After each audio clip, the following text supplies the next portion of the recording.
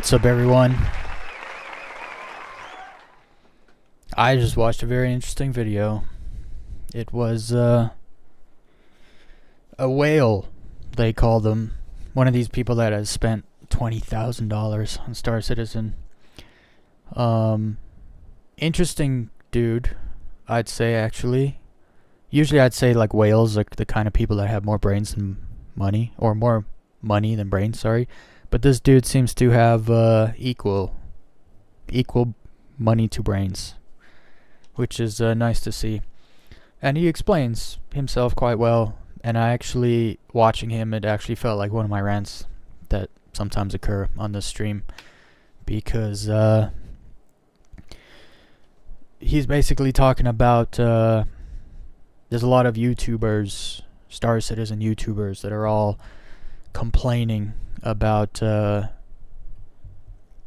whales and how whales spend their money, and so as long as CIG is making money, they're never gonna put the game out, which is so unbelievably low IQ, because if they put the game out, 1.0 comes out, they're going to make more money. So if they're not putting the game out, like, it's just stupid. It's like, I'm a corporation or a company, and I have this product, and I'm making so much money making this product, but the product's not on the shelf yet. Okay, well, once the product gets on the shelf, the company makes more money. That's the whole point of making a product. The money they're getting now is funding the production of the product. People think that whales should stop funding the production of the product so that the game should come out. Do you understand how unbelievably low IQ you have to be to say such a thing?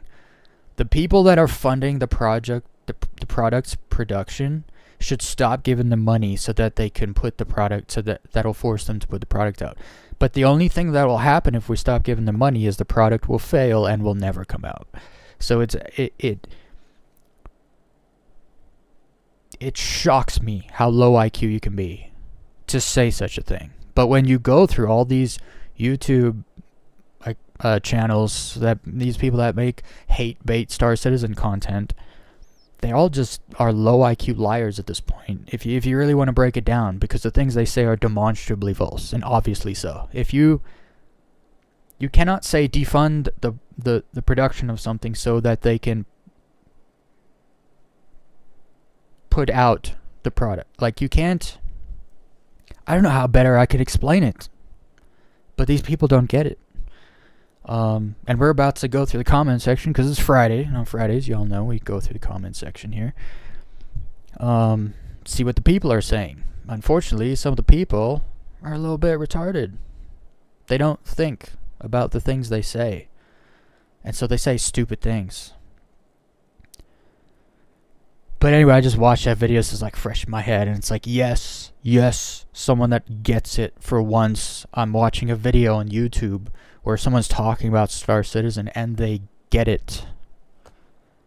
Because it's a fact. Without these whales, without these dudes that spend 20 grand, like, you realize there's like probably a couple thousand of these whales. It's not like, also, if you've spent like $1,000 or $2,000, you're not a whale. Like, get out of here. You're not a whale. Whales literally spend like $20,000 or more, literally, over the last 10 years or so. Those are the whales, and there's thousands of them. Okay, without those thousands of people, there's no Star Citizen. So let's not I wouldn't say kill the golden goose, because no one's killing anybody, but let's not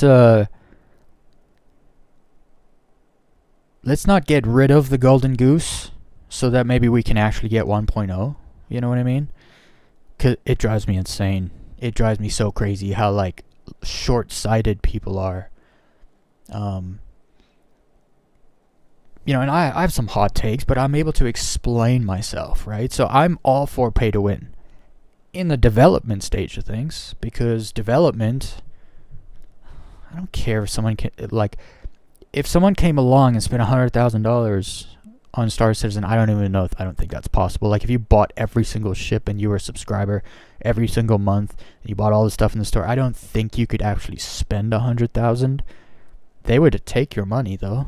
I'm sure if you wanted to just give them that. But people that spend tens of thousands, let's just say, they deserve something more than me, who only spent $45. Actually, I didn't even spend $45 because it was kind of a gift. So I put $0 into Star Citizen, okay? Why should I be equal to those that spend $25,000 on the game? I don't get it. And then people cry, well, I can only afford the starter pack, so why do they get to, pay to win? And it's like, because they actually put cold hard cash into the project and you didn't, so they're more important than you. I'm sorry, but we're not all equal. I'm sorry, but that's just the truth of life, right? If you get into trouble with the law and you don't have money, guess what? You're screwed. If you get in trouble with the law and you have a lot of money, guess what? You're probably going to be just fine. Or the best outcome. You'll at least get the best outcome, right? And that's how life has been forever. So for people to start crying about, like, pay to win in a game that's in development, pre-alpha, who cares? Who cares? Now, if 1.0 rolls out and there's still the same amount of pay to win in the 1.0 finished, it's not finished, 1.0 published product, then it was getting in development, then there's a problem. I understand that. But during the game's development, the people who pay for the game to be developed should absolutely get special treatment. And I don't understand why people are against that. And I don't understand why I, someone who has not paid a lot of money, any money, like I just explained, should get any good treatment at all. I didn't do anything. Why should I get anything in return? It's just a little low IQ. Like, there's a reason I use certain terms, because they are. I'm not trying to denigrate anybody. I'm just explaining to you, you didn't think about it, which is why you don't know what's going on. You didn't think about it because maybe you aren't capable of doing so, right?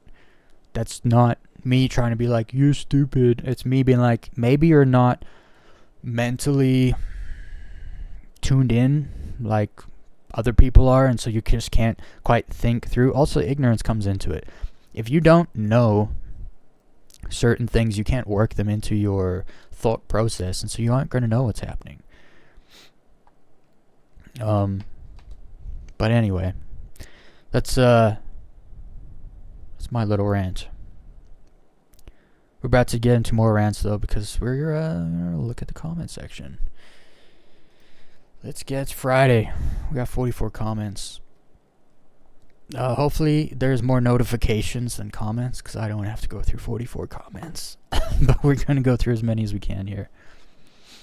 Alright. Also, I'll talk about that a little later when there's a few more people in here. Let me just...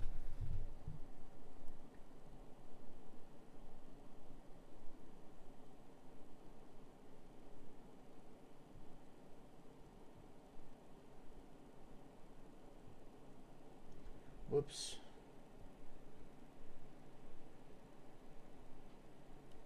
Alright. So anyway, let's get into some comments.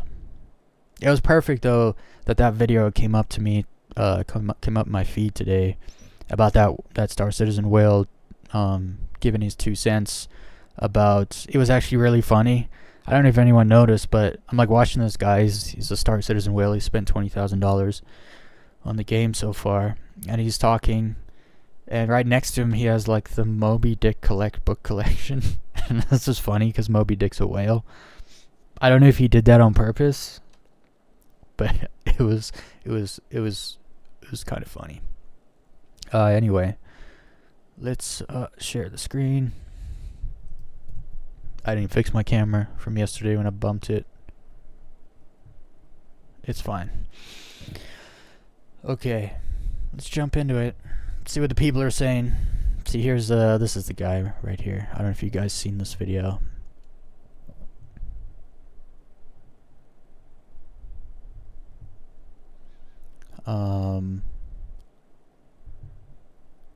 How on earth did you get between some of those trees? So this video right here is actually, this comment right here is actually talking about the new video I just uploaded earlier today. It's a kind of a wild low fly run.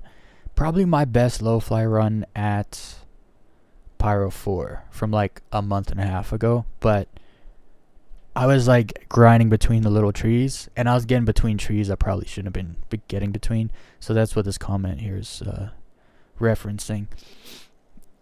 It's awesome. Maybe we'll watch it a little later before we go low fly. And there's a few moments where I should have died, and I like slowed it down, and you can see how close I get to things. We'll watch it later. I just uploaded it. Okay, let's get into some of these comments though. Let's see what people are saying. Elite Dangerous Planet looks like pudding. Huh? What does pudding look like?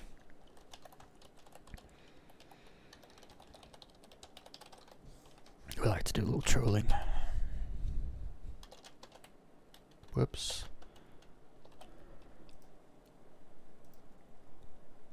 Star Citizen. Never heard that one before.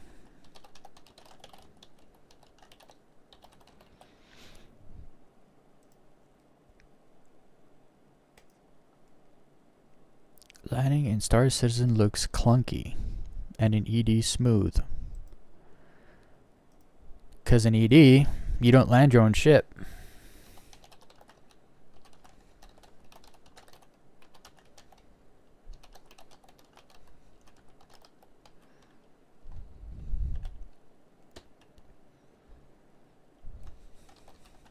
You can literally land your ship upside down facing the wrong way in Star Citizen. Totally fine. So I don't understand how it's clunky when it's literally you fly into a hangar and you put your ship down. If you fly clunky, then you gonna make it look clunky. You can, I've seen I don't know if you guys have ever seen the guys that do landing montages. They literally like, they go like full speed and then they just like flip their ship and then somehow slow down perfectly and just land. It's like perfect landings. I don't know if you guys have seen those videos. They're like shockingly good, and there's no ways those dudes did it like first try. There's no ways they did. Cause it's like come in super fast, dodge a bunch of stuff, and then just park it, boom, on the pad perfectly. Like literally, they land in like 2 seconds. From nav mode to like on the pad, 2 seconds. They just do it perfectly. Those videos are awesome. And I can assure you those dudes is not clunky, right?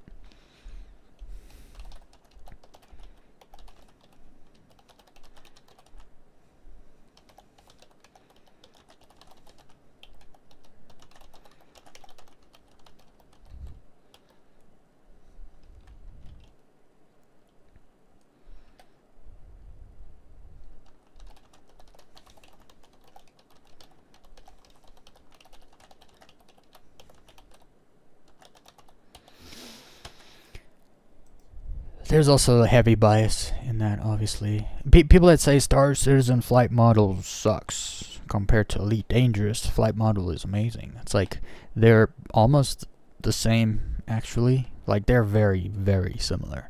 So it's for you to say one sucks and one's amazing is like, it's obvious just bias. And I know this because that used to be me. When I played Elite Dangerous, before I ever touched Star Citizen, I would say all these same things. And it was all out of ignorance. All of it. And I can admit that. I can admit I was wrong. Let's see. This is a different... What is this?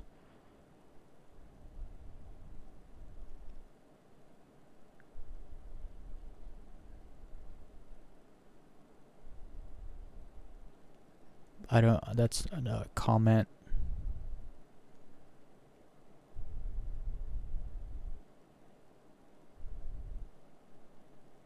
This is not talking to me.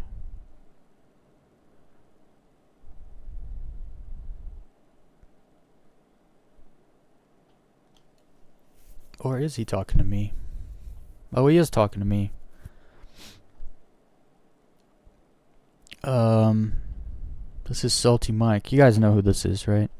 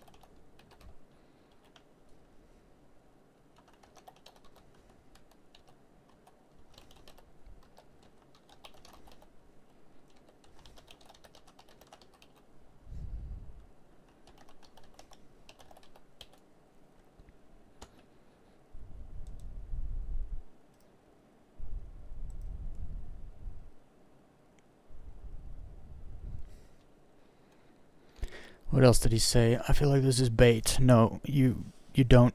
See, here's the problem, Mr. Salty Mike. Not that you'll ever see this, but you feel. Right? That's the difference between you and me. I don't feel. I think. Right? I think through something. If someone said something to me, I would really think about it, and I'd be like, I think this person may be trying to bait a reply or some hate rage or something. I wouldn't be like, I feel like. Your feelings are completely irrelevant to information. Okay? So, how about we think? How about you read what I said and then really think about it to try to understand my perspective? Because feeling about it isn't going to make you understand what I said, right? It's time people start to think.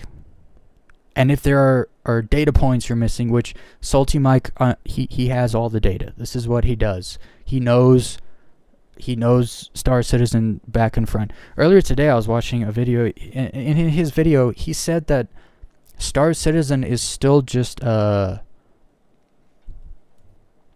a thought, like a, what did he say? It's like a. He basically says like a dream, like it doesn't exist. And then someone kind of corrected him and said it's kind of a concept at this point, like it's beyond an idea. Actually, that's what he said. Star Citizen is just an idea. That's what he said. And I'm sitting here, I'm like, an idea? What am I playing? I'm not playing an idea. I'm quite literally playing a concept of a game that is being built. It exists. Let's stop pretending it's not a game. This isn't 2017. This isn't Hangar Simulator. And it's the same thing. People just don't think. They feel. Well, I feel. No one cares how you feel because how you feel is not important. If we're talking about information, how you feel is irrelevant. I'm sorry. Someone's got to say it. Okay? Opinions are based on preferences also, not facts. You can't have an opinion about the color of grass because it is a factual. It's green. Sorry, you can't feel like it's a different color. It's green. So when people feel a certain way about something, it better be about a preference. Like, I feel like chocolate ice cream is better than strawberry ice cream. You can feel that way. There's a preference. You're not wrong and you're not right. It's how you feel. It's what you like.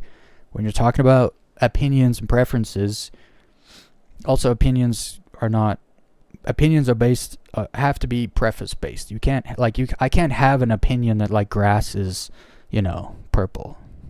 Because that's a fact. I just have to accept the fact. I can't have an opinion on a fact.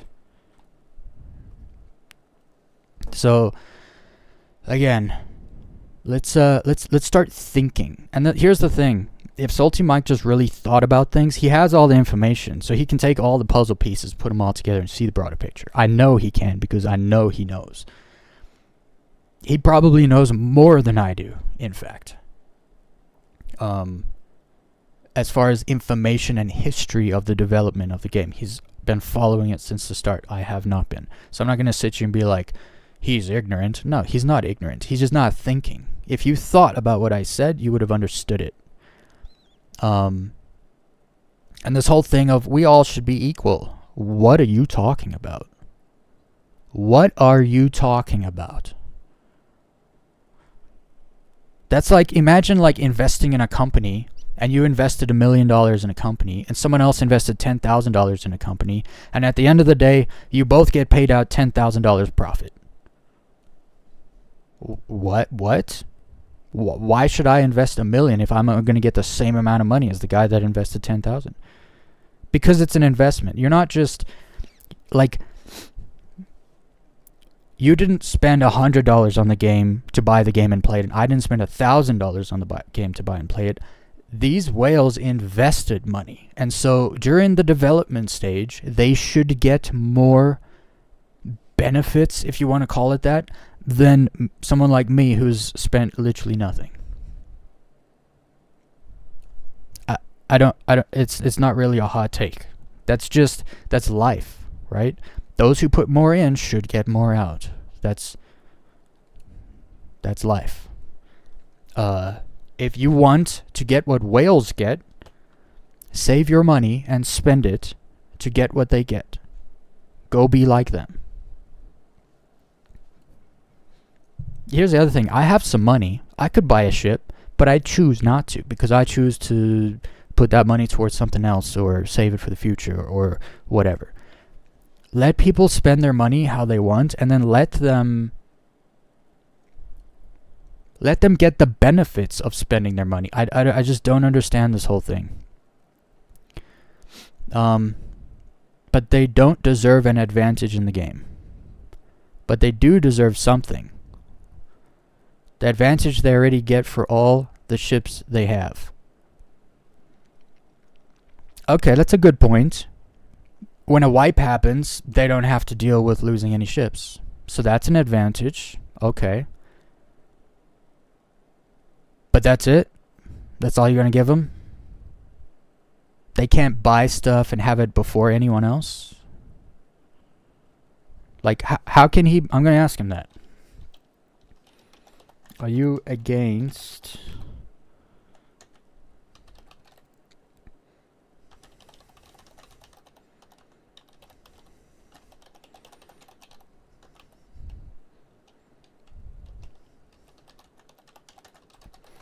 It's stupid. Like, it's during the development process. Like, fairness shouldn't actually matter yet because 1.0 doesn't exist. Like, I understand that when 1.0 comes out, people want a balanced game. There should be no pay to win. Fine.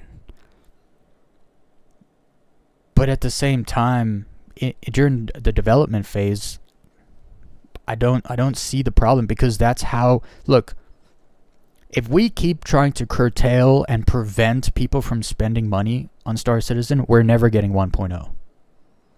If they go from making $100 million a year, which we might get 1.0 by like 2028 to 2030, if they go from making $100 million a year, and that's the timeline, to making $50 million a year, guess what? Do you all want to wait till 2035 for 1.0? Because I don't. So I'd rather Star Citizen make money in any legal way possible. Any scheme or marketing tactic that they can use in order to bring in more money so that I get a game I like to play sooner. 1.0 comes sooner than much later. I am all for it. And I don't understand how people can be against that. I just don't understand. If I can get Star Citizen by the end of 2028... 1.0 Star Citizen, 2028, CitizenCon, whatever, comes out after that. And till then, people that spend real money in the game have an advantage or an upper hand over me. I am 100% fine with that. Why? Because I'm getting 1.0 soon, in like 3 years. So soon. But it's just insane. Like, It's insane. It's just actually insane. I don't understand why people are so against the people who are paying for the game they love to play. I don't understand it.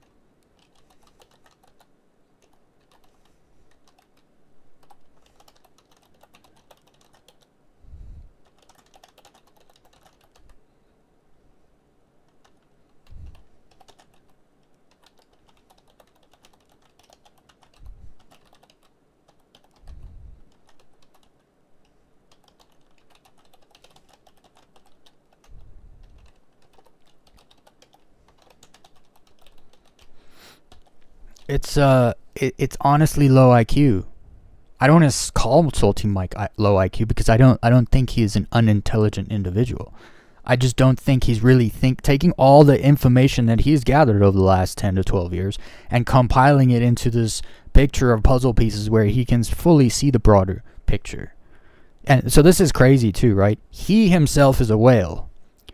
And I'm arguing with a whale that they should get more benefit than any other players because they're the ones mostly funding the project. But also, I make it clear, right? During the dev process, during development, the people who pay for most of the development should probably get something extra. And not just, oh, I bought a digital asset for an overpriced amount, and so now I don't have to worry about losing my ships on wipe. That isn't enough. That 100% is not enough. When you spend over $20,000, like Salty Mike claims he has himself, you deserve more than just, you're just equal to everybody else, but you get ships on wipes. No, I'm sorry. I shouldn't be having to, I'm literally arguing for him to get more benefits than me because he has put so much more into the project than I have. And he's arguing with me. He said earlier today in a video, we're all equal. It's like, no, we're not. You put over $20,000 into Star Citizen over the last 12 years, and I didn't put any money in. Like I said, my starter pack was gifted to me, right? So I haven't put any money in.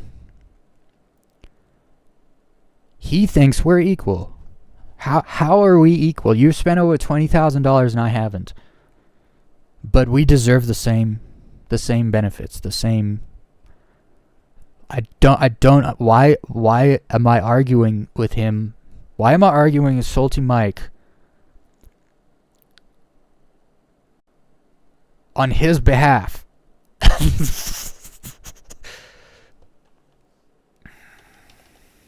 I'm just going to say that.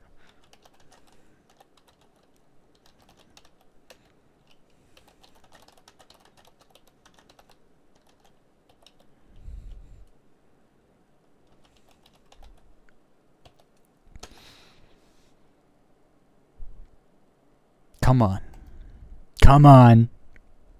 I know you're not.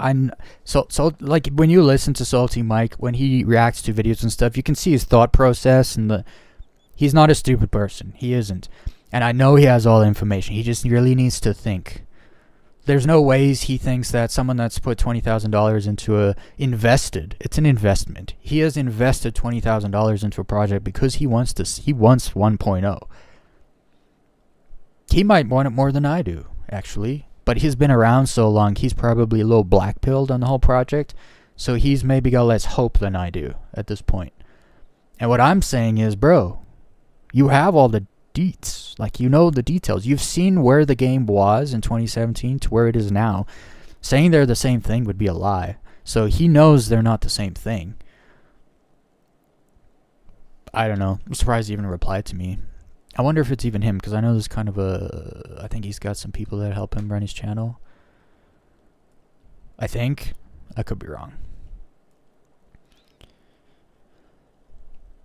Anyway, we'll see if he replies. I wasn't expecting a comment from Salty Mike, reply from Salty Mike.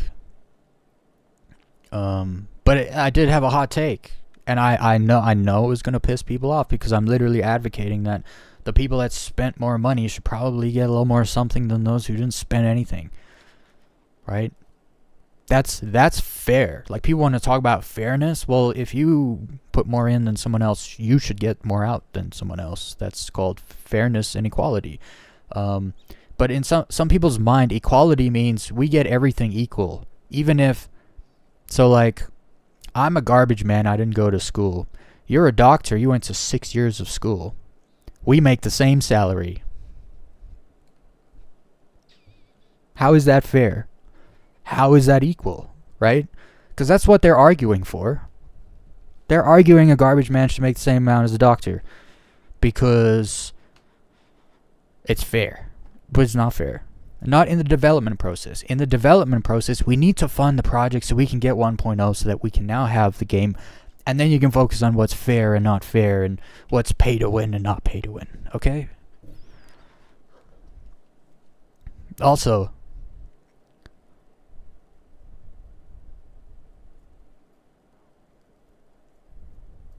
I kind of wish his name wasn't Salty Mike, because I've seen him straw man arguments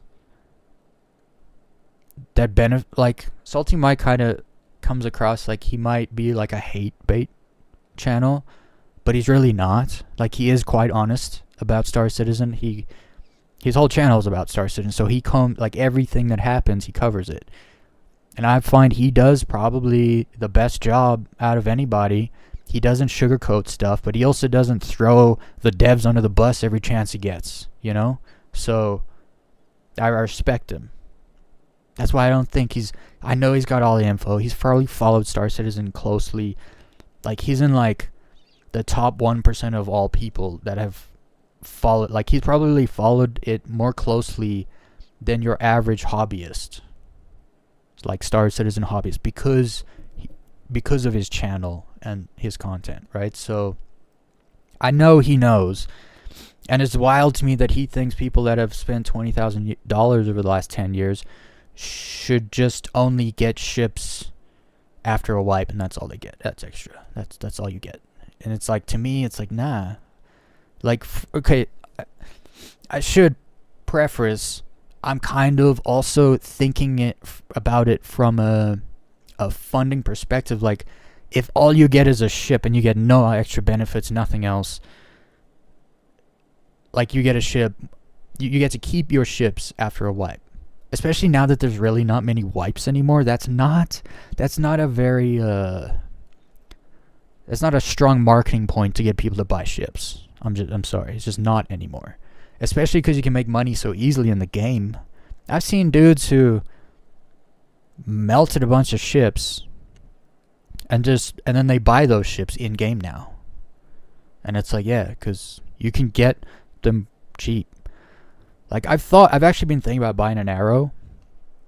And then I was like, I can literally just do bounty missions for a day and buy an arrow. Why would I spend the $90 or $80 or whatever it is to buy an arrow? Right?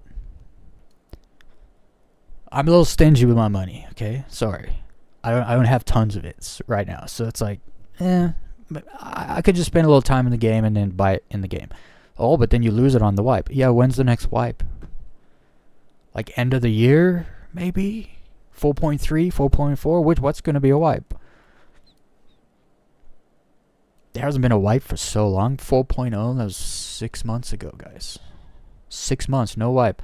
For the next 6 months, there doesn't seem to be a wipe. Also, they do partial wipes now where they might just wipe money. They might just wipe ships. So I'm not even concerned about wipes anymore. So as a selling point, so I'm thinking of it from, look, I want 1.0, and I'm sure everyone else does. So I'm like looking behind me, where is everyone else? Like, I want CIG to convince as many people as possible to buy ships, which means it's nice if you tack on some benefits, some added extra love, whatever. The guy earlier was talking about how it's not even pay to win. He was talking about how he bought an Idris with real money. And he was talking about how he can just jump into an ERT mission and hit the bigger ERT ships with his big old railgun. And he can finish the mission like quick. And to him, that was pay to win. And he was talking from his perspective of he doesn't want to have to grind to get stuff if he has the money and can just buy it. If this was 1.0, I'd be like, nah. You gotta, there needs to be an equal playing field. Because for him, he was talking about PvP. But, you know, when you bring an Idris into PvP and you bought it early, like right now, I cannot get an Idris. In the game, I cannot go buy an Idris, right? I can't grind my face off, make all the AUC in the world, and then go buy myself an Idris. He can just show up to a fight in an Idris with all these friends aboard. That's pay to win, as far as PvP goes. Now, me personally, I'm not so concerned with pay to win because I'm not a massive PvP guy. I'm not gonna go, fight my face off to try to show some other dudes in the game I'm better than you. Like, I don't really care about that kind of competition. Other people do. So I totally get why some people are really mad about pay to win. During development, though, it doesn't matter. We're trying to fund 1.0. Okay? As we've learned, CIG is a little liberal with money. Okay? They kind of overspend, you might say, right? I don't think anyone's going to disagree with me.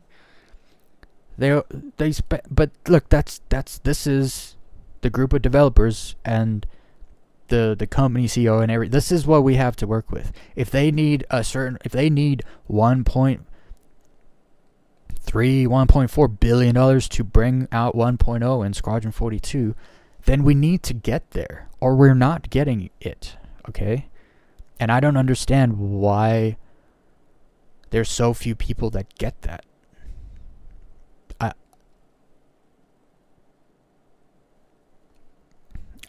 Look, if you bought you bought the starter pack and you bought a ship for like $100, and you're salty because there are people that spend $20,000 that have early access to things and can have things before they're in the game, and they all that stuff. You should not be salty. You should be thankful. You should be happy that those dudes not just have the money, but are willing to spend the money on a project, on a game's development that you like to play. And them spending that money means there's a better chance now that you're going to get 1.0. There's a better chance of it coming sooner the more money that's put in. The only reason CIG has 1,000+ employees now working on the game. The only reason we got to this point is because of the whales.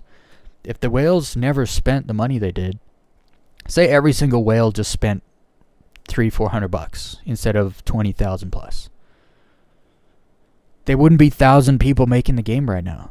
There'd be maybe 500, 600, 700 if we're lucky, who are actually actively developing the game, which means we would probably only be approaching 4.0 by the end of this year instead of last year.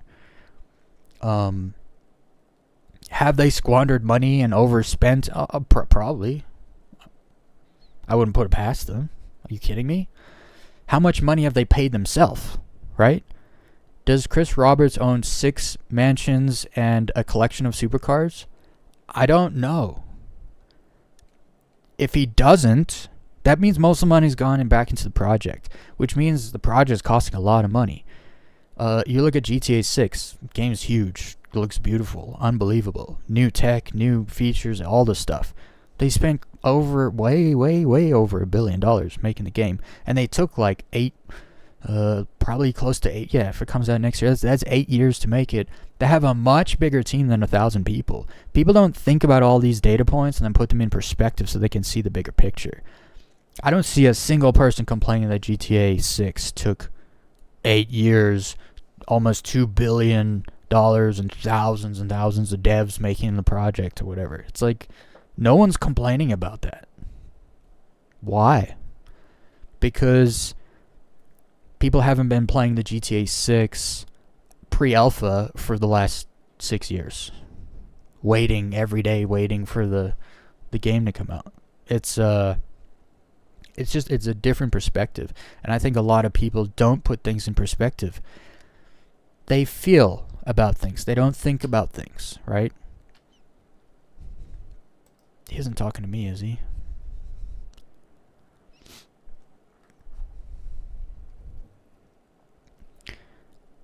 Also, is Star Citizen supposed to be just an MMO? I don't know if that's the exact genre they're really going for. I mean, MMO is actually quite broad, so I'm not even going to talk about that. nowadays. Like, but that's the thing with Star Citizen, they're so ambitious. They're trying to create something that hasn't really existed before. It's taken so much time and money. They're kind of in a little world of their own. Like, it's hard to actually pin down the PU. It's obviously not like on an arcade shoot 'em up. You know, like Star Citizen is obviously not certain things, but it's hard to kind of pinpoint exactly what it is. Because it's not a sim, but it's also not really, it's hard to pin down exactly what it is. Like, it's a lot of things, but it's also definitely not a lot of things. I don't know. Wait, why did that? Oh, never mind. Interesting. We do the comments section. We see what the people are saying. I didn't think one of those people would ever be Salty Mike. I would actually love to sit down and have conversations with some of these bigger YouTubers, but to actually really talk about the project, not to like, because I'm a nobody. I have a much smaller channel than these people, and I could totally understand why people are like, oh, you're just trying to clout chase or get, their subscribers to come subscribe to you or whatever. And it would be hard. I would rather talk to them nameless about the project and have a good discussion and conversation instead of, oh, hey, come subscribe to my channel. Now let's talk about Star Citizen on your channel. Like, I would want to have a proper conversation. And if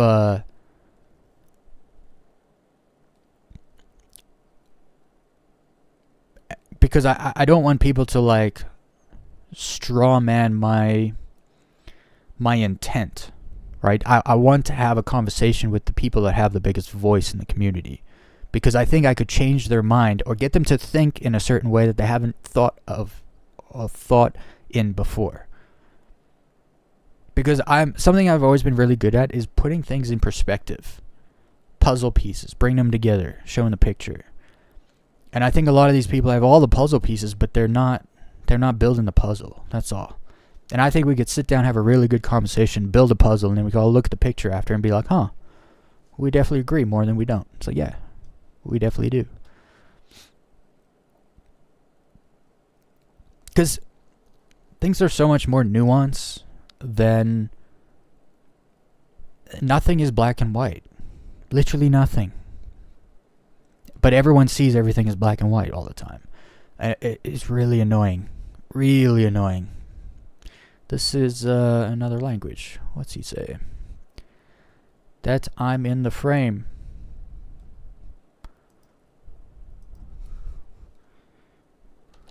Which one? I don't think that was translated correctly. Remember that Armstrong moment when FDF stopped listening to the players. I remember I remember this actually. When Frontier first started like showing off Odyssey gameplay stuff, like landing on a planet, like walking on the planet, the Armstrong moment. It's like, well, the Armstrong moment actually included him climbing out of the ship. That was kind of part of it. And they just completely ignored that part. They're like, we don't need that part. Just give them a little black screen, loading screen, and they'll just appear on the planet. Poof. No, it's true. One of the biggest things that caused me to abandon, I wouldn't say I abandoned Elite Dangerous, I just stopped playing it kind of out of protest, is every single video and live stream that Frontier Developments ever did with Elite Dangerous, the comment section was just jam-packed with space legs. Space legs, space legs, space legs. 7 years go by of this space legs stuff. Players across the board begging for space legs. And they release Odyssey, which gives you ground legs. You can walk around on the ground. It's like space legs means floating in space. It's kind of a, But that was the moment I was like, oh, these guys don't care at all what we want at all, not even a little bit, because they put ground legs in the game. They put the mechanics in Elite Dangerous for you to leave your ship. They put a backpack on you, which allows you to control your direction in the air when you're not on the ground. But they don't let you leave your ship in space. You have the mechanics to EVA in space. You have a jetpack on. They allow you to leave your ship on the ground. They just don't let you leave your ship in space. The one thing we've been asking for 7, I mean, it's over 7 years now. It's close to 10 years now. 2027 will be 10 years. So we're at 8 years of begging them for space legs. They put the mechanics in the game for space legs and then didn't allow us to float in space because there's no content. It's like, okay, so make some content. Make something that I have to go and get up close to that I can't in a ship and scan it in space. Which would, and it could be part of the exo, whatever, biology. You know, there's like the elites rankings or whatever. You could do so much with space combat. Do you know how awesome it would be to go to a Guardian site and then you have to leave your ship and enter like a beacon or something with like a key and actually like plug it into something and then you EVA back over to your ship and get back on your ship? You know how freaking awesome that would be? It would be such a small, easy to do detail, and they just do not do it. That's what so many people have wanted for so long, and they just completely ignored it. They even built it. They even made it so it's possible, but then didn't allow it. And so that was when I was like, I'm signing out. And I'm not coming back until you give us real space legs and ship interiors. Else I'm out. Because they promised ship interiors.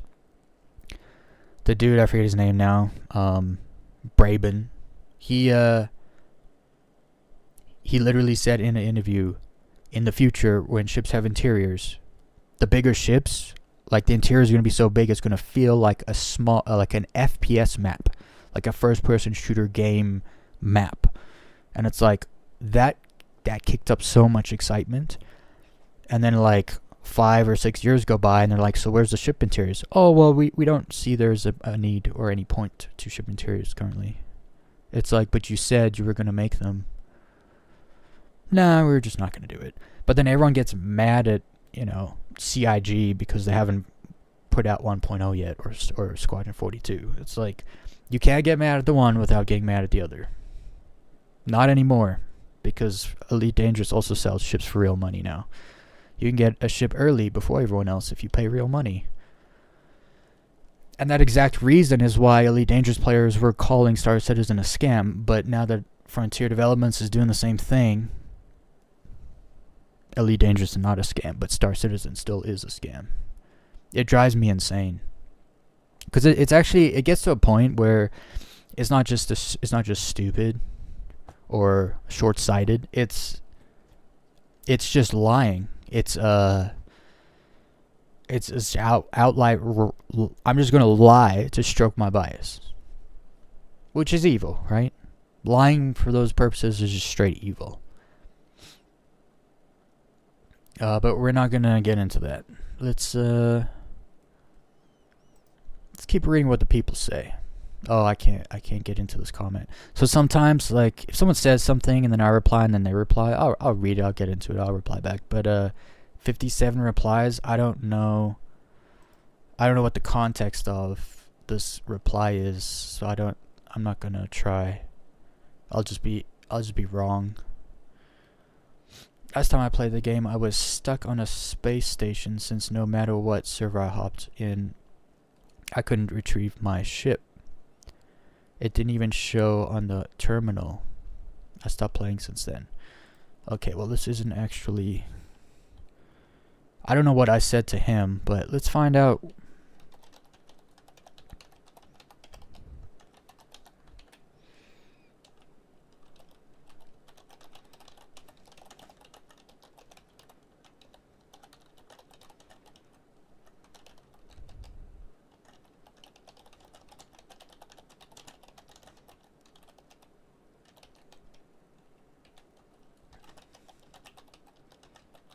I had this exact problem last week. Last week? It might have been Monday. I couldn't get a ship. Wouldn't give me a ship. Yeah, I was playing with Equinox, and we went out in his ship because the ASOP... Literally, he walks, gets on an ASOP terminal, calls his ship. I walked up to an ASOP terminal, it wouldn't even let me see my ships. That's like... what? People want to talk about equality. Like, you can get mad at me when the only people that can call their ships are the whales, and no one else can call a ship. Then you can come get mad at me about, pay to win or whatever. How about pay to play? I had this problem.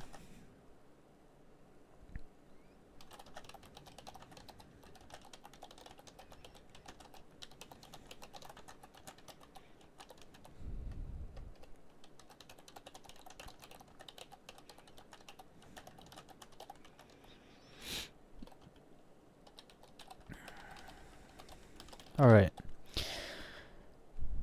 I like to help people out. Because sometimes you play a game, it's like, oh, this is broken. And so you lose interest and you disappear. But you don't realize that just a few days... Like, wait just a few days and then they'll fix that problem.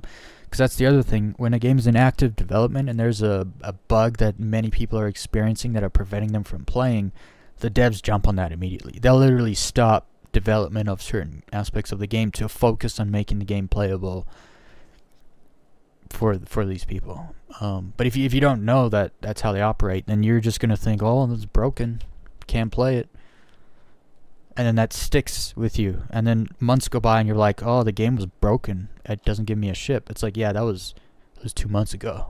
Like, yeah, everyone's getting ships now. It's kind of like the elevator thing. I didn't have a big issue with elevators.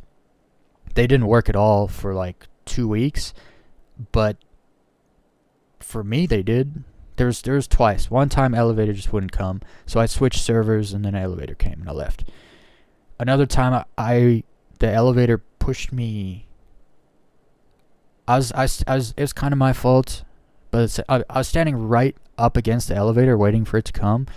And you know how sometimes the elevator spawns before it comes, and you kind of see it right before it goes into place behind the door? I was standing between the door and the elevator, and it pushed me between the wall and the elevator shaft and the outside wall of the elevator, and I was just stuck there. And that's the worst elevator glitch I've had in 2.5 years. But I was getting off. I was literally getting on the elevator to go back in the lobby and then just log off. So I didn't care. It didn't matter. But if I was just getting on and that happened, I would have been kind of pissed. I would have had to find a new server and, so, but all those elevator problems were fixed within like 2 weeks. So now there's no elevator problems. They're all working for me perfectly. Maybe you gotta wait a little extra longer sometimes, but that could also be because the elevator is further away at a dock or something. But nobody talks about how wonderful it is that the elevators are always working now, right? It's always the bad stuff. It's crazy how negativity gets so popular so fast, but positive things that happen get just mentioned and then forgotten instantly. Life is a lot better when you try to focus on criticize the negative, but keep focus on the positive, else you're not going. Everything's gonna suck if you live your life just focusing on the negative things the whole time. Don't forget about them though. You have to criticize. That's part of individual thought. Individualism, actually, as a whole. You should be thinking and questioning things, coming to your own conclusions. It's what makes you an individual and not just like everyone else, right? In Elite Dangerous, you can go outside the bubble. Yes. What's the context here?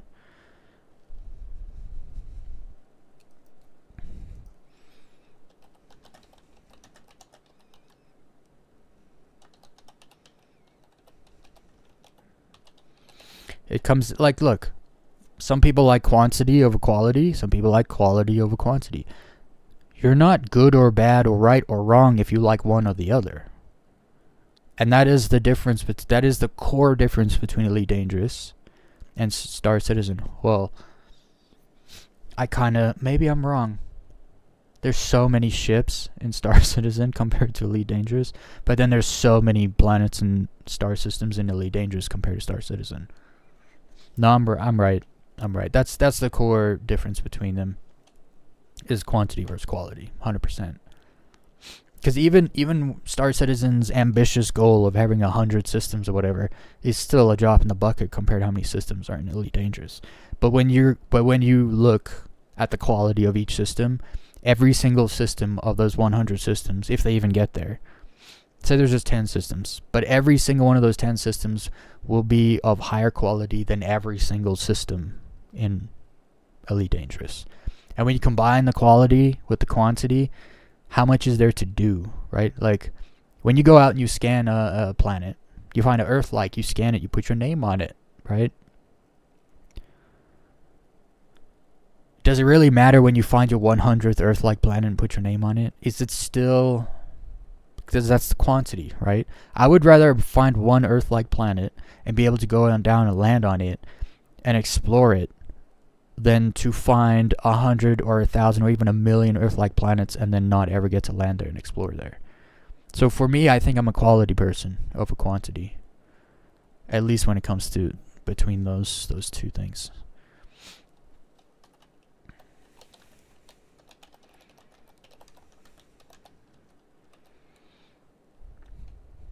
It's quality over quality. Oh no.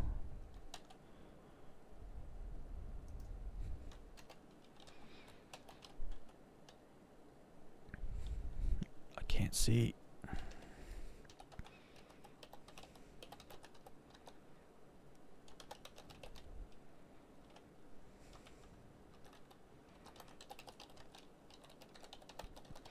And I did realize I did a little bit of clickbait because I just realized I didn't have any. So usually I take a picture, like today when I stream, I'll take pictures in the game, and then come Monday when I go to make a thumbnail for the live stream, I'll have pictures to like make thumbnails with. I had none. I had no new pictures. I just had an old picture of my character in a certain suit that makes her butt look big, and so I was like, I'm just gonna put this there and say I feed her well, because I don't know what to put, and so I just stuck that in real quick. I was a little bit behind schedule, but still wanted to go live kind of in time.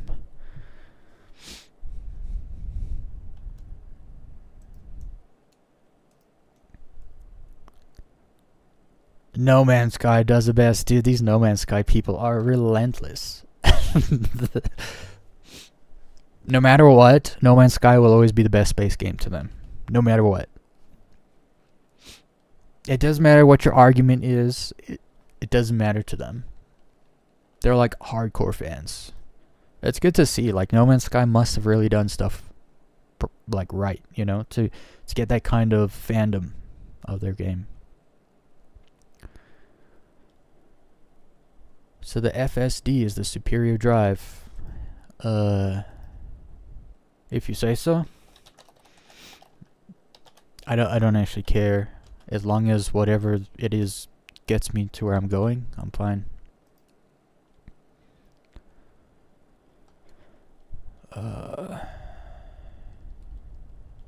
What is this? Oh, this is an old comment I made.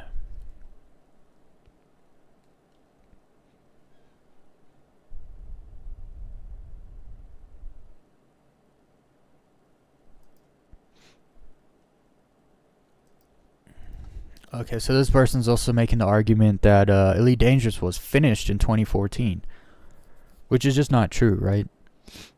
Because Elite Dangerous, when it released in 2014, you couldn't leave your ship, right? So he's comparing Elite Dangerous in 2014 to Star Citizen now in 2025, where Star Citizen now in 2025 is vastly more like bigger and expansive and more gameplay loops, more everything in it than what Elite Dangerous was in 2014.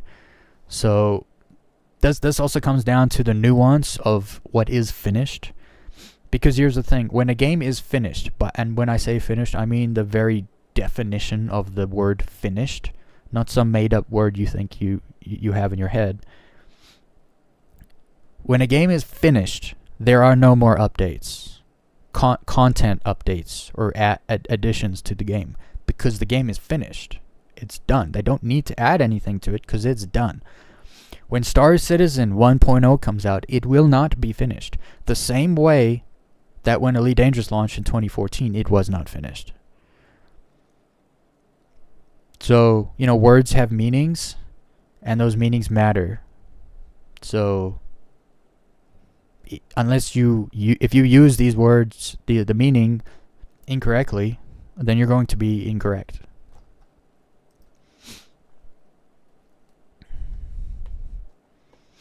Also, he says that Star Citizen is... they're adding entire new gameplay aspects without finishing all the broken old ones. So this just isn't true, because what happens is it's a massive studio. They're not just working on one thing at a time. If you just think about it and you follow like the development process and the growth of the company, you know that that's how it works. So when like one group comes up with this new thing and everyone's like for instance, everyone's like complaining and whining, like, where's the Banu merchantman? Where's this ship? And it's like, well, they worked on the Polaris and we got that, and then they worked on finishing out the Idris, and then we got that. People complain about, oh, they break their promises. It's like, well, they said you'd get the Polaris, now you have it. They said you would get the Idris, now you have it. They said you're going to get the Banu merchantman. I imagine in the future you're going to get it. Like once they done the Perseus, once they done the Ironclad, what's that big ship, and like the Kraken and stuff, guarantee they're going to be working on that Banu merchantman. The Banu merchantman is already past white box and in gray box phase. We know that for a fact. You don't model a ship out like that if you're not going to finish it. Right? At some point, we're going to get the Banu merchantman. We just don't know when. But they haven't promised us a due date, so I don't know why people complain.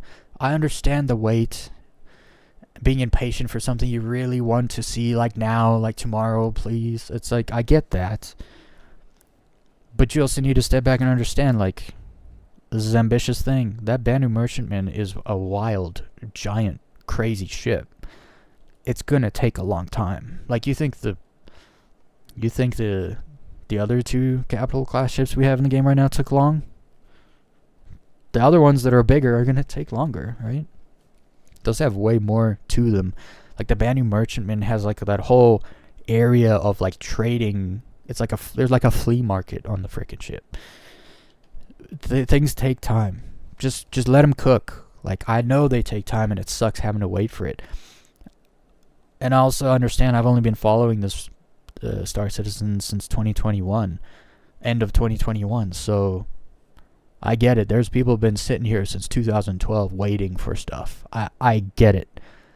But because you've been waiting for so long doesn't mean you're never getting it. Those are not one does not equal the other. I'm just gonna say to this person, simple point.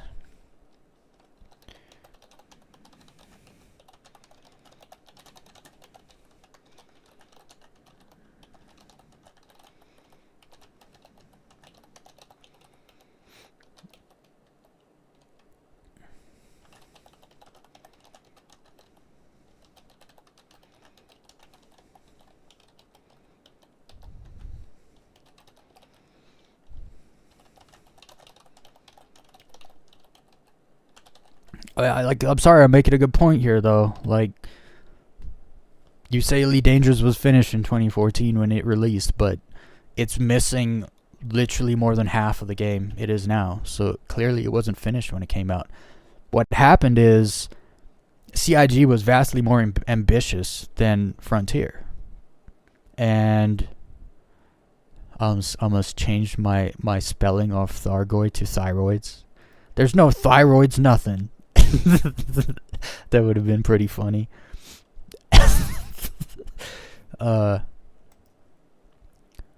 but that's what happened. They both started funding their projects at the same time. One was vastly more, and props to Chris Roberts. He could have cheaped out and done the same thing. They could have just made a small part of a game and then just pushed it out 1.0. It wouldn't have done well, and they wouldn't have made the same amount of money as they did today, because CIG has made vastly more money than Frontier Developments, even though they held onto their game. And they used the funding to make this like, they were so much more ambitious, which is why Star Citizen didn't come out in 2014, because CIG was more ambitious than Frontier, and it shows. Like, it's obvious now at this point. It's obvious. We have full scale dense atmospheric, dynamic weather planets with foliage and fauna and caves and rivers and lakes, and it's like, I'm sorry, but give me the one with the caves, the rivers, the lakes, the fauna, the foliage, and the atmosphere, and the rain, the lightning, the clouds. Give me that one every day over a billion star systems with nothing in them. Like I said, I'm a quantity person over quality. Quality over quantity, I mean. I am a quality person. I am a person that likes quality. Saying I'm a quality person sounds like narcissistic behavior. Jeez, that jump took forever. I thought travel was bad in ED. It's not a jump.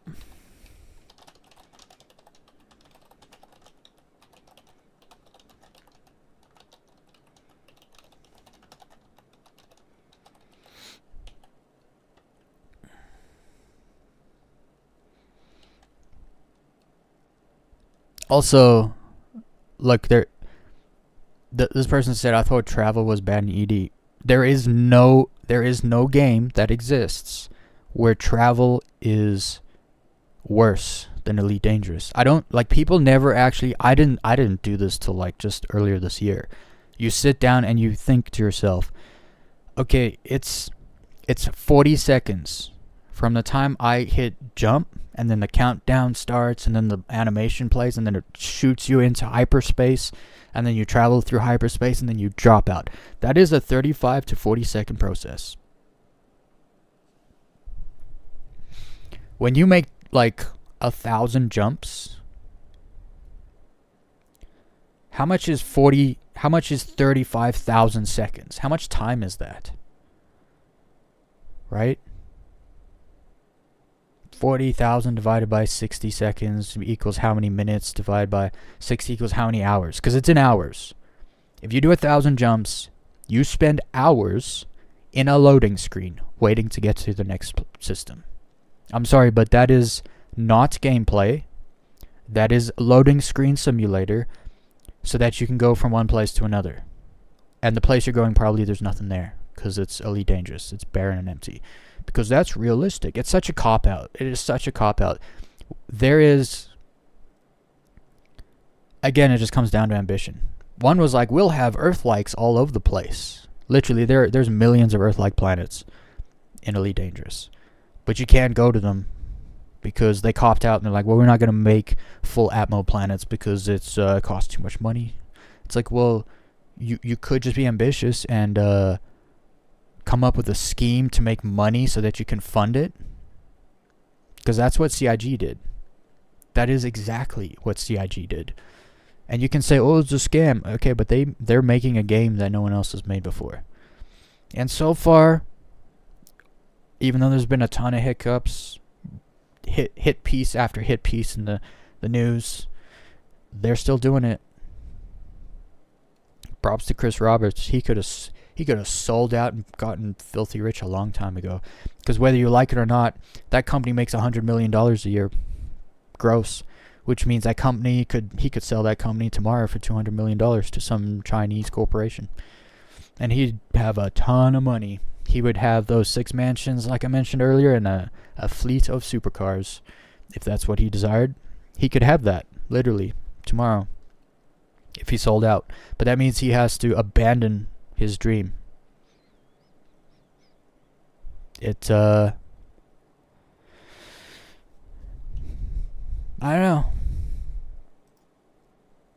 I don't know. I would like to meet Chris Roberts, but not as a fan of the game. Just randomly like go to like a dinner where someone I know is going to dinner with him, but then I tag along with him and we just hang out and talk. Not about the game, not about the gaming industry, none of that. I like to know who he is, the way he thinks, what is his real passions. Like, is he literally just obsessed with making Star Citizen happen, but he's not like financially savvy, so he's kind of having a struggle with it? Like, what is, what I would like to get to know who he is, because I don't really know like much about him other than like the presentations he's given at like CitizenCon and stuff. The biggest thing I found out about him is when he cried when they showed server meshing working in like the gray box, whatever, and the crowd just went crazy. They're like, finally, like this is happening. He cried a little bit on stage, and people who cry care, right? If you don't care, you're not crying. Why would you cry? I don't care. But he obviously cares because he cried. A grown man cried on stage in front of a bunch of other gamer bros, which means he probably really cares and is proud that his company was able to achieve something that they were really ambitiously going after for a long time.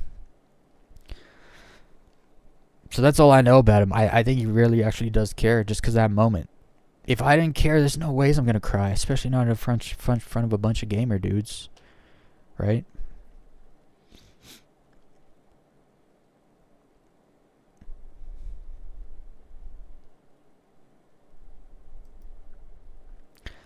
Let's get it right. And then lies. See, guys, this is what I'm talking about.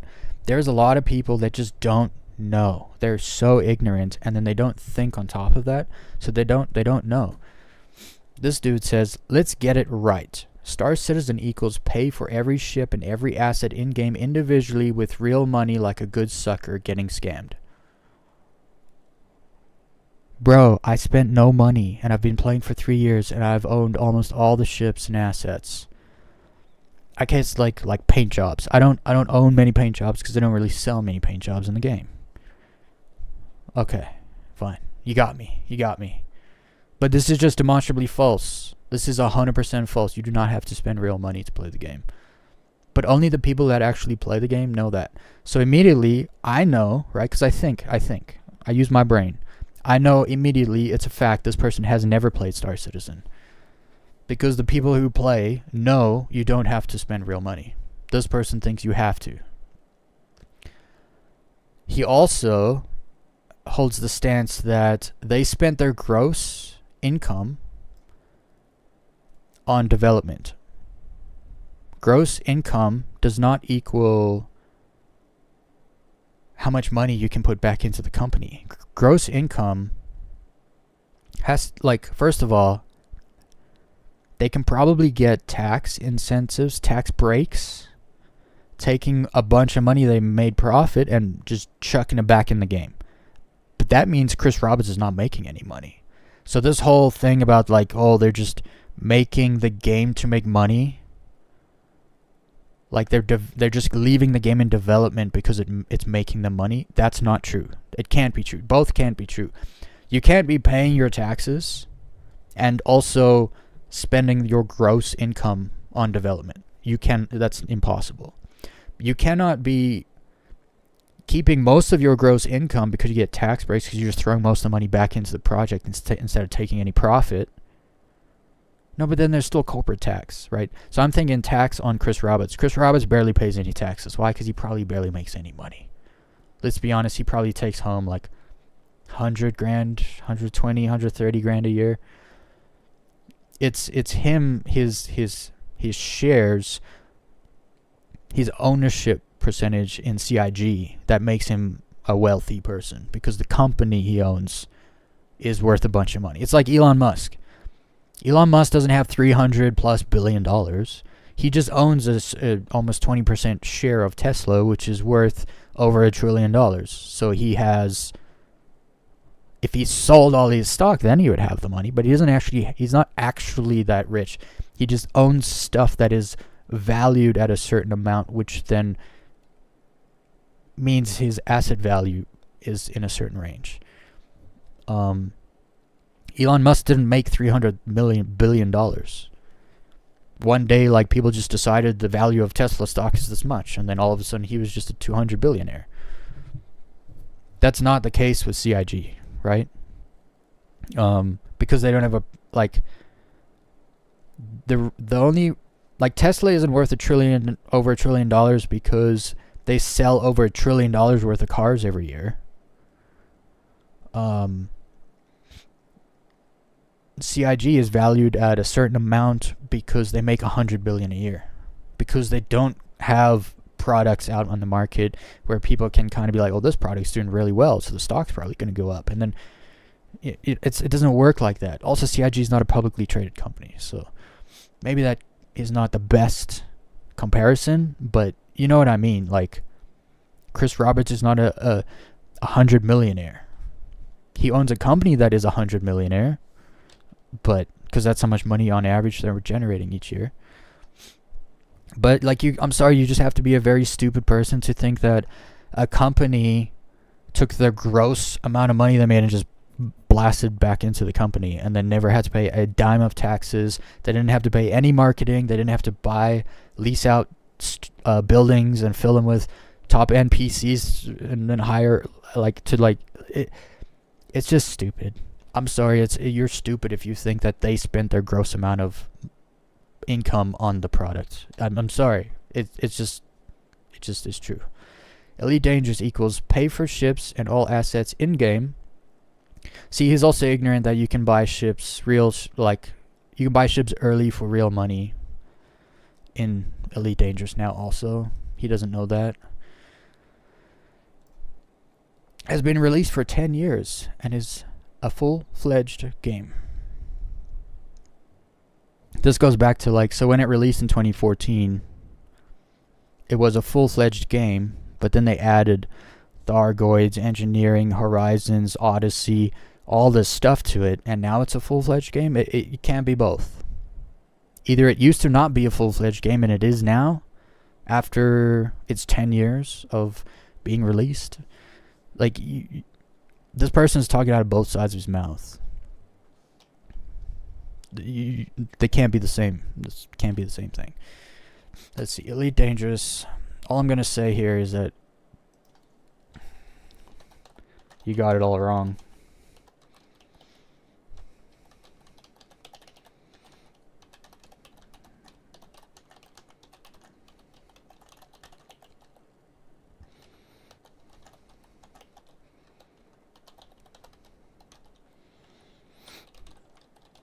I could probably say things nicer to people, but I'm sorry, when you say very stupid things, it means you don't really think. So even the things I say to you, you're not really going to think about them. So I'm not really going to be nice to you. Because you can't start off by saying, let's get it right, and then just lie. Because you have no idea what you're talking about. Right? That'd be like me talking about nuclear physics. Be like, let's get this right, and then just saying a bunch of stuff that isn't true. It's like, yeah, because I'm not a nuclear physicist.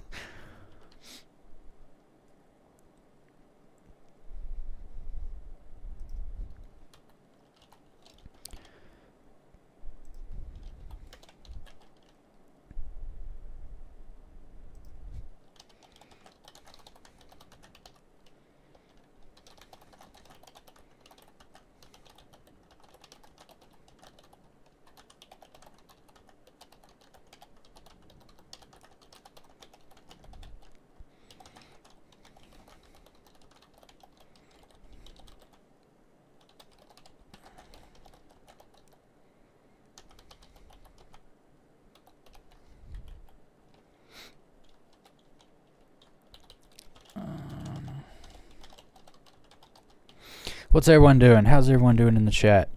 We got 21 people in here. We're about to actually get on the game and play. I'm not just going to do this all night. I save the comment section for Fridays, though, so I don't have to... Because I'll get 10 to 15 comments every day. And I used to do it every day. But it's like, because people that comment just say the same things over and over, quite frankly, I end up just talking about the same thing every day. And I was like, nah, I'm not going to do that anymore. We'll just do Fridays. Just Fridays. We'll take an hour and a half, which we're coming to the end of here. And we'll talk about, we'll see what the people are saying. Reply, talk about what they're saying. And, yeah.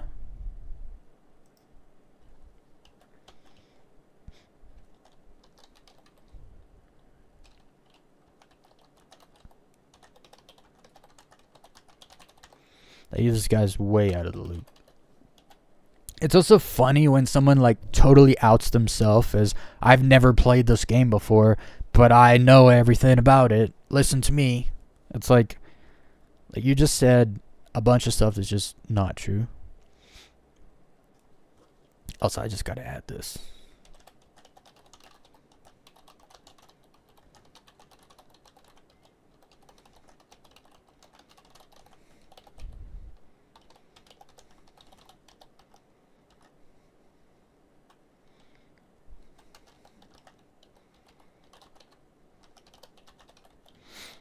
Because people need to like realize, oh, I didn't think about that, you know?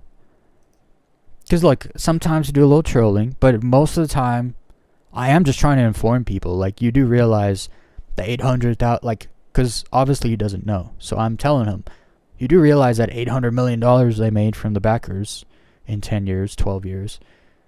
You do realize they had to pay some kind of taxes on that first. And then they had to play like, they had to pay marketing. When they do a Citizen Con, you realize to host an event like that, you have to pay like $1 million in insurance and stuff. I think a lot of people hear things about Star Citizen that are negative. I talked about this earlier. Negativity, they could be two rumors. One can be negative and one can be positive. It doesn't matter what they're about. The negative one will explode. And then nobody talks about the positive one at all. And it's just, I mean, you want to talk about fairness. How about we focus on the good things people do as well as the bad things? Criticize the bad things, but then focus on the good things. Like, I thought that's what humans were kind of have evolved to being. Like, intellectually evolved to doing, but I guess I'm wrong. And they don't actually do any research themselves before parroting. This is the problem I have with all my comments. Dudes come in my comment section with 7-year-old rumors, literal rumors, and say, and they just say it. And it's like, but that was true 7 years ago. And you still believe that? That means you don't follow. That's the other thing.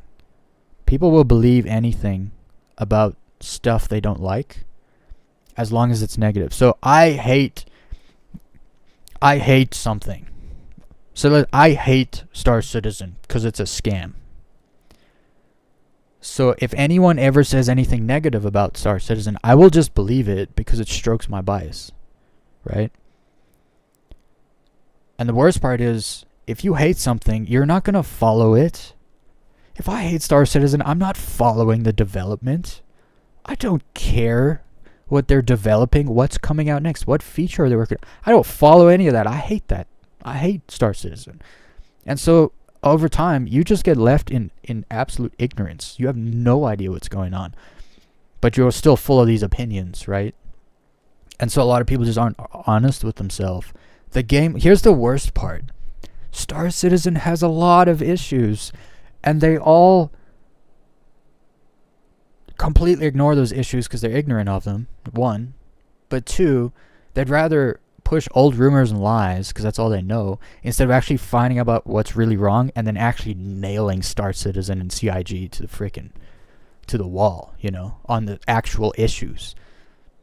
This is one of the reasons I do respect Salty Mike. He likes the game. It's obvious he likes it, but he nails them to the wall when they make mistakes, and it's like, hell yeah. But then when they do good stuff, he also you know, allows them a chance to redeem themselves, you know. It's all just But you're so right, Haywood, about the parroting. People will just believe something because it strokes their bias, and that lie that they just adopted from a rumor is now their opinion, and they don't know any better. They literally don't know any better.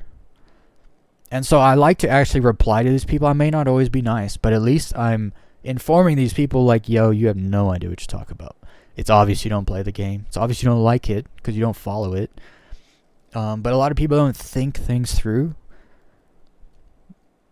Like for me, if I find out someone doesn't like something, they're not into something, they hate it, I immediately know they're not going to know much about it because they don't like it. They hate it. So, I don't know. I just process information though. Most of that money goes to paying well-paid employees. And that's the other thing. There's like over 1,000 people working for CIG now.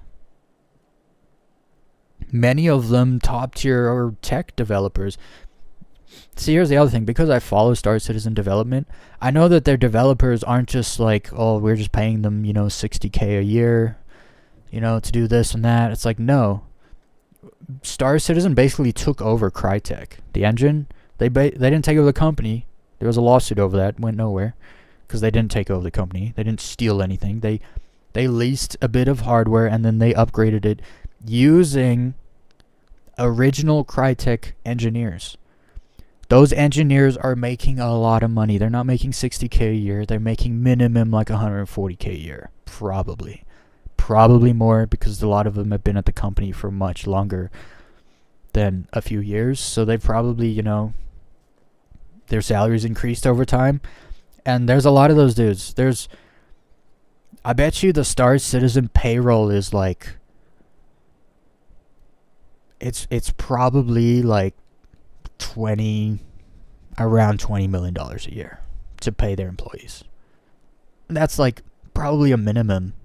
If you think like there's 1,000 employees, like 400 of them are like devs.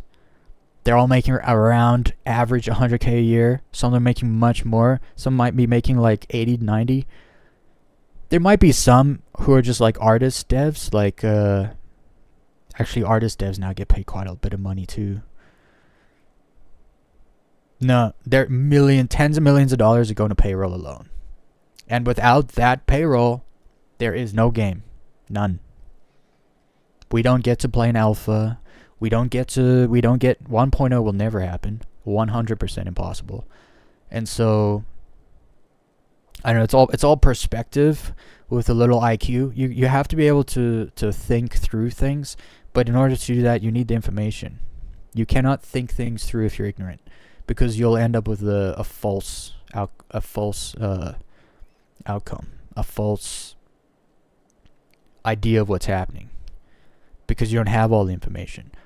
And the thing with Star Citizen and game development, there's a ton of information, and a lot of it can be quite nuanced, actually.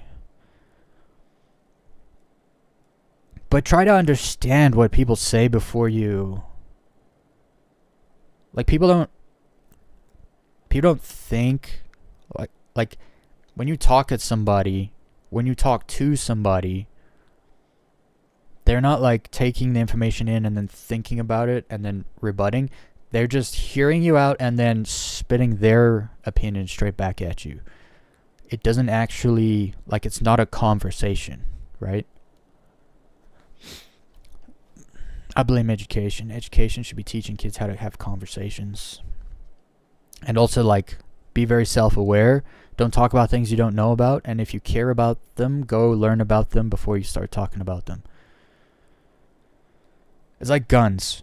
I don't know nothing about guns. The one that looks like this. Oh, you mean, and then someone who knows guns can actually have the proper name of the gun, And it's like, yeah, I don't sit around talking about guns because I don't know enough about them. I certainly wouldn't go on a gun channel on YouTube and start like saying things in the comments. But it's actually insane, the negativity. The negativity surrounding the project is kind of, it's 100% unwarranted, especially because most of it is surrounding things that just aren't actual issues. Look, if you want to talk about server problems and missions not being able to finish and all that sort of thing, I'm right there with you. But if you're just going to sit there and be like, scam citizen, game's never coming out, it's not a game, it's just like, you don't think. So we can't have a conversation. But at least I attempt to. Most of these people never reply to me, though. I'll be honest. There's like a 10% reply rate, which means they just drop a complete ignorant negative comment and then just walk away and never look back. So that's why I don't always reply to all of them. But I'm actually done. I'm done. Well, like this comment because was like 18 FPS, I believe, versus 30, because at the time my refresh rate on my screen was 30 hertz, which means it's impossible to play either game in over 30 FPS.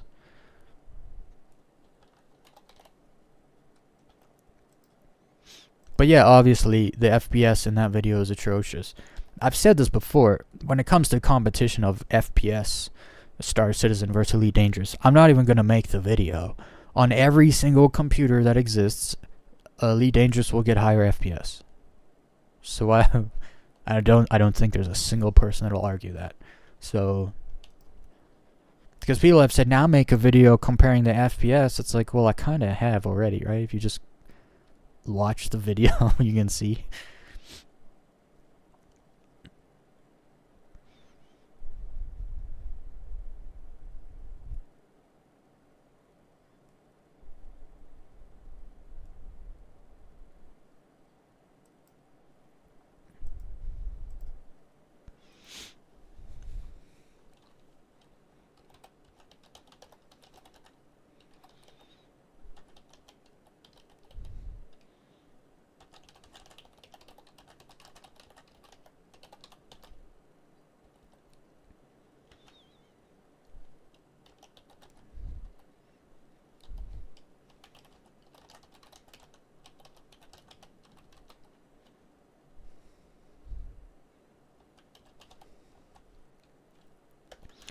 Actually, no, that I landed on Monox. Monox is full atmosphere.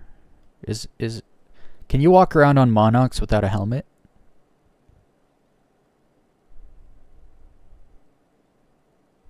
I think you can. I won't make it. It's not about the planets. It's literally about landing.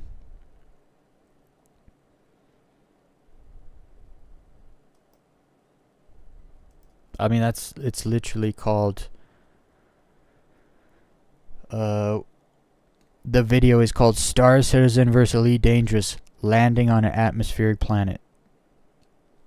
Both are atmospheric.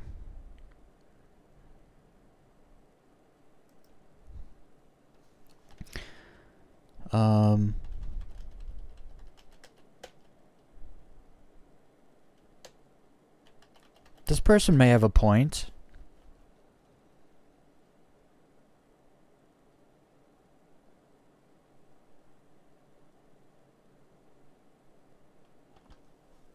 Nah, they don't.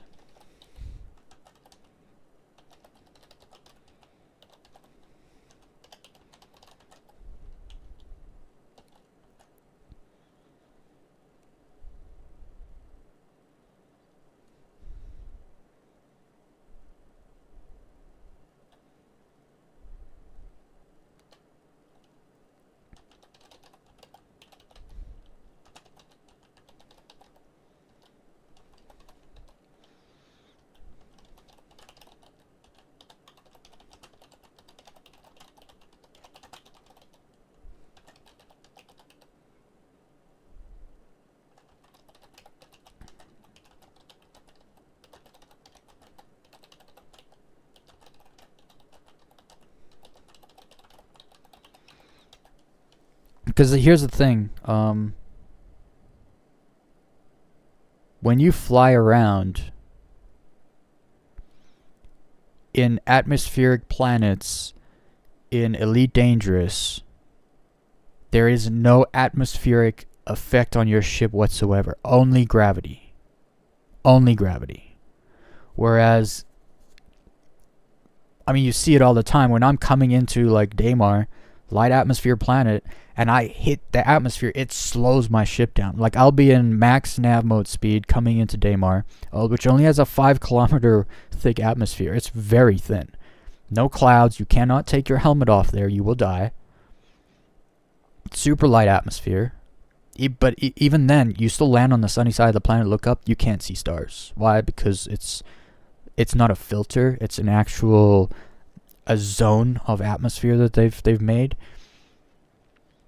In Elite Dangerous, there is no atmosphere. Even the video I'm talking about here, the atmosphere is, I mean, it's thick. It's a thick. It's not a full atmo planet. But like the filter is thick, but there's no difference on your ship at all. Like, I'll be full nav mode speed coming into Daymar in decoupled mode, and once I hit the atmosphere, it slows my ship down. Why? Because there's an actual atmosphere there. It's not just a filter. So I think this person hasn't actually played Star Citizen. Because even if I did go and compare a light atmosphere to one of the atmospheric planets in Elite Dangerous, there would still be this difference that they're complaining about, this unfair difference. But I'm not the one that made it unfair. Like, the companies just went about it 2 different ways. One was more ambitious than the other. It comes back to quality over quantity again. Anyway, let's jump in the game. I'm itching to do more low flying, but we're just gonna hang out.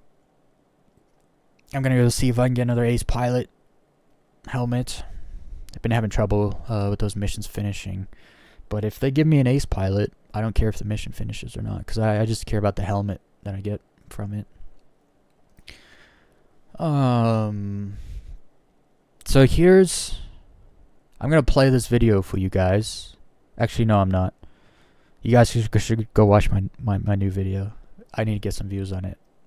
I was going to play it, and then you guys just watch it here, but then it wouldn't count for any views at all. It's a great video. Here, I'll show you just a little bit of it. How about that? Yeah, preview. Wait, what just happened? Whoops.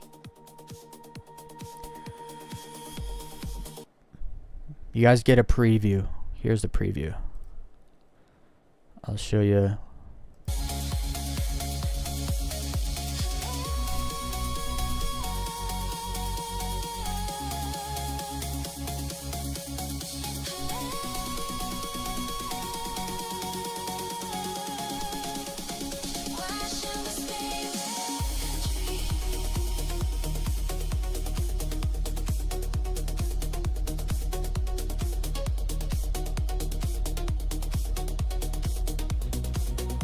I picked like the worst part to show, actually. It's like a bit of nothing for a bit there. We got low, and look at that gap. That's all you get to see.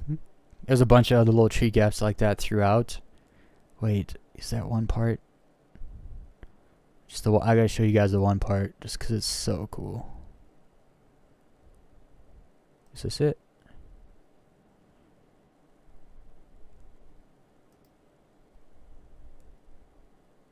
Oh, this is it. Watch this. This gets crazy. That is so close. So good. Yeah, the whole video is just filled with little moments like that. I picked the worst part to preview. That's kind of funny, actually. But yeah, new low-fly videos out. Gonna be making some more, generating some more AI music today too. It's, I'm getting better at it. Who am I kidding? I just push buttons. I'm not actually getting better at it. I'm just learning which buttons to push. Okay, let's turn the game on here. And as always, start the game up from scratch. We show all the warts, all the problems, all the good stuff too. I've always kind of wanted to make my streams, because Star Citizen is so controversial and people have so many completely different opinions. I always like to show everything raw, like the whole thing in my streams. And when I say like people literally have completely different opinions about it, literally I've gotten one comment where it says,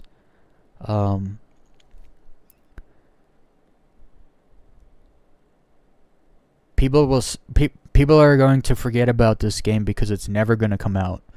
And then the next comment, completely different person, same day, 3 hours apart, these two comments, said, there's no point in releasing the game because people will just forget about it. And I was like, hold on a second. These people have completely opposite. One says people will forget, they'll never release the game, so people will just forget about it. The other person says there's no point to release the game because people will just forget about it. And I was sitting there, I was like, only one of you can be correct. Right? Because those things are so opposite. Actually, neither of them were correct. If Star Citizen puts out 1.0 in Squadron 42, it'll be one of the biggest wins in gaming history. Because this is a game that people for the last 10 years have been saying is never coming out, right?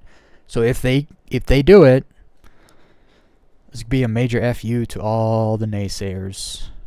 And all those dudes that were all like, hold the line, those guys are going to be so vindicated. And I think those guys are actually on the right side of history at this point. If you asked me that 3 years ago, when it was like, 3.15, 3.16, I'd be like, I don't know if Star Citizen's ever going to make it. Not sure if it will ever get to 1.0. Now, it's like, absolutely, they're going to get there. When you look at the roadmap, the things they're actually like focusing on, it's like, yeah, like this year they're trying to focus on playability. We've seen a massive improvement on stability already. It's still not where it needs to be, but it's much better. Like you guys realize a year ago the max server count was 100 and they were problematic. Now we're at 650 and the servers run a bit better than they used to. They've made massive improvements. I should say shard, not server, because now that they have server meshing, there's a shard with many servers, whereas before it was a server. A shard was a server kind of deal. I don't know what happened, but it's optimizing my shaders.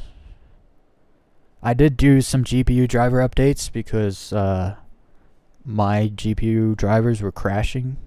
Crashed once on my Wednesday live stream and twice yesterday on my live stream. It was not the game.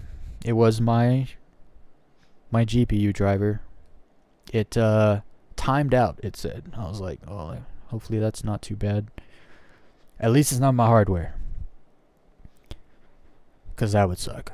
That would be an expensive replacement. And I don't have integrated graphics, so it would be a necessary replacement. I literally could not use my computer if my GPU hardware breaks. I would need to buy a new one before I could turn my computer back on.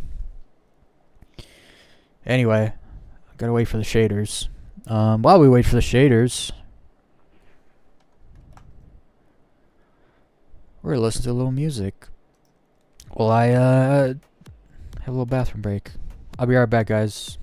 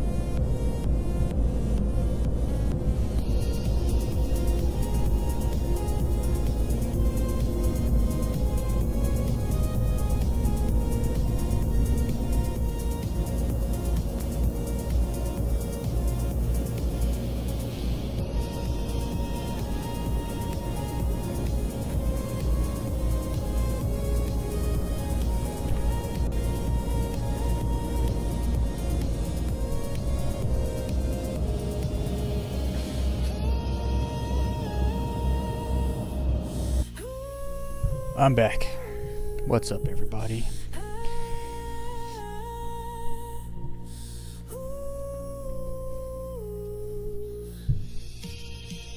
Alright. Let's put a pause on the music for now. Are we done with the shaders? So I didn't delete my shader cache. But I wonder if something with my GPU driver update or whatever I did deleted the shader cache. I don't know. I also just like to let it finish. As you get in the game, you kind of gotta deal with some atrocious FPS anyway while it does the shader thing. What server we're gonna join today? Oh, see, this is why you guys gotta. For any of you who play Star Citizen, here's like the biggest hack of all time. Find low pop servers. They're always gonna be better off. Always, like 96% of the time. I just made that number up, but it's probably close. Like 90% of the time, a small pop server is going to be much better, more stable, more FPS than a server that's got 600 plus people in it. So what you should do is add as many friends as possible. That way, when you go to play the game, you have options of servers to join. If I had no friends online, I'd have to go some random USA shard. It'll stick me in. I could chance best server. I did that yesterday. It worked out pretty good actually for me yesterday. First time it's ever worked out for me. Usually I don't join best. But when you have friends online, like Cinzy's in a freaking 124, that's a wonderful number. And the Smuggler, who is the king of small servers, is in 106. It's great to have friends on your friends list, because then you got options, shard options, which is a massive, like if you want the best experience possible, this is something you should be doing. Quick little tip to all those out there. But now I gotta pick which one of these servers am I gonna bet on.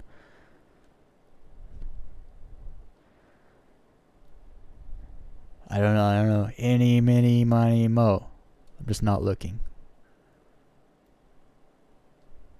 I clicked off. We're joining the Smuggler. I just did a random.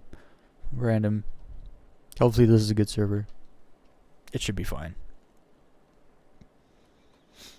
I think it's people like part of orgs. I feel like orgs actually like pass on servers. So like a server will kind of get old, but it'll have like no one in it. And then the people that are in it are in orgs, and like their org mates basically join on them, and then they get offline, and then they come back and join on their org mates, and they get offline, and they kind of like pass the server off to each other, I feel like. And so it keeps the server alive, but it keeps it small. I don't know if that makes sense, but you gotta find friends like that, because they're always in small servers. Always. Literally always. Actually, one singular time, the Smuggler was in a server that had like 500 plus people, and I was like, what? What is he doing? That was once out of like dozens and dozens of times. Alright, let's first things first. I like to smooth out the gameplay so we don't all get nauseous. Because I don't have the highest FPS in the world, so you know, we like to stay above 30. It's honestly, when I play the game, not live streaming, I get like 50 plus FPS, no problem. When I live stream, it's like high 30s, low 40s, because of, honestly, just because of OBS. OBS sucks. Like right now, OBS is using 15% of my GPU. I mean, my CPU. I don't know why. It just jumped to 20.7% of my CPU is being used by OBS. So that, and because Star Citizen is a CPU heavy game, OBS just destroys my frame rate. But one thing is for sure, I get much smoother. I don't know if my average FPS is higher, but the FPS smoothness is much better on Vulkan. From my own experience, Vulkan is the bee's knees in comparison to the direct 3D thing.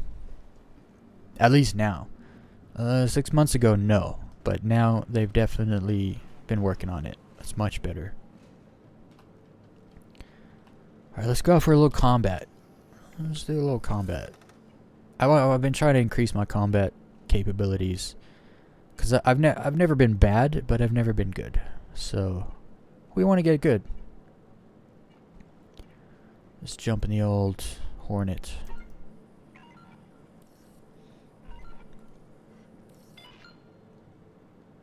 Also, I did a crazy gap yesterday when I was low flying, and it was like the gap was impossible. But I didn't die going through it because it just ripped off one of my wings. Obviously, I couldn't fit through, so it just ripped a wing off. But I survived. It was one of those moments that's just like you should be dead, but you're not. It was magical. I do want to turn some music back on, but I want to turn music on that I like. Nothing random.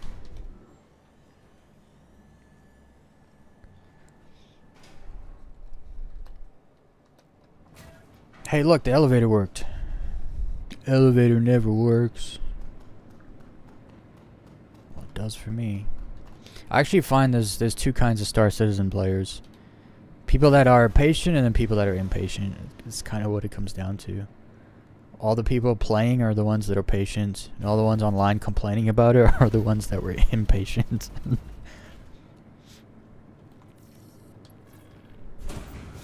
Because let me tell you, if you got the patience, you're gonna have a good time. Bugs and all, you're gonna have a good time. If you don't have patience, oh, every bug's gonna be a mountain for you. And I get it.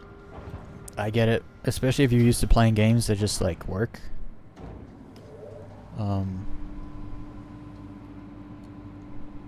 Did I just? Yeah, I did. Okay.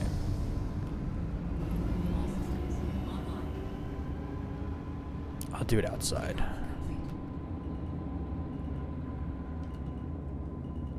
I need to change my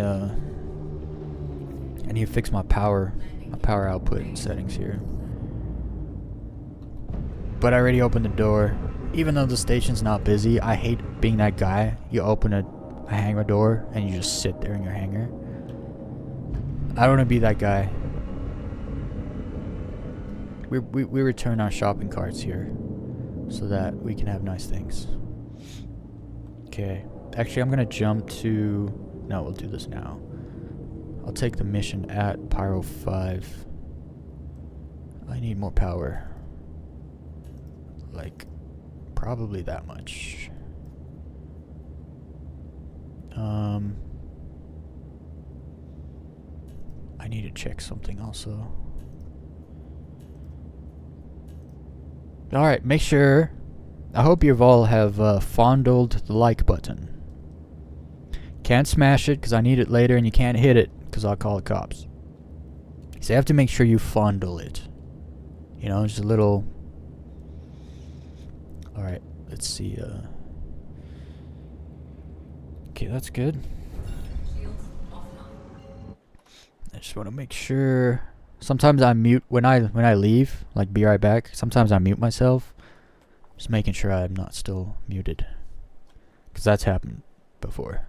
Once I muted myself and for like 40 minutes, I had like 24 people averaging. Watch, actually, same as now, kind of. And nobody said a damn thing. I was muted for 40 minutes. No one said anything. It kind of pissed me off, actually. Because at least like one of the people watching is me. Like, so I can monitor like the stream output. But the rest of the people, like, are you guys real? Sometimes it's like, are there bots watching me? Like, have I been botted? Because that's actually, people don't realize, you get some people that like, they buy like views or bot views or whatever, and it looks like they got 150 people watching or whatever. It's like, oh, that's great. But the second you don't bot view yourself, you're back to like 2 people watching you. And so it doesn't, and it actually hurts your channel, because bots, the way the algorithm works is it likes to figure out what you're into and then feed you videos based on what you're into. With bots, the algorithm doesn't know what they're into because they've never watched a different video before. They're not like a real account. And so botting views actually destroys the algorithm of your channel. I think a lot of people don't actually understand that, and so they just think like, oh, I can look like I'm getting a lot of views, and then they don't end up actually getting anywhere because the algorithm can't figure out their channel. It's the same reason I don't share my videos with all my family and friends, because they're not into Star Citizens. So if they clicked on one of my videos, they're not going to watch the whole thing, which means my viewer retention just goes down, which kills the algorithm on the video. So it's like, you actually have to be careful. Like, you might get an extra like and a view, but then the algorithm's going to be like, oh, that person that liked the video and watched it didn't actually watch the whole video, so they're actually not interested in this, so we're never going to show this to them again. That's how it works. That's why I say, hey, anyone watching, if you're sitting there watching, fondle that like button. I almost said hit it after I just said, if you hit my like button, I'll call the cops on you. It's just a joke, you all know. I just don't want to sound like everyone else. Smash the like button, hit subscribe, make sure you click that notification bell. Please don't. Just do what you want. Do what you want. I trust you to make that decision. Alright. Let's do a couple. I'll do one. If it works, I'll do another one. And then we're going low flying, because I'm addicted. And I'm getting better. I'm getting much better at low flying. So it's more fun. It's more dangerous too, because I have more confidence, and now I'm trying more difficult maneuvers. Still not doing any acrobatics yet. We'll get there. This weekend I'm also going to join a low fly community. I was invited, so I'm gonna go join them. I always said I'd join you guys when I get better, because they invited me when I was like 10 feet off the ground, like dying every 2 minutes. And I was like, I don't feel comfortable low flying with the pros. It would be so embarrassing. They'll be like, oh, and there goes Weez back to the hospital every 5 minutes. But we're much better now. I can actually last for like half hour. Other side. No, wait, I'm not low flying. We're taking a mission.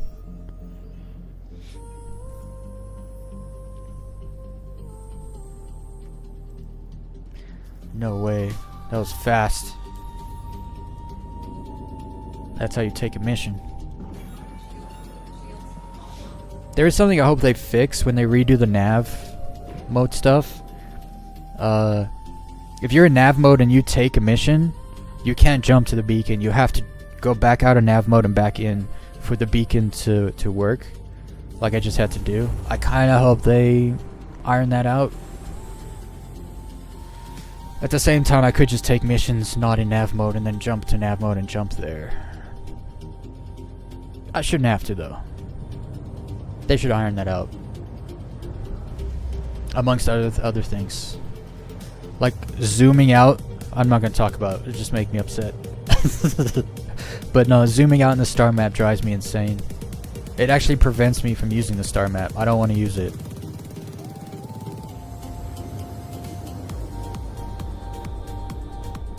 Unless I'm crazy, it's just my mouse is like really bad at scrolling. That's possible.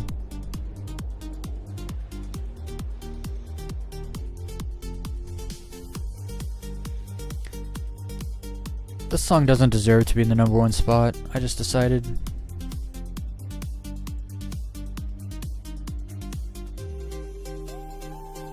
I'm gonna move it down. Move it way down. Alright. This song deserves a #1 spot though. Okay, let's go get some bad guys. Where's the bandits? Oh, that's a rock.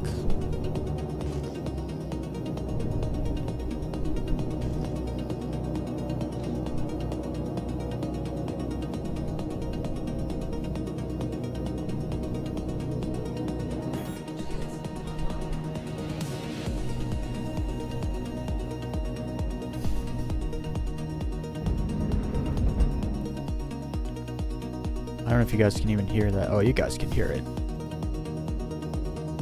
Ping, ping, ping, ping. I already know this probably won't work. Look, 31 kilometers away. Bogey. Why don't I have a radar?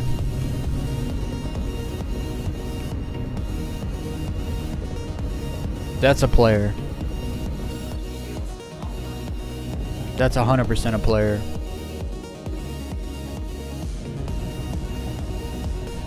%.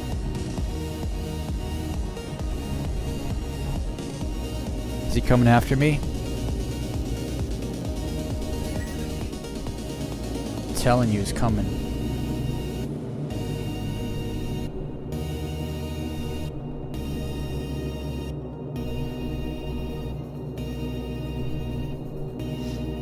It was some the way that that player, or that ship I should say, he saw me, like I jumped on his radar, immediately he jumped into nav mode. And so I was like, nah, he's coming for me. So I jumped into nav mode and just took off. Maybe he thinks I left, because I went off radar. I don't have a radar, I don't know what happened. My ship has no radar. A little unsettling, actually.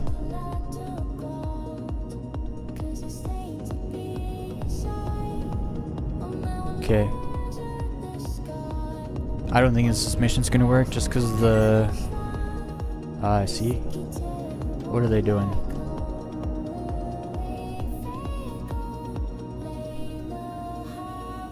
I have a hard time believing a Buccaneer's a player.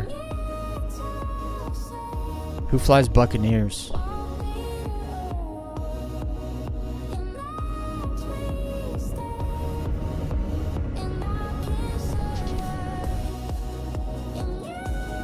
I don't know, I got a feeling I'm gonna get jumped.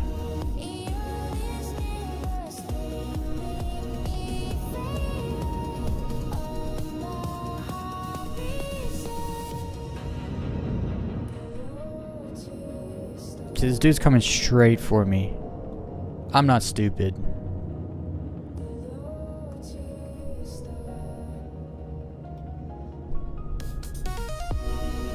I'm about to die, let me tell you.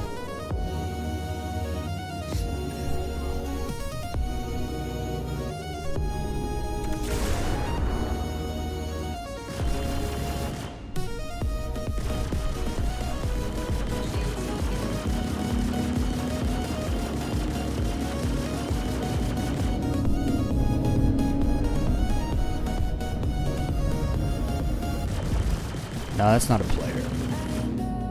I don't think that's a player. That's not a player. That Gladius, though, I don't know.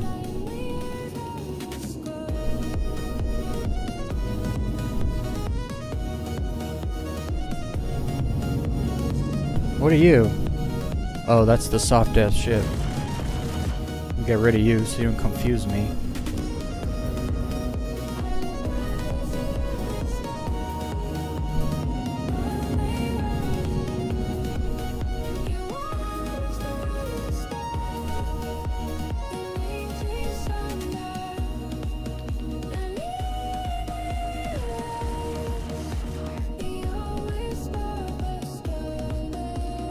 Alright, let's go.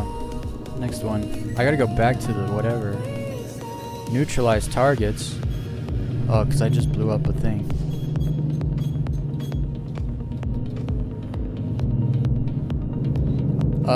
So far the, lately anyway, at least in this ship, my decoys have been working. Usually it never worked for me. Literally never. These sights are something else. They hit hard too, whatever the guns are, man.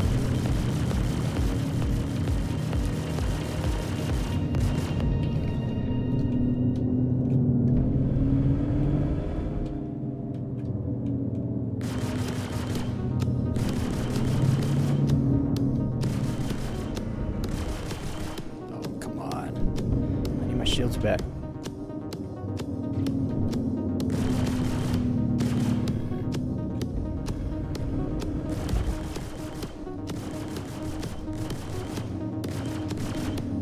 It's so hard to target them. They change the direction so fast.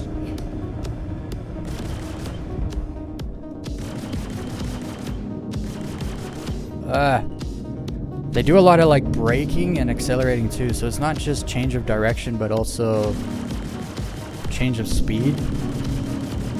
Random change of speed too. Okay, what else is shooting me? Oh, one of these little guys.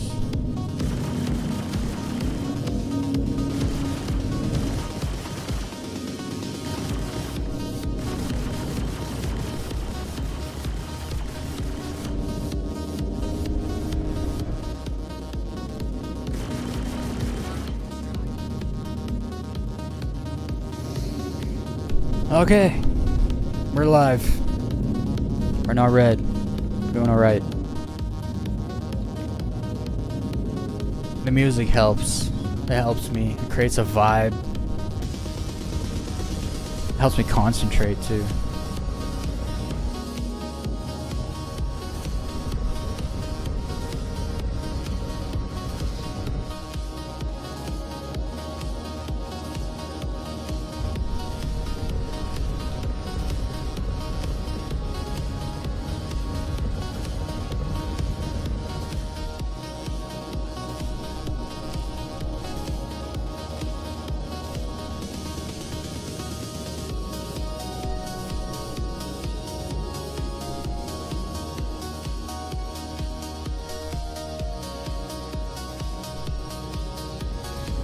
This one, I don't know.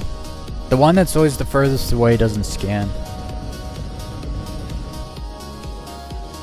It's too far. My theory is it's too far from the patrol area. We'll see. See, right now there's two markers. Once you go out of the patrol area, another marker shows up for the patrol area. And it's like, I think when they spawn a monitor or satellite, whatever they are, outside of that area, it like doesn't work. It looks like we're still in the area here though, right? Yeah, should be good. Oops. How far is this one? It's 27. So I don't know where the initial area is. I'm guessing it's like down. I don't know where it is. It would be nice if I could get a radar. I use my radar a lot. I don't know. Now I think this is gonna work. It looks like it's in the range. Because that place over there, that's where the mission, like the patrol marker would be. And then, yeah, it's in range. We're good. I believe this mission, if my theory is correct, this mission should work.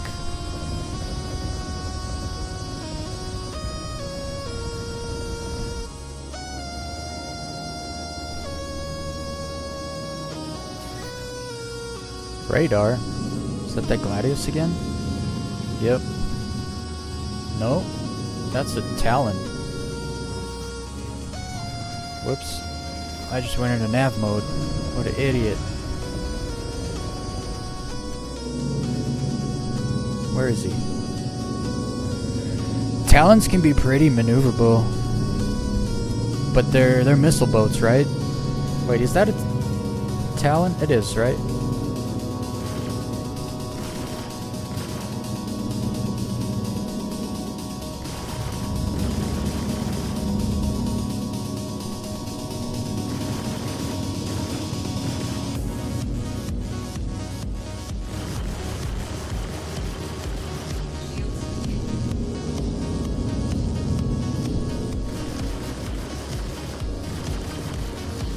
Get him!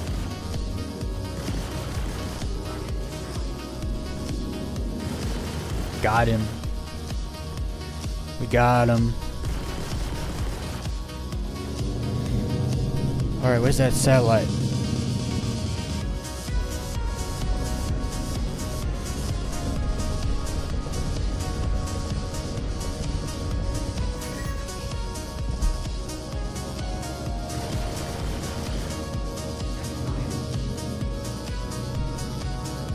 Hell yeah, looks like this mission might work out.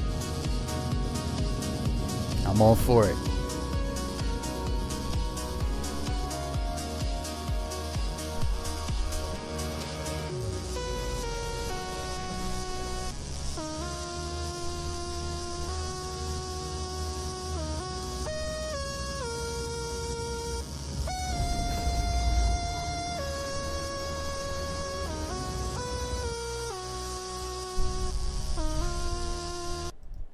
So that song is great to low fly to, because I was like that whining, and then you're like, it's a great song to low fly to, not to fight to, not really.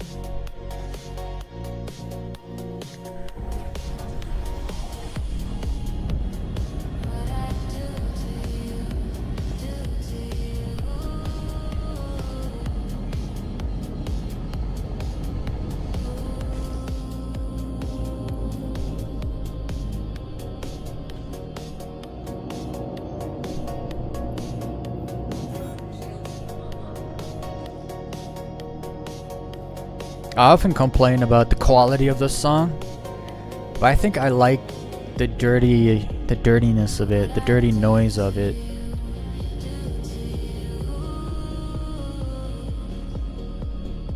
Sounds like it was taped on a cassette tape off the radio. It's kind of nostalgic for me.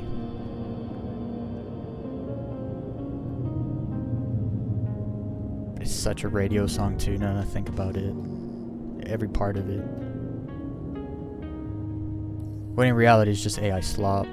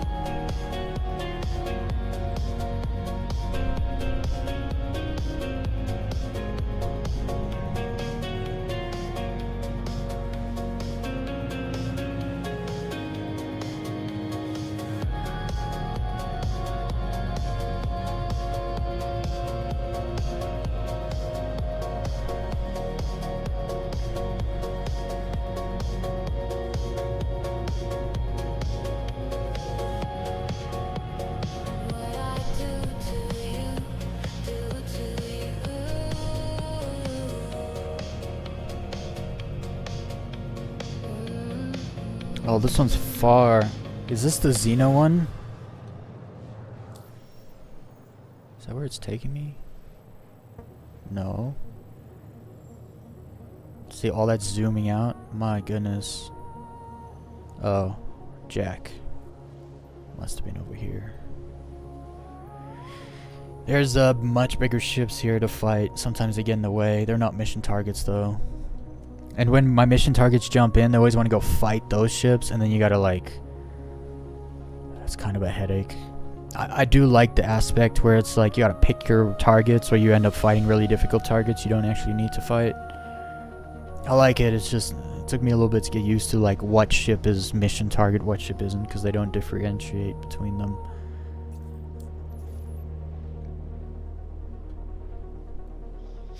Man, I like this song too, a lot.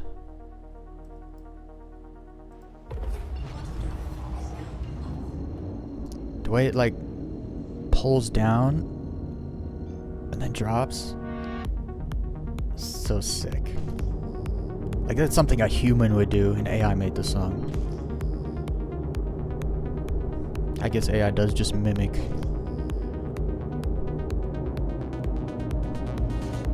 But just even the way the AI did the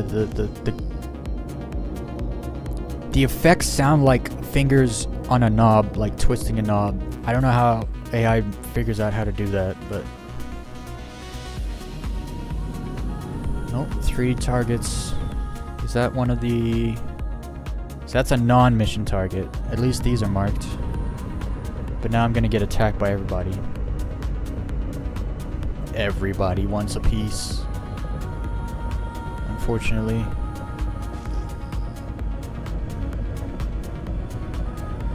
What ships do we got here? You're a scythe. We'll go for you first.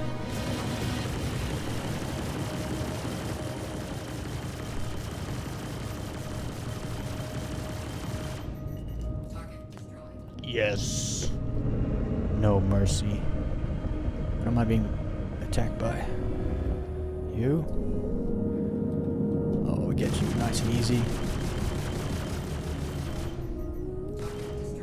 Told ya, nice and easy. Nice and easy. What are you doing here?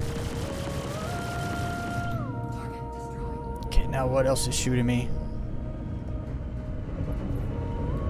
I'm being attacked. Like a warden or something. Whoa.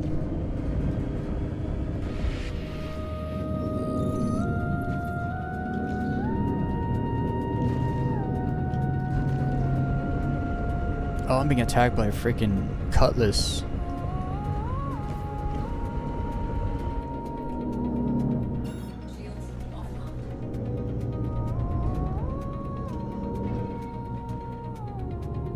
Come on. Go. Run. We're gone. See, that's what I was talking about earlier. See, they're shooting at me, but I'm out of range. Thank you, nav mode. Look, if they shoot your shields down, they're still shooting you. You might as well go into nav mode to get your speed to get out of there. But that's what I was talking about earlier, where like they give you mission targets, but then there's also like faction targets that are just in the area all the time. And you gotta take those mission targets out quick time, or you're in a fight against it's everyone versus you basically, and you're not gonna survive. Because there's like 7 ships, half of them are medium sized ships. Cutlasses with ballistic rounds and stuff, and it's not fun. It's just difficult. If you're looking for a challenge, that's what you do. But I'm not looking for a challenge. I'm looking for an ace pilot, so I can get a ace pilot helmet. I'll do another mission. See if we can't get luck out. Get one. Oh, I can't take missions here. Too far away. Let's go back to the planet. Zoom, zoom, zoom, zoom, zoom, zoom, zoom. I hate the zooming, man. So it used to be when you maybe there's a setting. Maybe someone can help me with this. Is there a setting where I open the map and it shows me this when I open the map. Because right now when I open the map, I don't know if it'll this is what it shows me. It's like I clicked on map and it shows me my ship. Why? Is there a setting I can change this with? Because then you gotta zoom out. Zoom. Now I can see part of the map. It's just, it didn't used to be like this. And I don't like it. I literally avoid using the map at all costs now because of that zoom thing. It sucks. But I'm now wondering, maybe there's like a setting? Possibly? I don't know. It must be changed.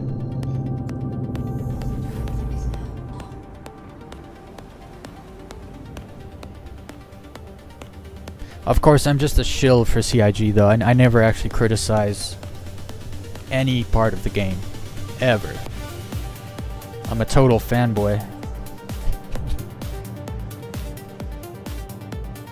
Make sure you guys fondle the like button. We gotta get to 10 likes today.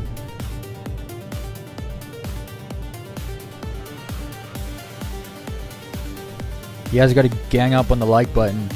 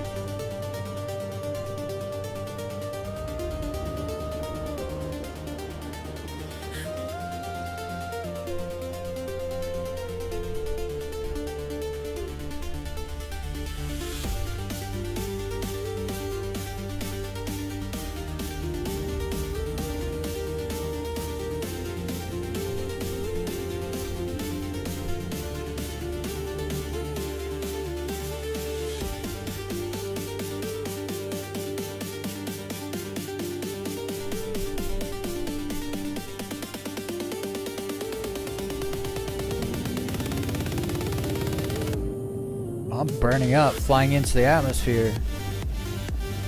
I'm a gas giant. Not good. Not good.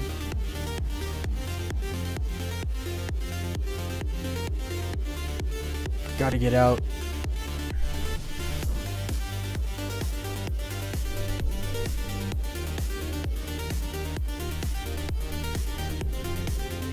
Oh, it's just sending me straight back there.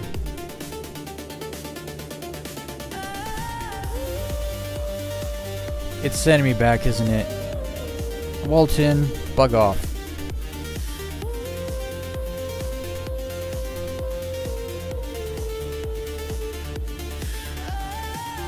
Yeah. Send me back to Jack.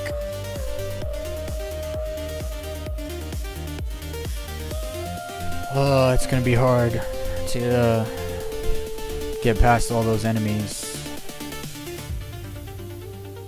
Again, I kind of lucked out because I took out my targets fast.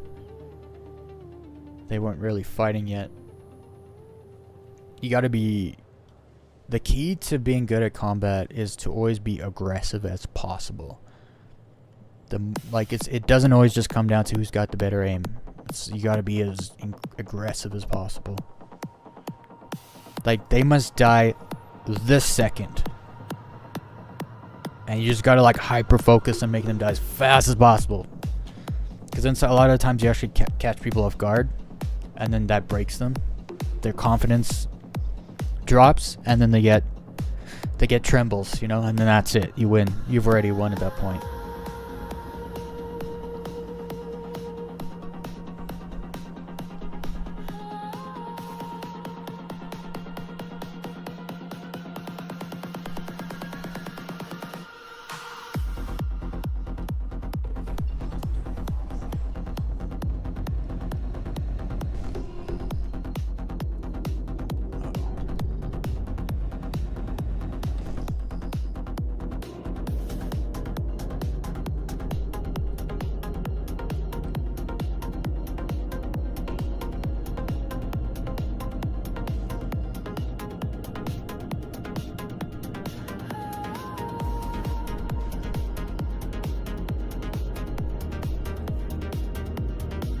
Get these ones first. They're so far away.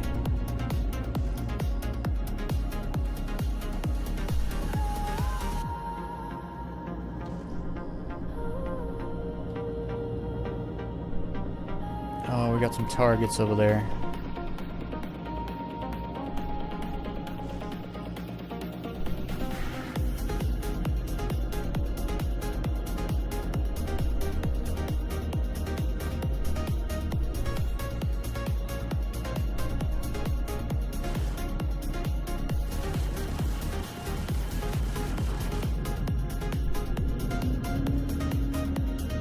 It's bugged out. It said destroy it because it was red. I destroyed it. It's not reading it. Just as I suspected.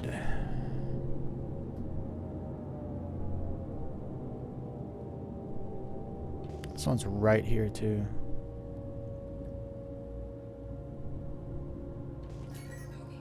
This one's also red.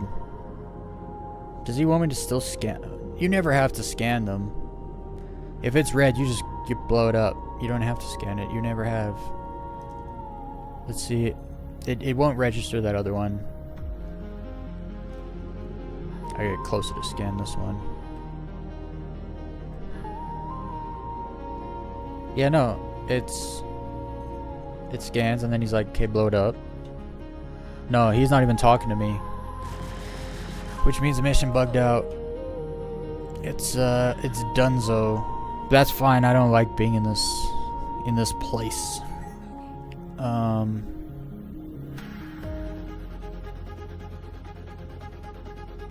need to leave. At least I have a radar now. You guys see that? There was no radar. Now I have one. At least it showed up eventually.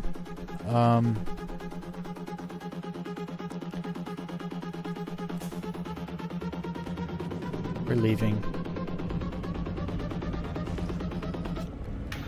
Also, at least the mission bugged out like the first patrol area. So I don't do a patrol, do another one, and then you get to the third area and it bugs out and you fail the mission. So, silver lining.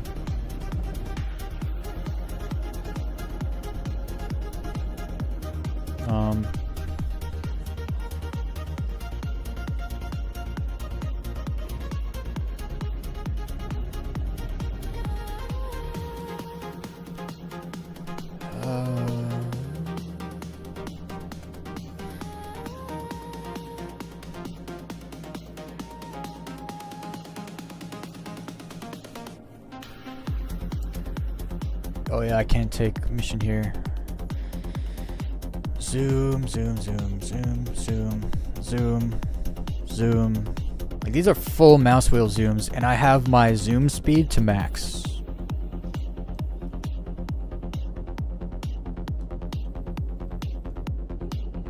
Can I just jump to like here? Take a mission?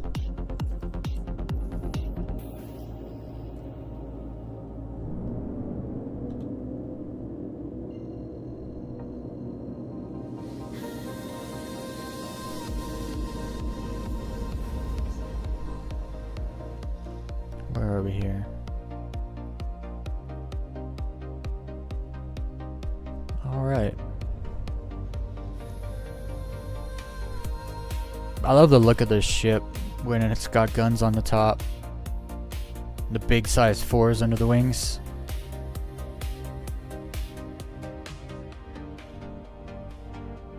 Man, what a good looking ship.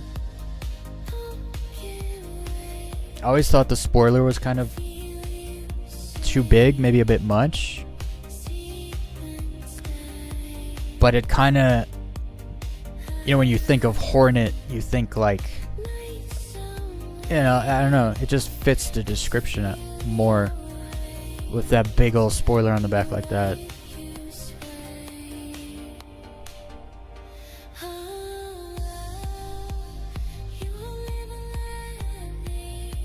I also like the color. It's like a kind of a baby blue. Looks a little more gray actually right now in this lighting.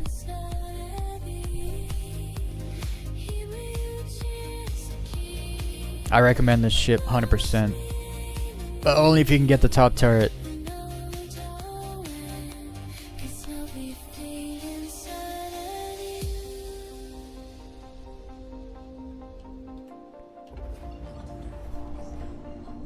Okay, now we should be able to take a mission. We're in the zone, but still can't take a mission. So I'll just jump over to the planet. I had a feeling. Slowly but surely I'm learning which of these clusters you can take. Again, zoom, zoom, zoom, zoom.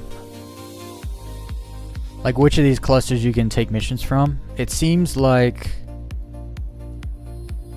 if you're at one of these on the inside, like within the moon orbit, you can take missions there. You can also take missions like here between Gaslight and Pyro 4 kind of deal. You can take missions from here. You can't take missions from like outside the Pyro or Gaslight station. Like these ones won't give you missions. This one definitely doesn't. It's I'm starting to learn which ones do and don't. This one doesn't, and I think I actually knew that. Anyway, probably didn't have to set that route because I was already looking at it, ready to jump. I feel like I have hair.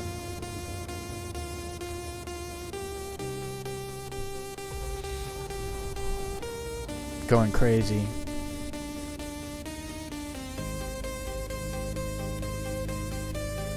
Can we just take a little picture real quick? Like I talked about earlier, like the reason my the reason my thumbnail right now is just straight clickbait. Like, let's be honest, it's straight clickbait. Because I had no images.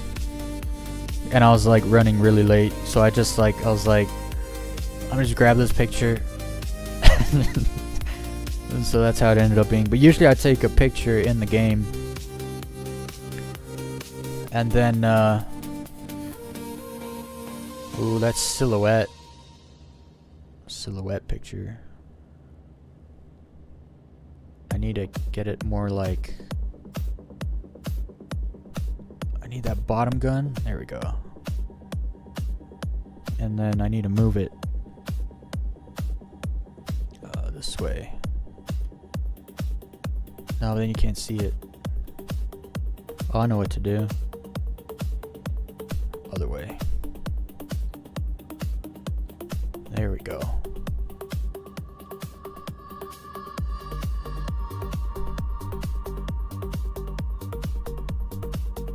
Closer.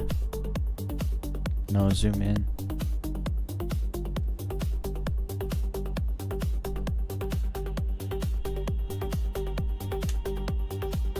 Lens out.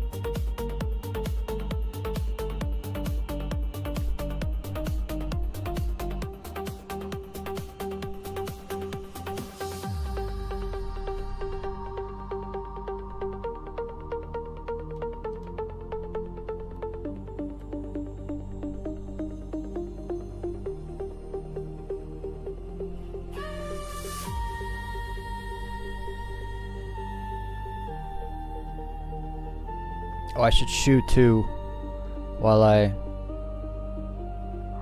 take the picture. Oh, I'm in nav mode. This is a struggle.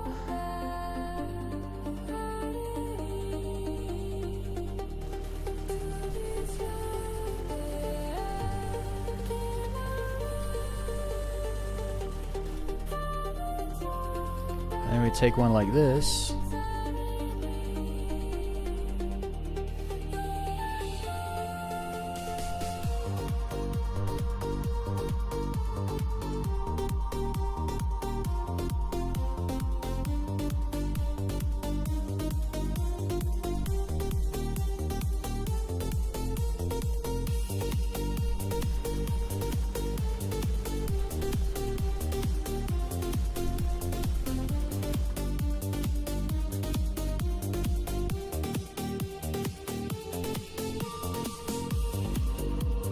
taking a bunch of pictures, so I have options.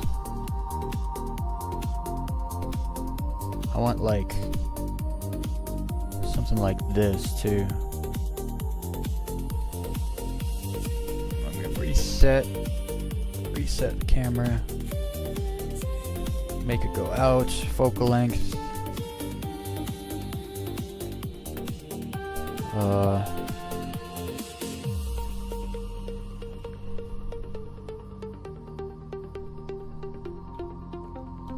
This way. Oh, you can't see with the glare. There we go.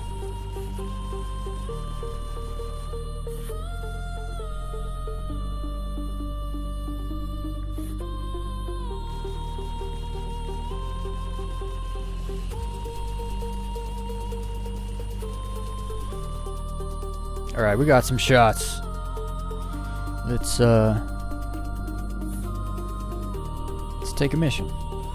Oh wait.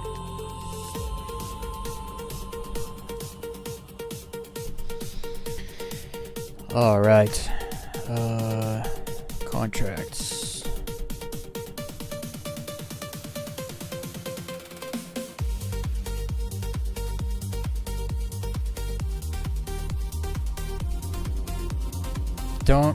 Don't be Jack. What was that? That was weird.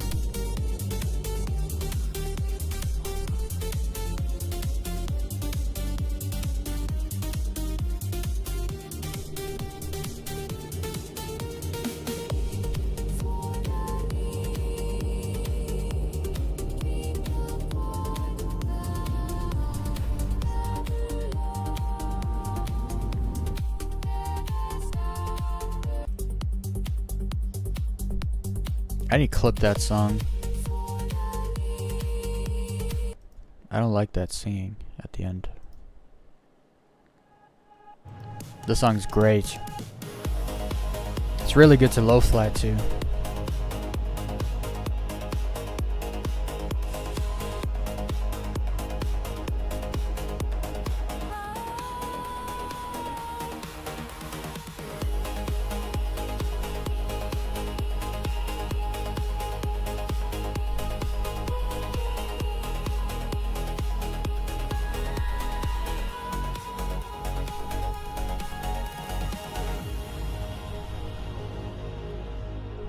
Dun dun dun dun dun.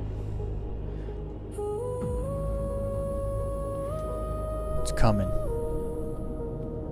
You'll see.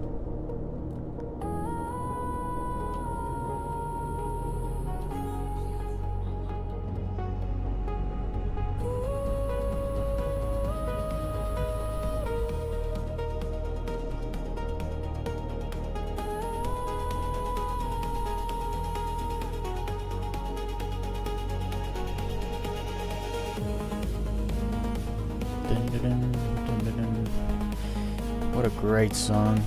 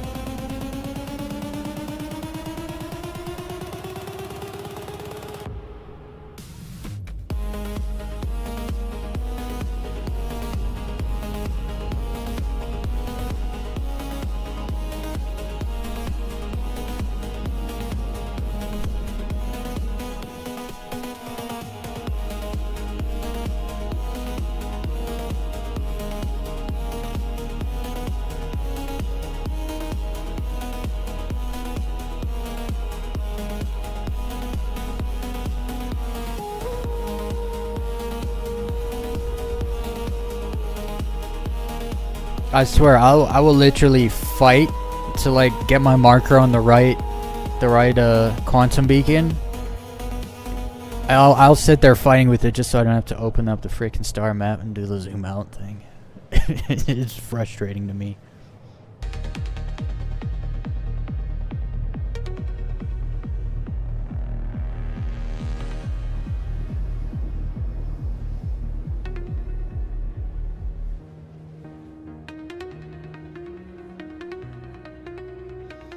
The song's also pretty good. It's only 1 minute long. That's the problem. Actually, this is my intro.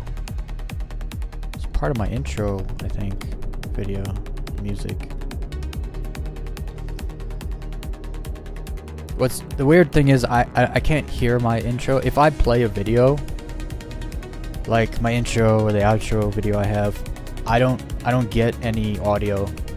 It only sends it out.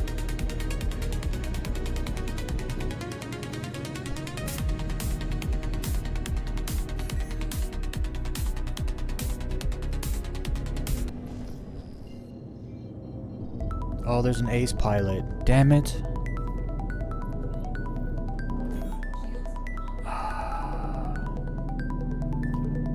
I'm not gonna be able to do this. What are you? I'm not even gonna bother with you, but I gotta fight all these dudes. The problem is the ace pilot's just gonna...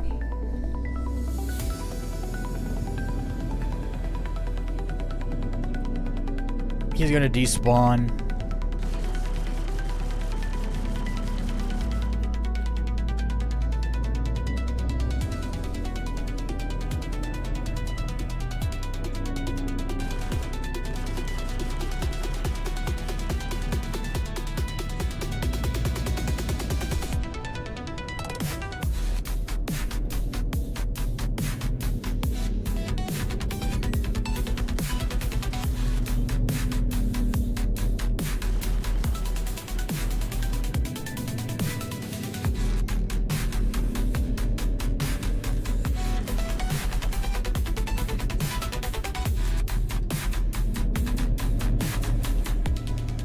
Come here, you. Soft death you and hopefully maybe try to get your body.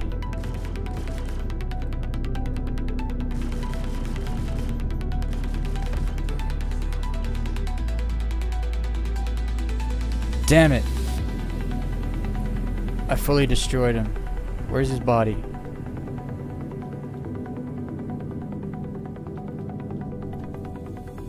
Optional, interrogate ace pilot. Investigate ace pilot. Where is he?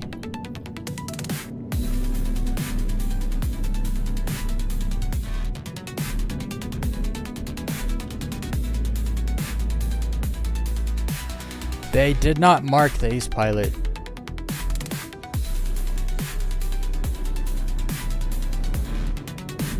I'm being attacked.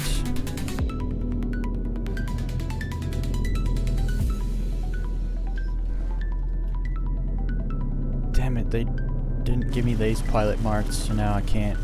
I was just gonna abandon the mission, like jump out my ship, let them destroy it, and I was gonna take the ace pilot helmet, and then just log out and log back in, be back at station, and go low fly.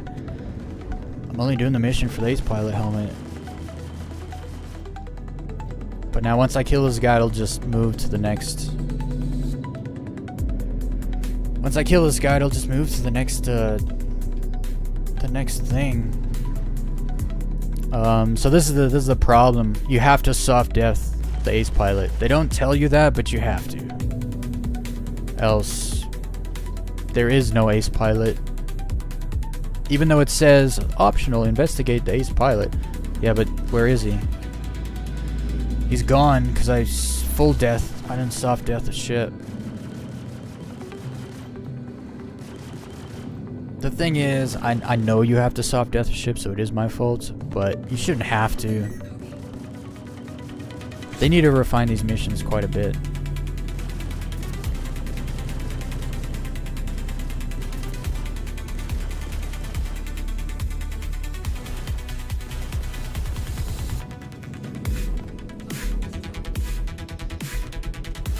Because even now you can't go look for it, right? It just despawns everything. Like maybe I can try his... No, that's not him. That's 18 kilometers away.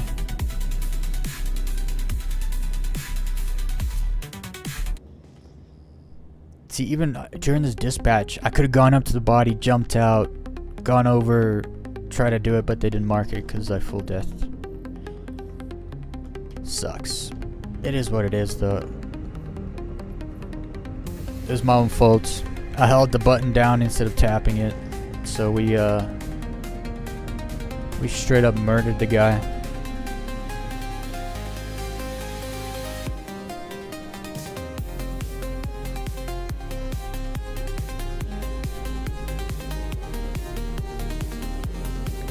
Hey, what are you all up to on this Friday evening? I know you're not just watching me. You guys are all playing something, doing something. What are you guys up to? Also make sure you fondle the like button. We gotta get 10 likes. Gotta get 10 likes. That's the goal of every live stream. 10 likes. Pushes the algorithm a bit. It's wild. I'll have 9 likes, like 20 people watching. I'll get 1 extra like and it'll jump to 40 people in like 15-20 minutes. How many are we away? We need 4 likes. We can get 4 likes. 29 people watching. 25 people watching.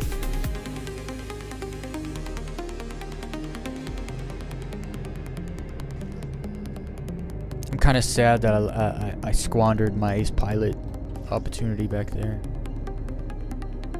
It's okay.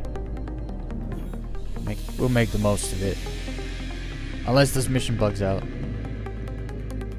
Then we're just gonna go low fly. So either way I win. Because low flying is my favorite thing to do.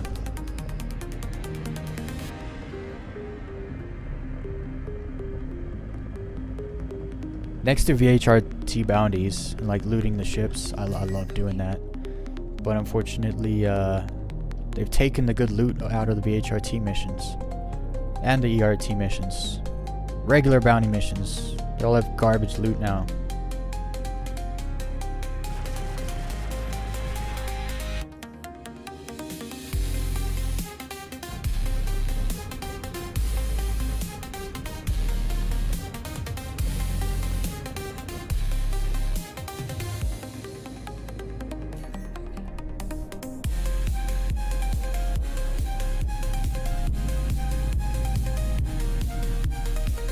Bogey.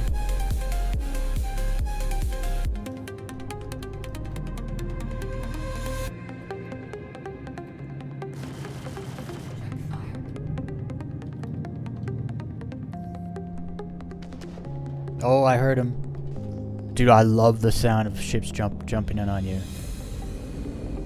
It's like, it's startling, and I like it.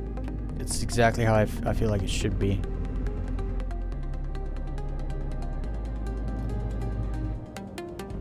Where is he going? Come here. He's flying away from me. Now he's coming.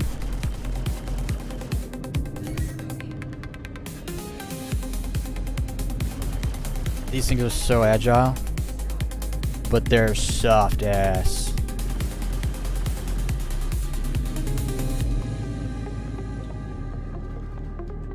Oh, little eclipse.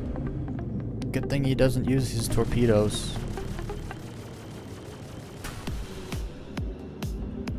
You gotta be careful with these. So right now I can't continue the mission unless I take this guy out, right?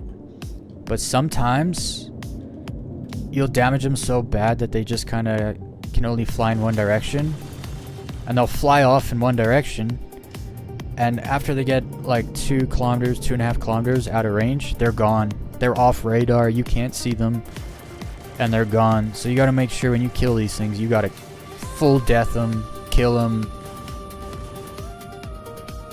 Don't get unlocked from them. If you do, maintain visual or you're done. Mission's over. You'll never find them. Well, you could, but it'll take an hour. I don't like how far away he is.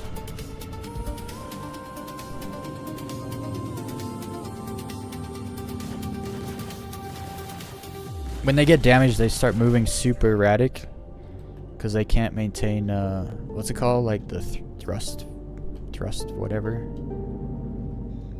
I forget what it's called when you take thruster damage. Okay, and then this problem can be fixed. So sometimes when the monitor is illegal, you gotta blow it up. It'll drop in some ads, you gotta kill them. But when it drops them in, it'll despawn the other two. And then sometimes after your fight, it doesn't respawn the other two. Or the other monitors. And so you gotta jump out and back in. At least before, when this has happened to me, that's what I've done, and it worked again.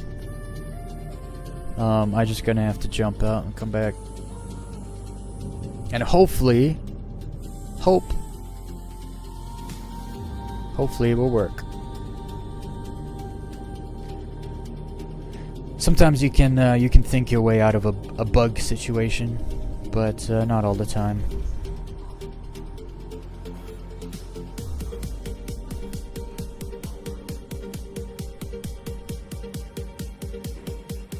There is also another possibility that it dropped in 3 ships for me to fight, and I only found 2 of them. One could have flown off into some other direction.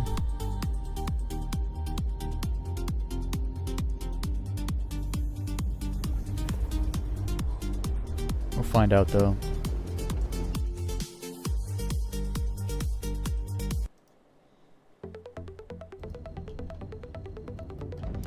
Let's see if it respawns my monitors for me.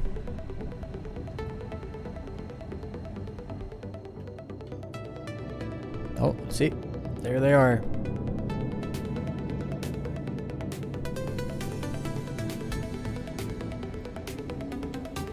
It is unfortunate, it kind of adds an extra step, and even then still the mission could bug out. But at least it just gives you more chance to have it work, you know?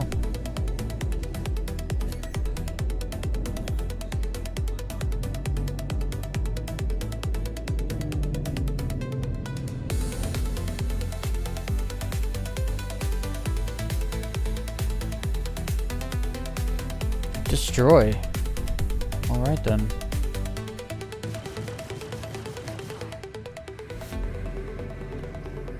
Oh, but see now it... Oh, it drops more in. Where are they? I heard him drop in. There's one.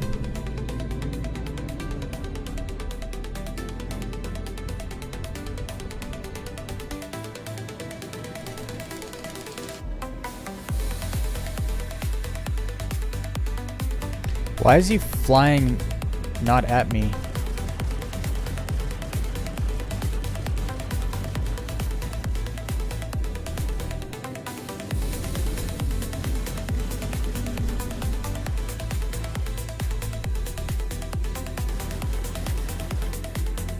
And where's the other one?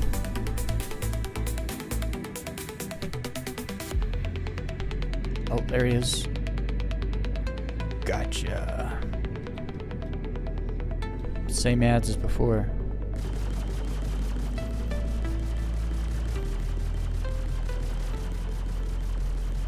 Like, what are they doing? They're trying to go fight, like, some other ships or something.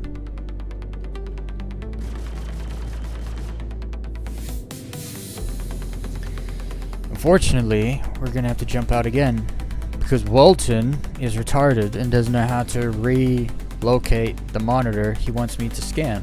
So we're gonna jump out again. Usually you don't have to do this, especially on the lower level, like the yellow level missions. They don't give you ads. You don't have to take out bandits if you destroy one. So that's fine. Like I said earlier, there's 2 kinds of Star Citizen players. The ones that don't play the game because they have no patience, and then the ones that play the game because they have patience. It's just true.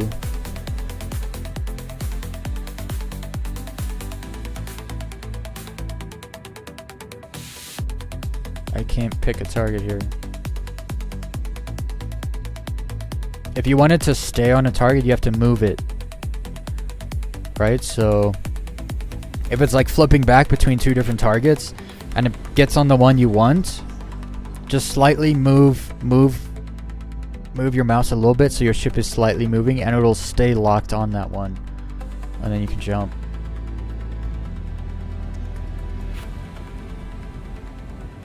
Come on, respawn that last monitor for me. There it is. Hell yeah.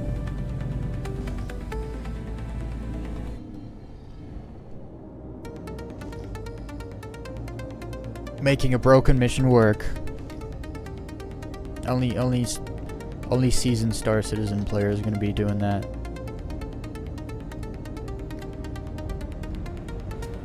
Yeah, I love the game enough to deal with its bullshit.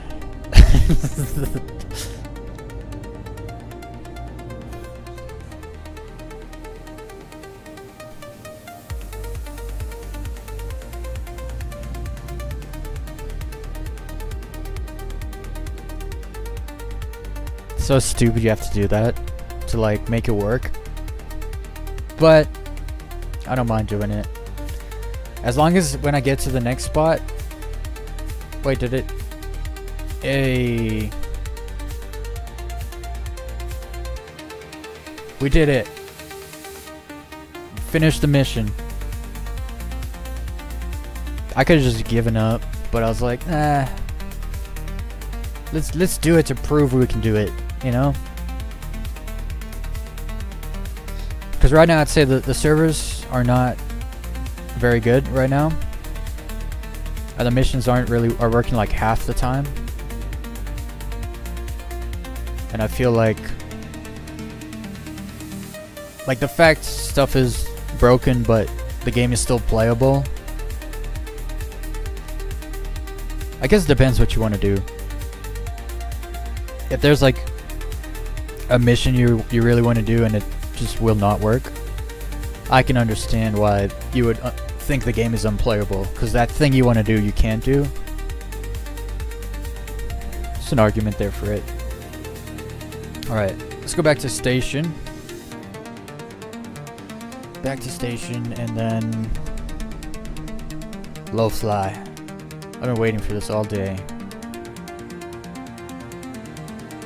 This is my me time. This is my therapy time. Low flying is my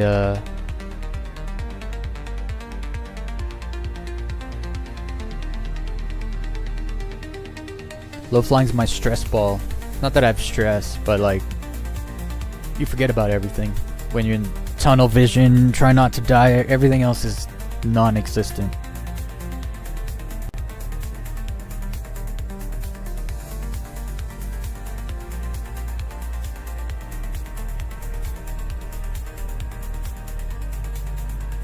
Well, it wasn't too bad. I did, completed 2 out of 3 missions. Well, the last one was a struggle because I had to jump out twice, but made it happen.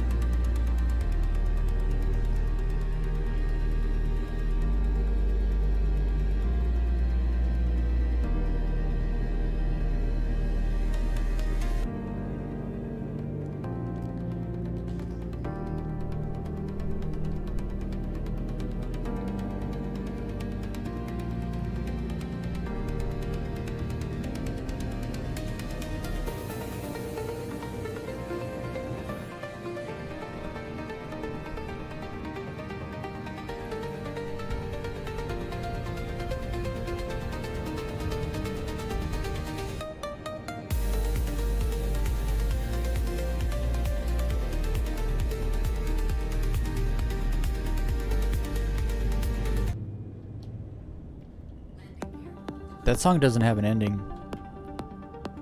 I'm gonna need to extend it so that it makes an ending for that song. So usually, like, when I'm out there, and I want to go back to station, I'll just exit to menu and go back in the game, but I've been having issues with my drivers when I do that, they like don't compute. And then I can also die, I guess, and go back. Also just realized something. I didn't bring a backpack. So even if I... Well, no, I could have used my ship storage. Never mind. I was going to say, even if I got that Ace Pilot helmet, I wouldn't have been able to use it. Or store it. But I could have stored it in my ship storage. Alright, let's get the old arrow out. Grab the arrow. Grab the bow. Let's go.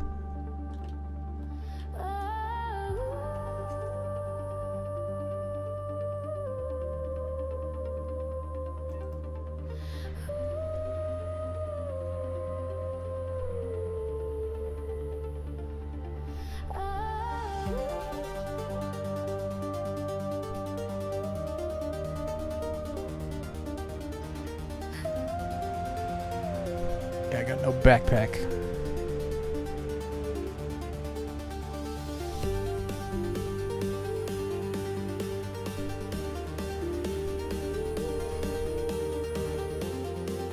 Actually, do I have any sustenance here?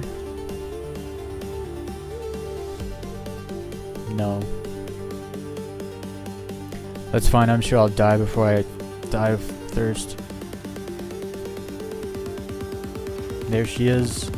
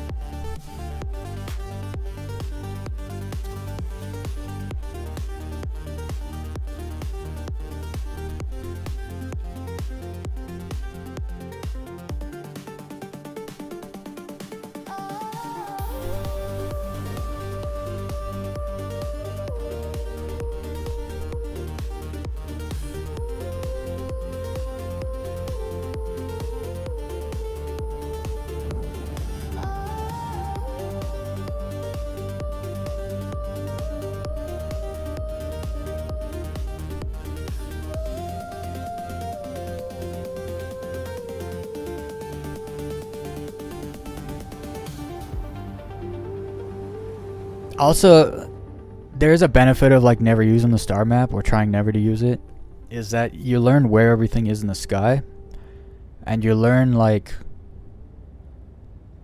positional awareness in whatever system you're in. Either system, I should say, because there's only two. But like I can fly places in third person because I don't need to see the marker. I know where things are. Like in order to get to Ignis, I need to go to Pyro 5. Well, I know where Pyro 5 is. It's in front of the sun from Gaslight. And then Ignis, if you jump, if you keep your... I don't know what it's called, but like, you don't go inverted after you leave the hangar. Like, you keep the hangar... whatever. And you jump to Pyro 5, then you turn right, and there's Ignis just staring at you. So you never have to... You know, you can travel so much easier when you know where things are. If you had to go to the star map every time you wanted to go somewhere,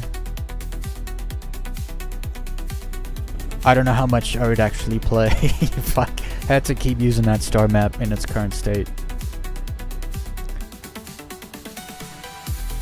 Okay, now I need to go to the other side. This way? Yeah. No, this way. I believe it's 5? OM5?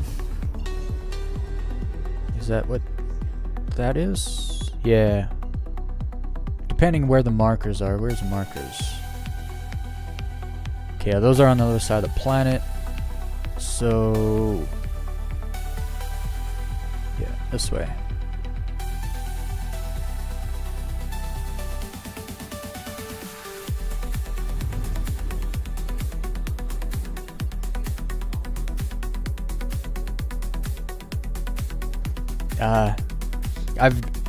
I've yet to be able to drop out of quantum when I'm jumping from one OM to another. It's too fast. Like, I can never do it.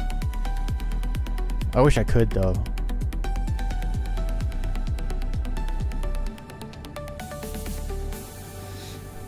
Okay, this looks like a great spot, just straight down here. So,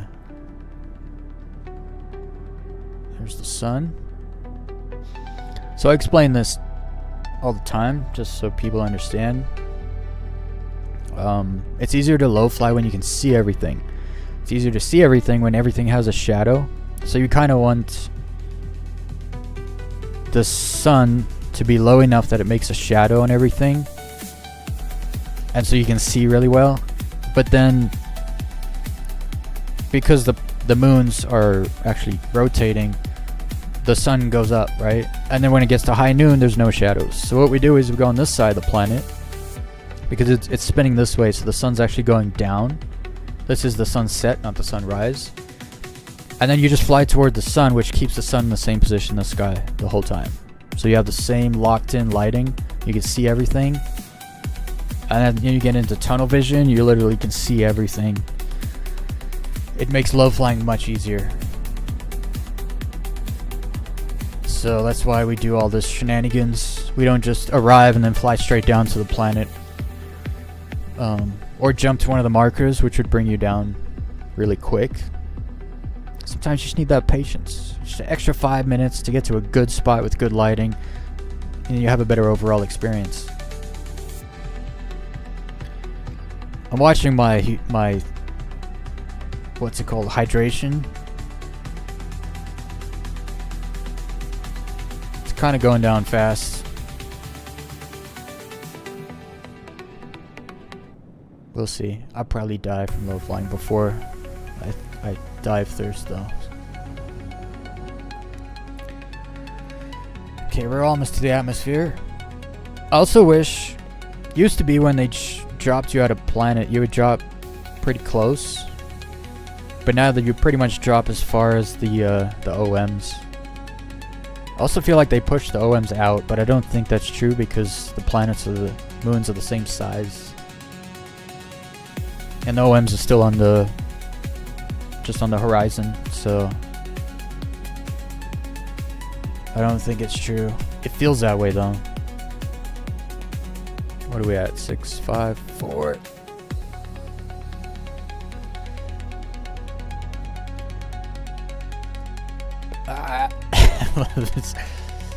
We're good. Everything's good. Everything's fine. Okay, the only problem is not really any terrain here. Mountains, Gandalf. Let's, whoops.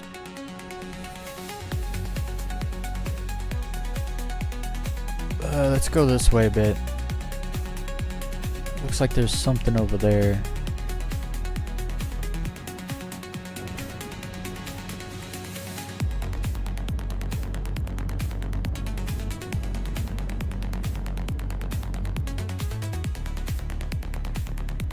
Maybe a little more light in the sky too.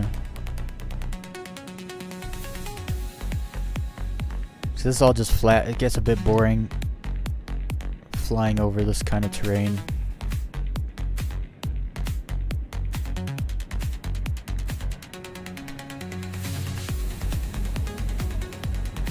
Although it is great for warming up. I just want to push the sun up in the sky a little bit more. Just a little bit more.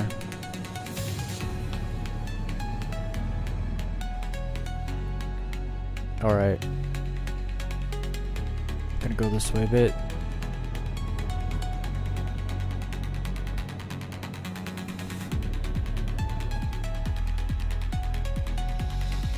Alright, here we go.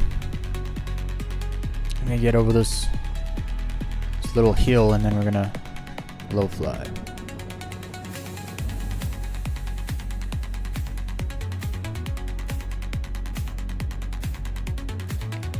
So it's cap speed. And then decouple. Let's go have a little warm-up run.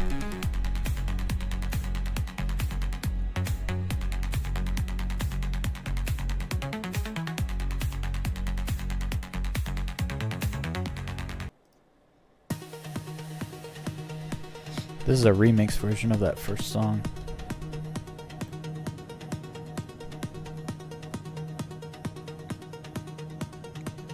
Okay. Start off real skittish. Gotta get the feel. Whoa. I'm not coupled. I can feel it. I was coupled and then I was decoupled and then I coupled thinking I was decoupling. You can't low fly if you're coupled. It's just not. It's not gonna happen. I mean, you could try.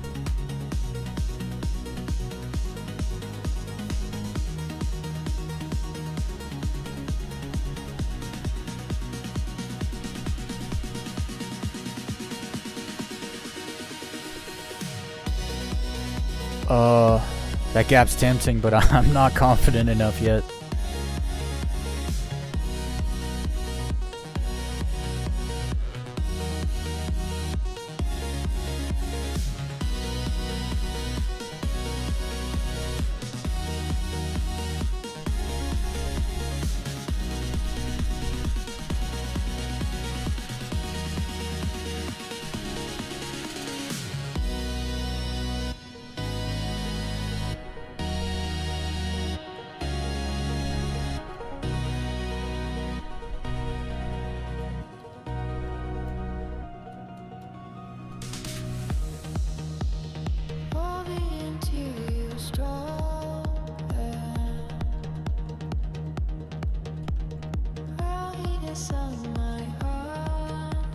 Nice and easy, nothing crazy. Try to get in the hang of it. Feel the shit. Mouse movement.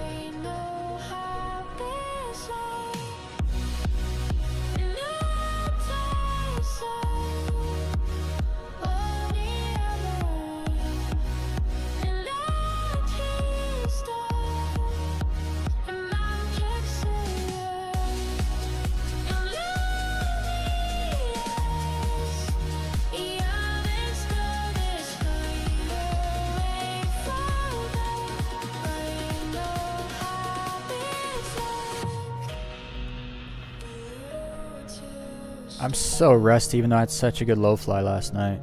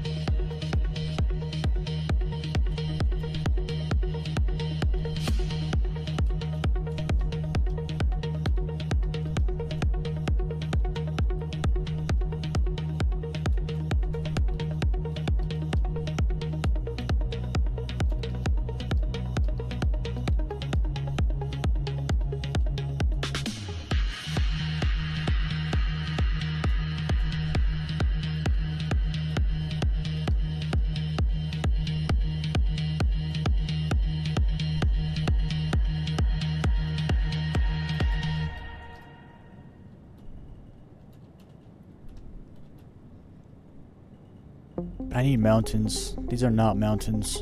These are like little hills people fight on to die on.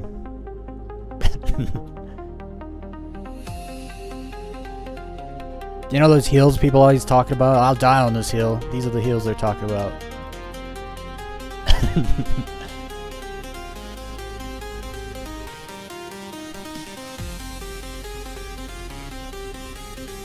Don't tempt me. I didn't go through there. There's no ways I'm gonna go through there yet. Need a knife flight to get through those gaps. Like that one. Although, we're getting warmed up here pretty good.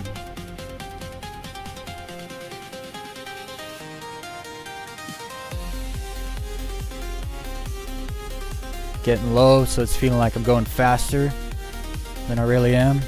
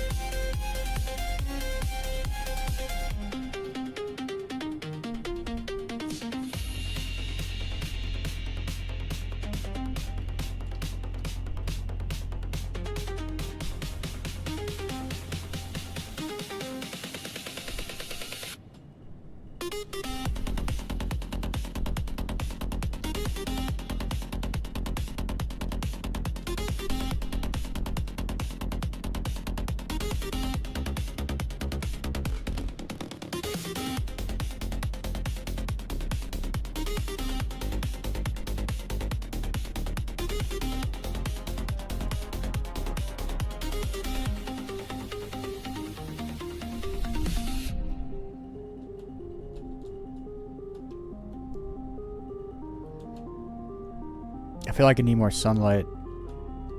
It's pretty low. I can see quite well, but when it kind of gets like this, it actually gets a bit blurry. I don't know why. It's not motion blur, it's I don't know. Like the sun has to travel through more of the atmosphere, so you know what I mean? The visibility is not clear, I guess is what I'm trying to say. I can see all the objects though, so it's not too big a deal.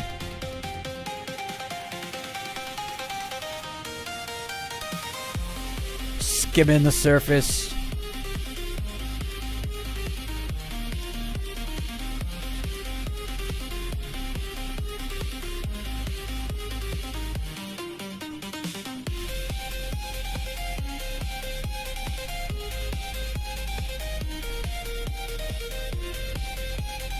Ah.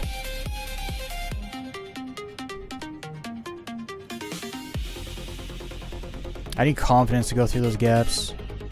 We usually start trying gaps like second run.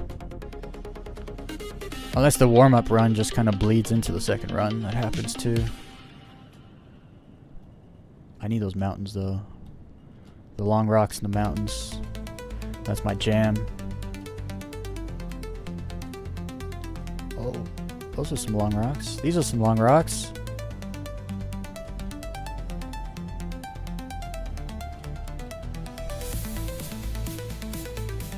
Oh, I missed that gap there.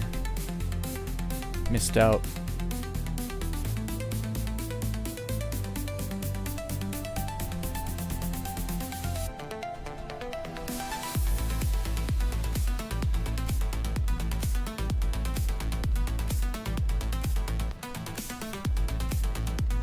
Oh, I'm already starting to get tunnel vision. We must be warmed up.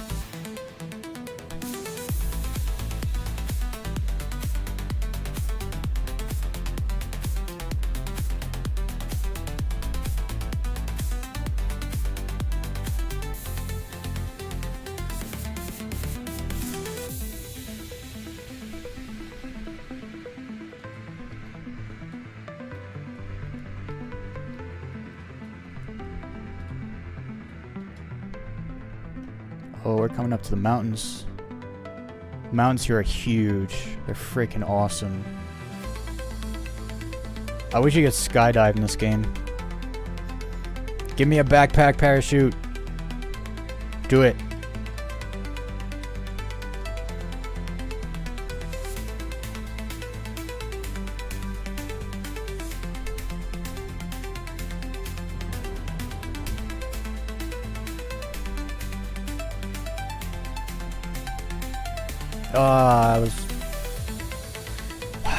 I need to scan ahead and like look for gaps.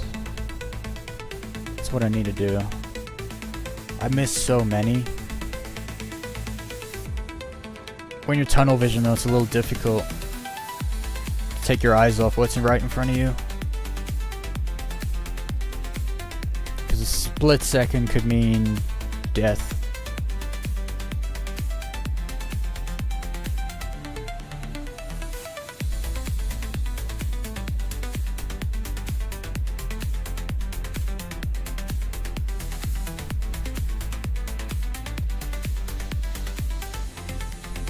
I'm seeing so many gaps, but like it's always too late.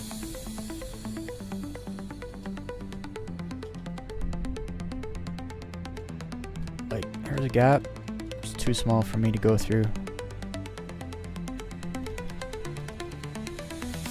Oh, that's a gap I could have gone through.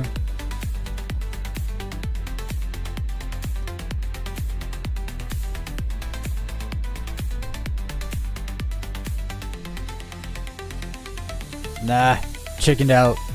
I chickened out.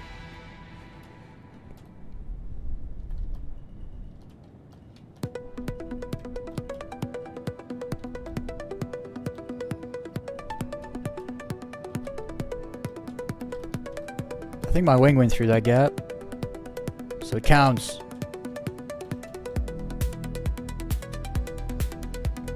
Oh, I love this song for low flying.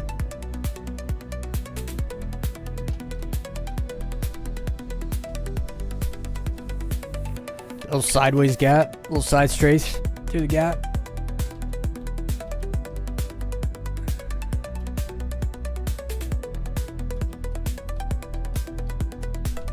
Oh, these little things get you. You gotta be careful. They're like cow patties. I don't know what they are.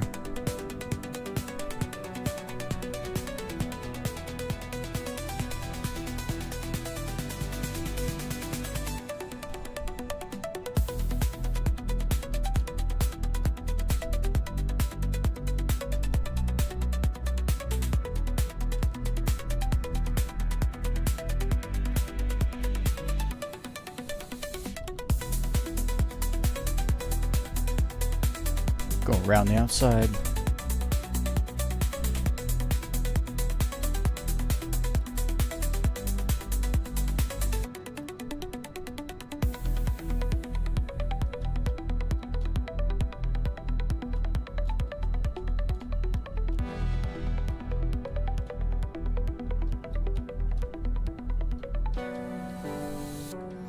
Oh, I love where you just barely catch yourself and you don't hit. Is the best.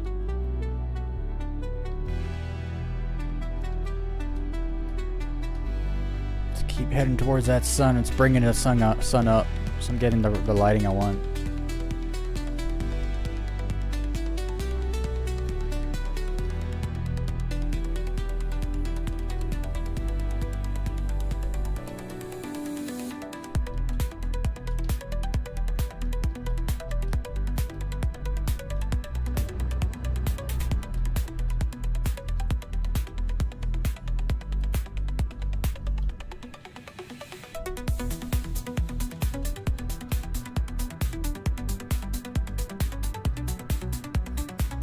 Dude, sometimes you blink and then you gotta like save your life because everything went wrong in the time that it took you to blink.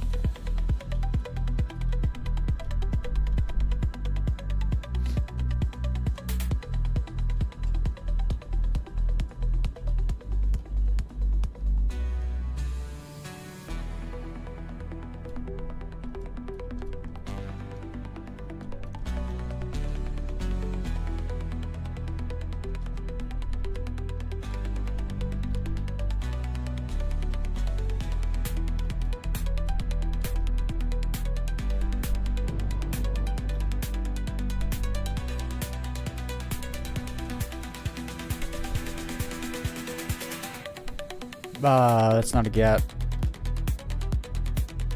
Perception can be tricky.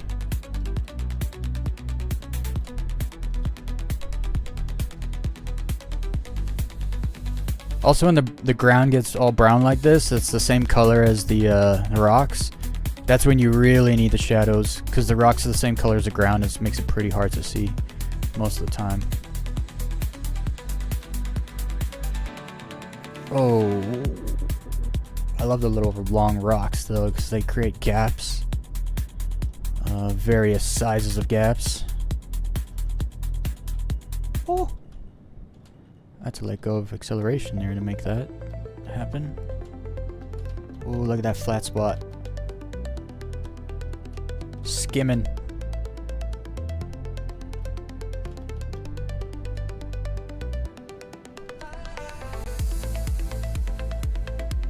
Oh, this is some of the house songs I made.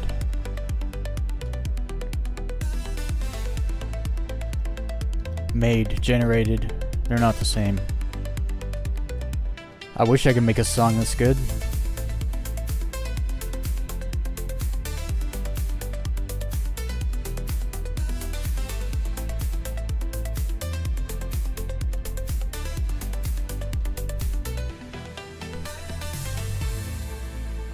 I hate when you're not lined up good for a gap, but you pass and you see it. It's like, oh, such a good gap I totally could have done.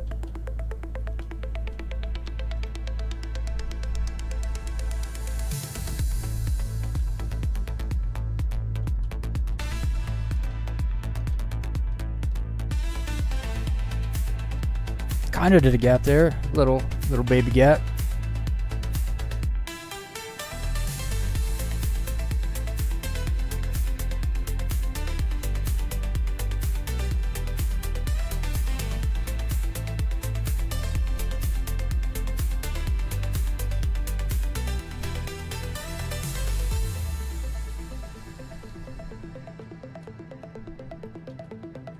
Oh, I didn't see those ones there. We still have wings. We're good.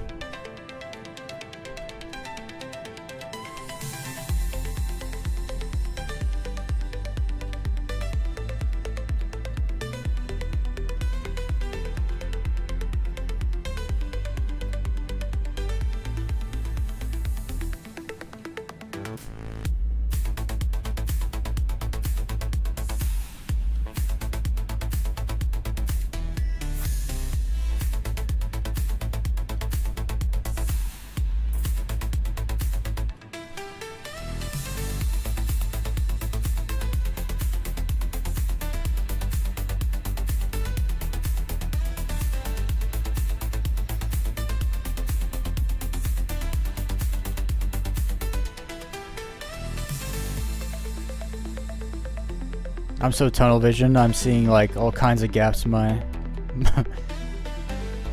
like ah! I see all kinds of gap in my my peripherals, like as I pass them, and it's like, oh, I totally didn't see any of that. It's kind of one of the reasons I also like turning side to side so much.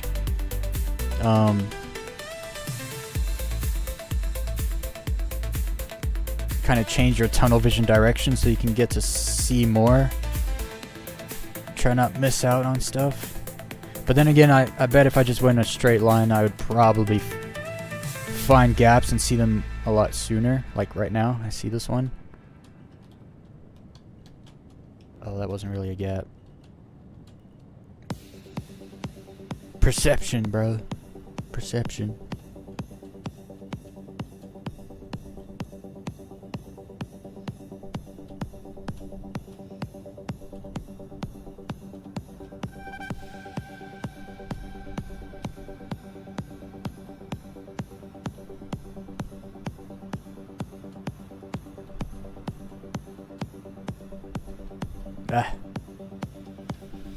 I need to get in a groove. That was terrible. I need to get better at doing gaps. You gotta stay low. I get too skittish and I go up. So a lot of the time I go over the gap. Just Gotta stop doing that.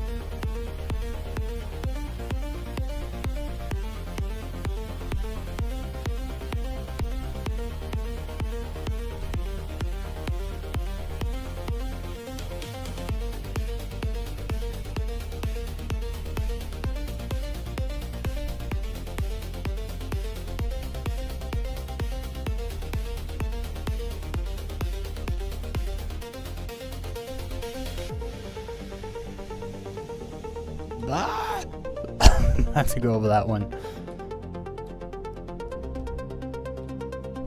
See, like, that's low. But it's not really... you gotta be between. The cockpit has to be between the gaps.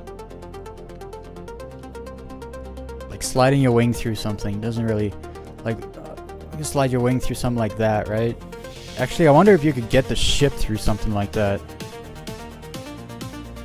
I wonder.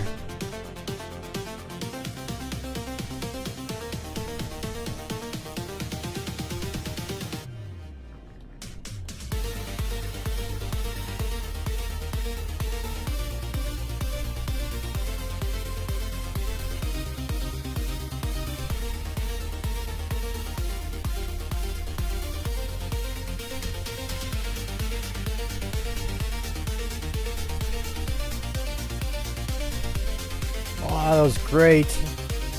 Little thread.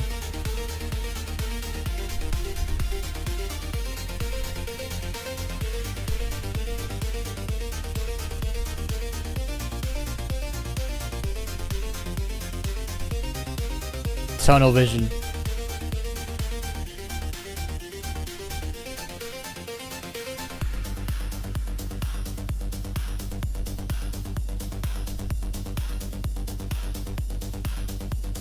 Oh yeah, buddy! Didn't even lose a wing. I think I gotta let go of my gas, the thrust, when I go through a gap. Because that's what I just did, and I had great control.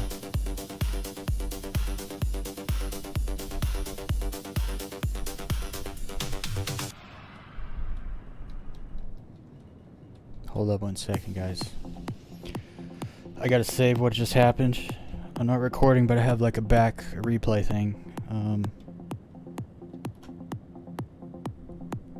I think that saved it. Just make sure. Do it again. Actually, I'm pretty confident right now. We're just gonna go for run number 2. Do a little recording.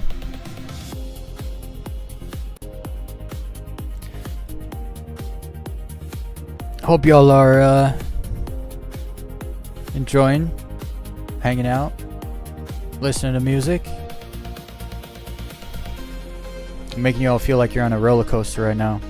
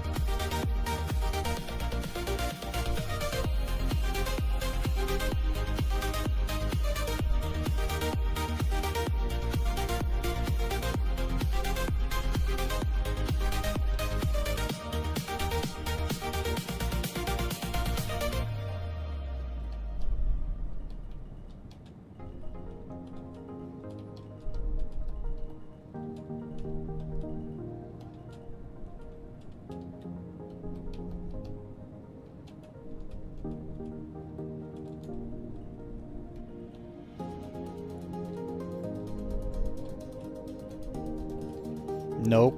Nope. Too scared. Some of those gaps are just a little too tight for me.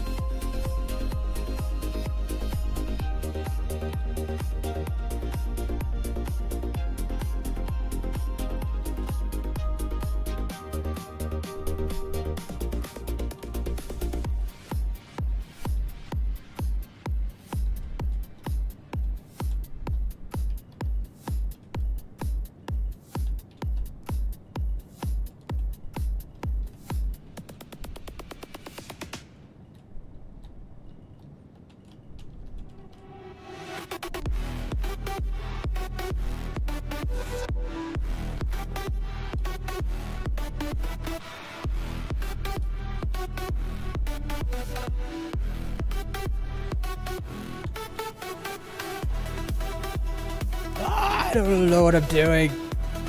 I'm not that good.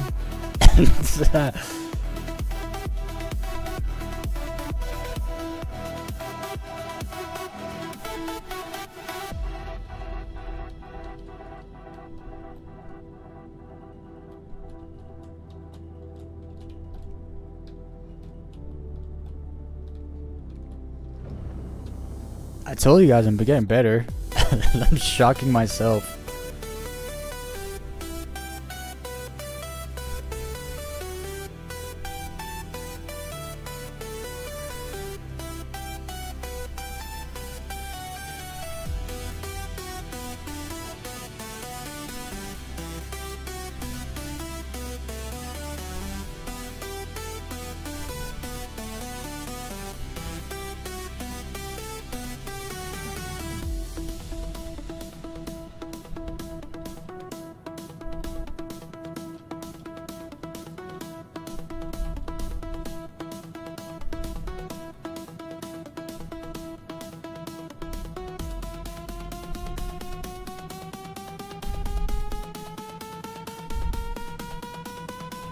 Oh, he bumped. It was such a light bump, I didn't even turn red. Because keep in mind, I'm in nav mode, so I don't even have shields. I don't think shields actually help you with collisions, though. I don't think.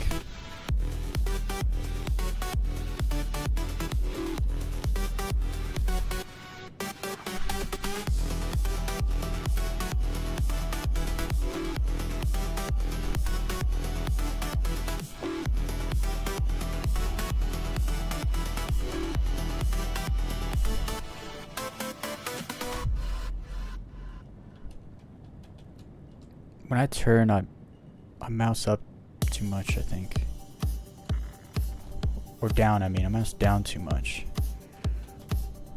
Like that. I gotta try to do it better.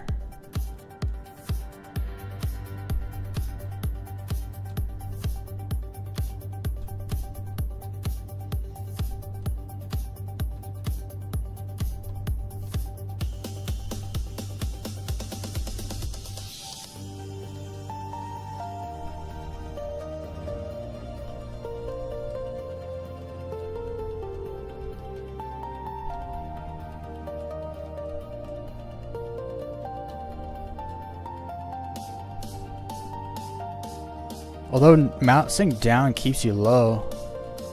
Like it keeps you back down if you kind of get too high. It is low fly after all.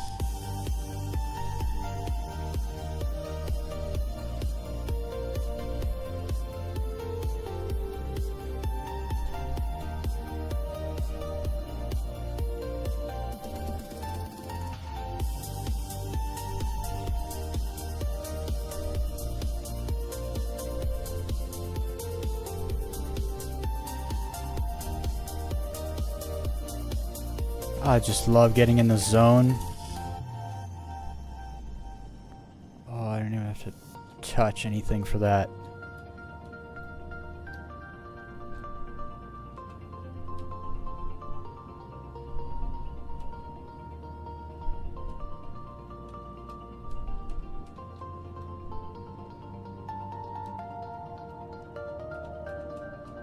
Look at that wraparound.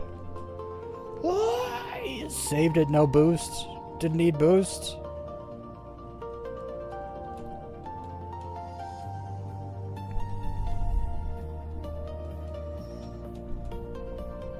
Again, I must repeat myself.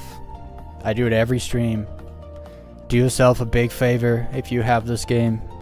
Go get an arrow and learn to low fly. It's different for everybody. You don't need sticks. I play mouse and keyboard. This is all mouse and keyboard. It is so fun. I can't even explain to you how fun this is. It's an absolute rush for like half an hour straight, or however long it takes you to die. At first you die a lot more. I'll promise you, you're gonna die a lot. But every death is a learning experience.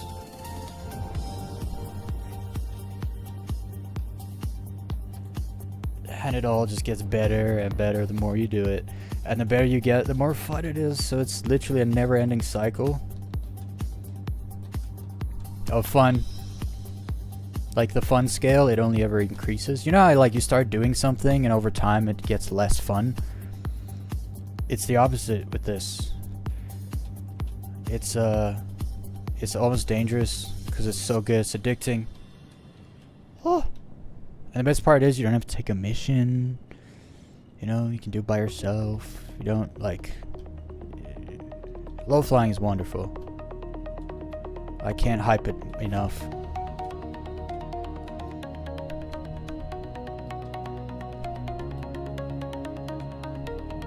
Oh, such a good swoop. Can't stop me.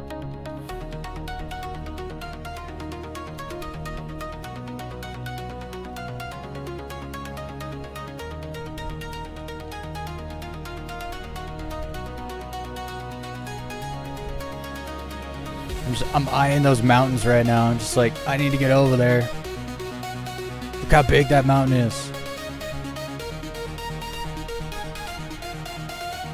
Oh, that was just a small peak of the mountain. Look how far up it goes.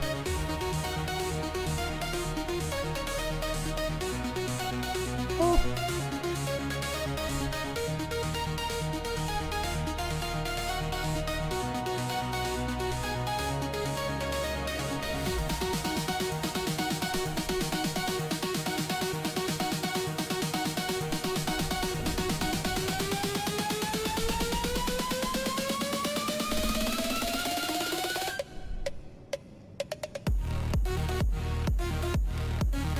That's a great song.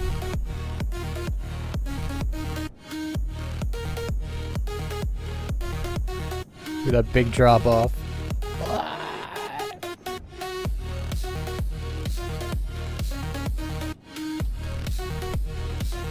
There's something about going downhill. This is intense. Catch it. Catch it.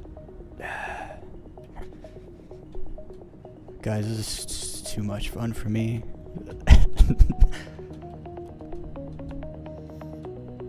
So I get so bothered when people are like, Star Citizen's not a game. Star Citizen's a scam. It's like, Can you show me something else that can give me this much fun right now? Because I don't know of it. I would like to know of it. I've tried doing this in Elite Dangerous. It's not the same. It's not even close.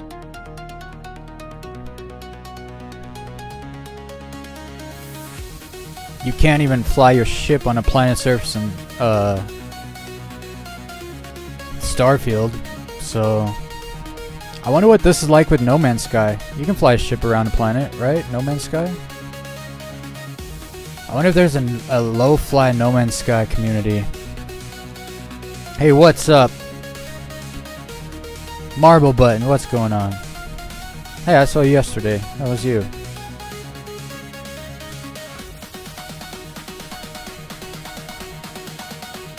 We're in a vibe right now. Just having a good time. Ah! It was inevitable. I've been out there. Oof, I've been out there over half hour. I've been out there 40 minutes. That was the warm-up run.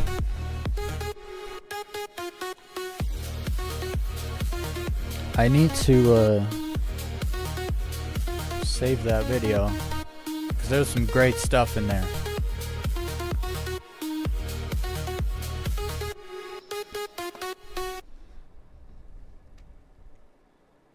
Oh, you asked how's it going? It's going great. I might have said that already.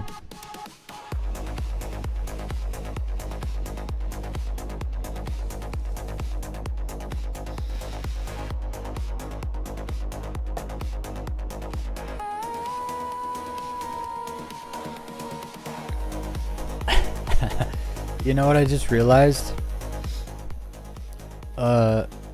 So I didn't have time to make the thumbnail. I've already explained this, and I just had a random picture of my character's butt, because I remember showing, like, I put on this flight suit, and I remember showing a friend, like, yo, this flight suit makes the female character butt look big. He was like, show me. So I took a picture and sent it to him. That's why I have that picture. And I didn't know what to do for the thumbnail, because I was like hard on time and didn't have any images to use.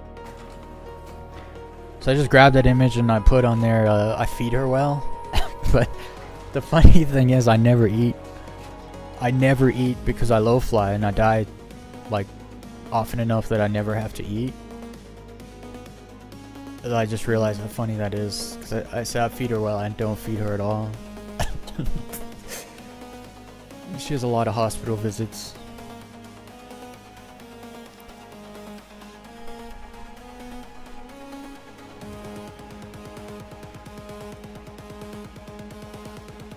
Alright, let's get back out there. I'll probably do one more run. We'll see how it goes. If I die after 10 minutes, I'll do another one, but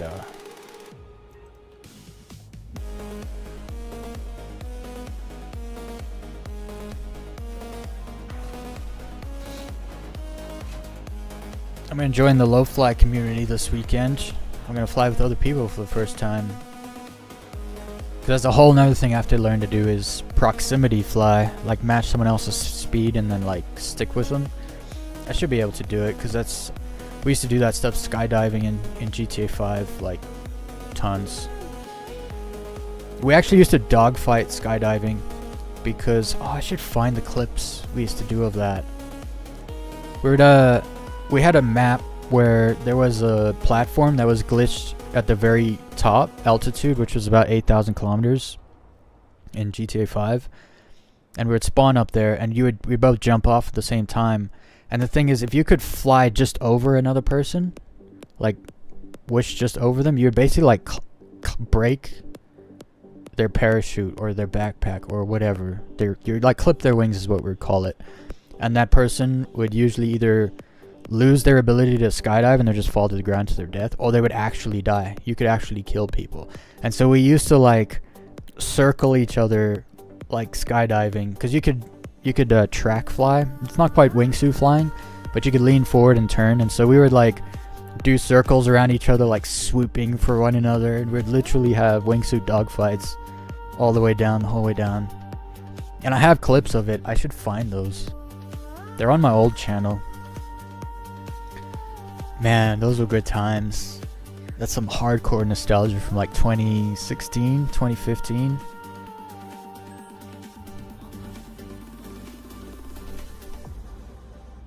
Oh, I need to open the door. So it looks like we're probably going to get an update next week. 4.2, Thursday or Friday. What's the date? It's the 7th. Now it's the 7th, so Friday, 7 plus 7. I think Alien Week starts on Friday or Thursday. That's probably when the update will drop. We'll see how that update is. Hopefully they fix some of these server issues, because they suck.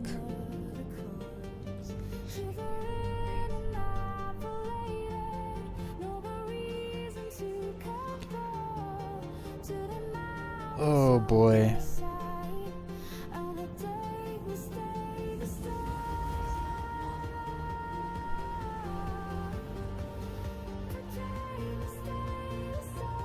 Did y'all fondle the like button yet?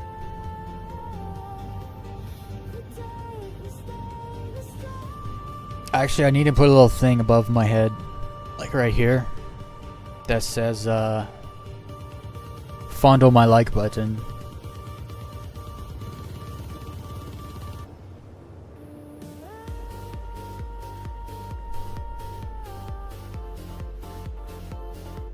When I generated this song, I told AI to use a female voice as a lead, like a lead sound. And this is what it gave me. I kind of like it.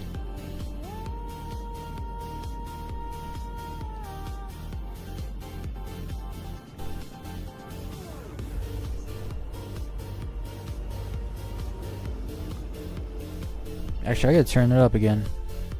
Can't stop me.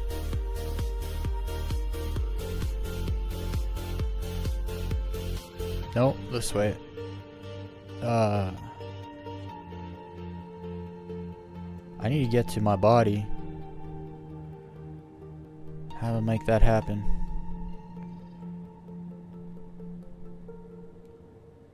This one, I think. Because where I was back there was so good. Just need to get on that side of the planet.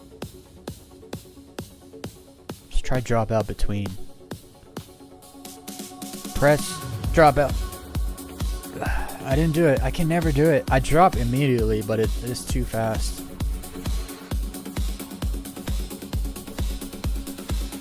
Yeah, I went all the way.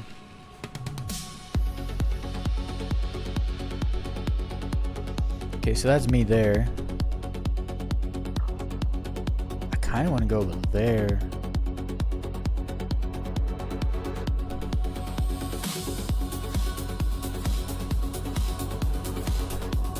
Right there.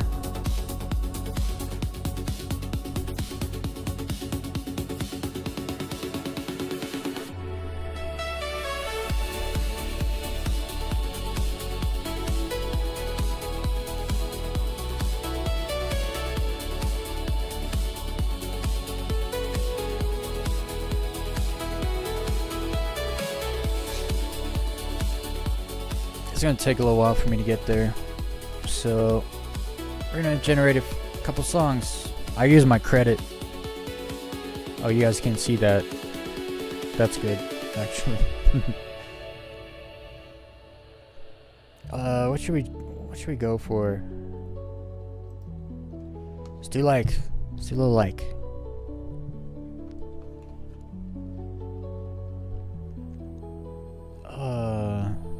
Like trance electro house.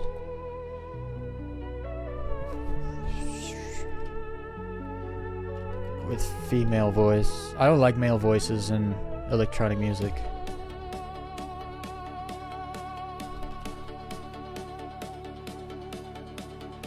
Yeah, let's see what. I don't even write the prompt.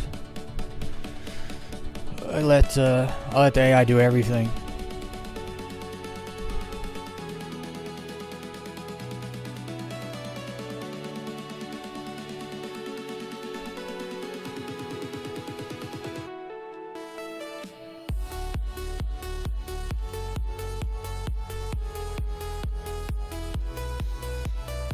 I just do that to make sure there's some kind of vocal.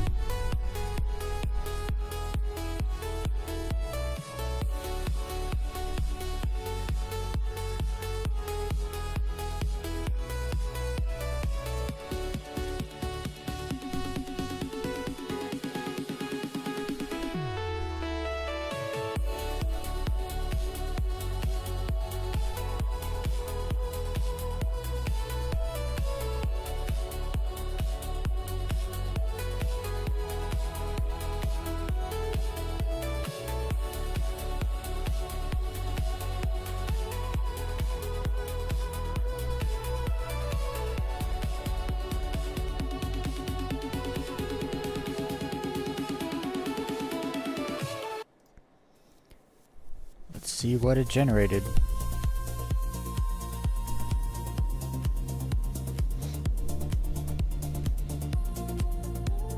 We're almost there. I'm actually gonna change direction.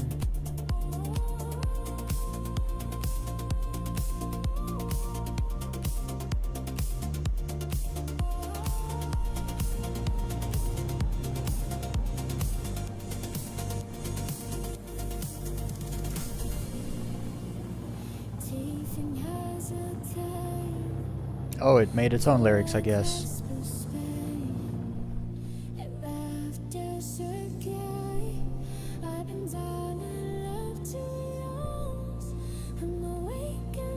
I have no idea what she's singing. I can't tell what words those are. They're always super ambiguous.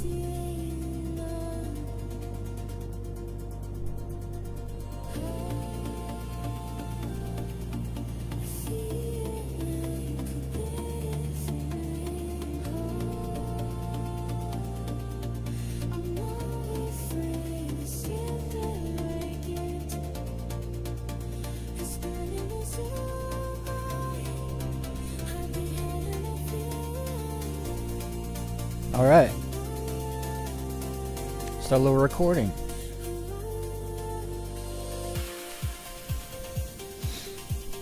Let's go have fun. Right?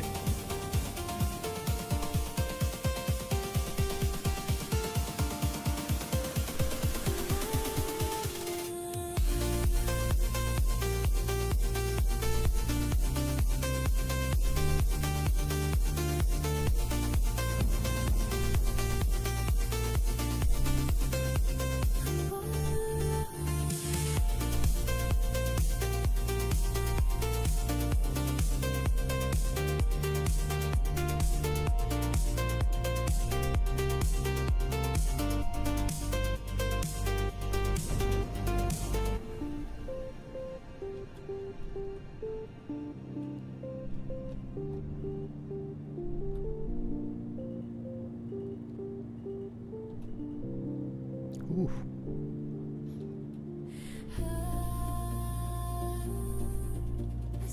Oh, look at that gap right there.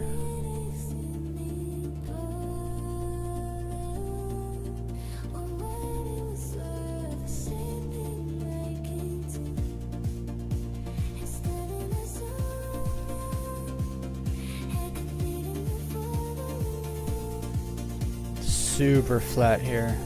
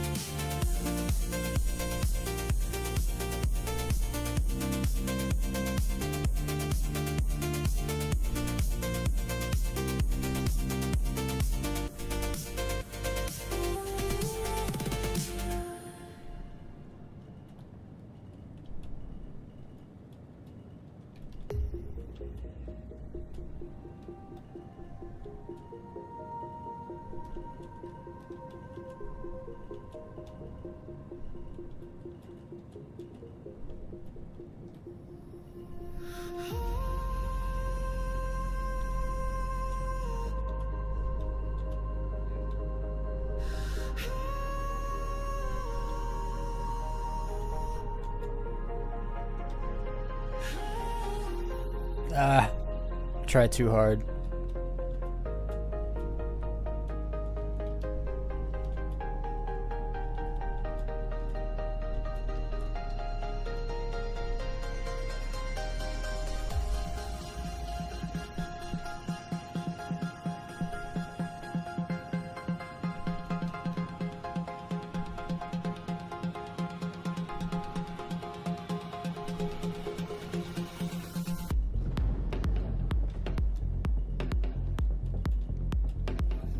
Song's weird. I feel like I'm on a construction site all of a sudden.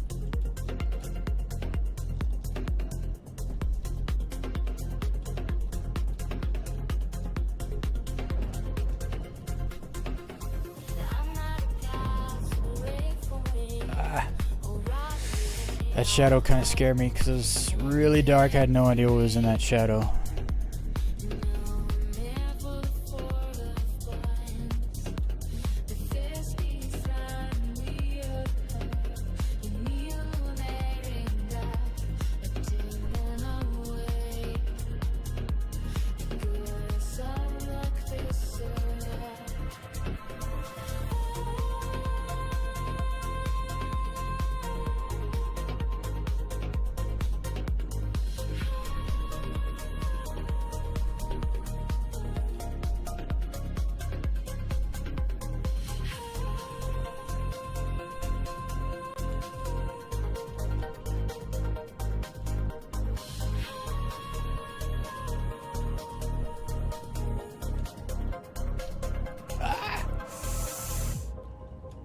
Lost control for a second there.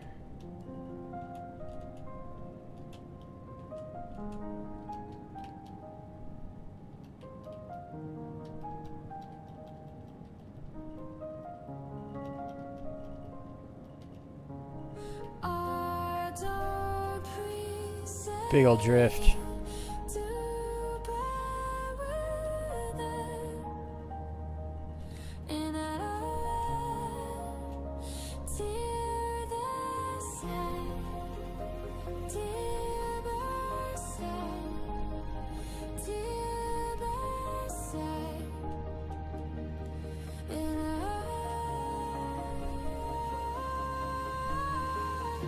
Look at the frickin' scenery up in this place, man. Scam citizen. They did nothing with... They took $800 million in and they didn't do anything. Right. They did nothing.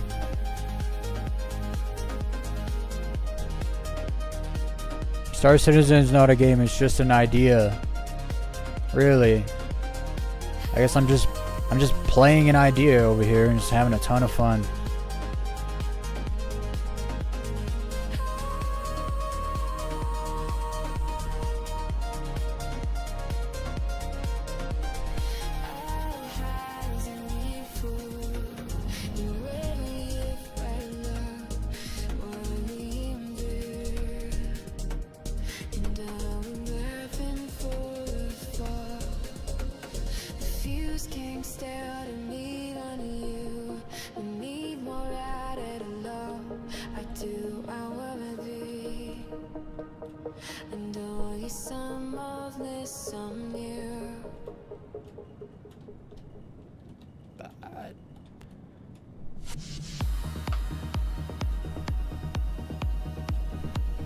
Oh, when you go through a gap, there's just a giant rock on the other side between the gap. That's why I love the side thrust. It's the bee's knees and the arrow.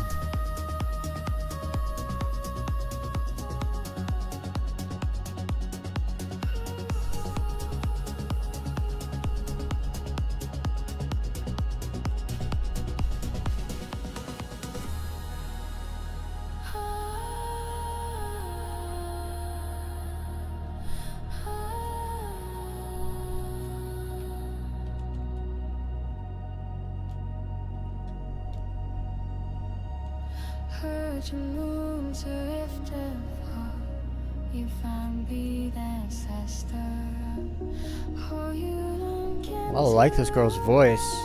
It's too bad she isn't real.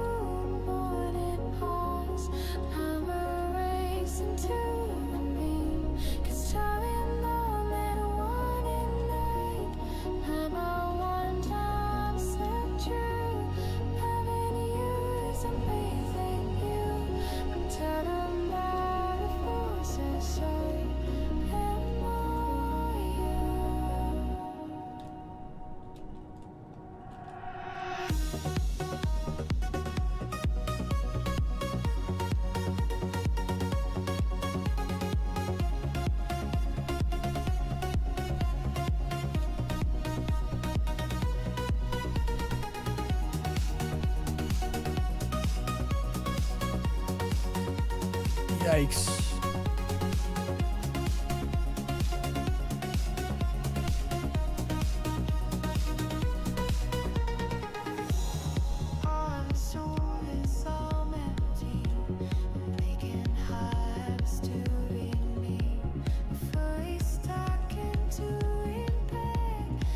Yeah, the long, slow drifts like that, I just love them.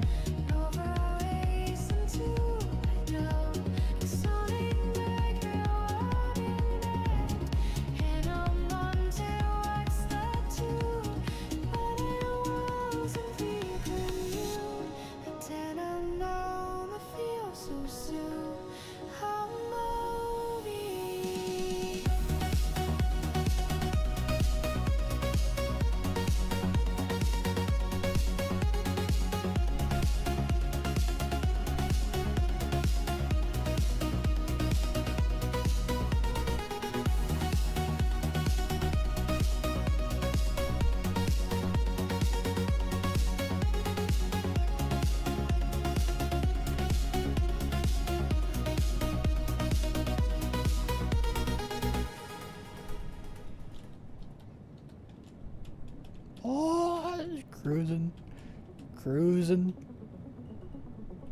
Just gotta treat the rocks like pylons, kind of try to weave them, drift weave them.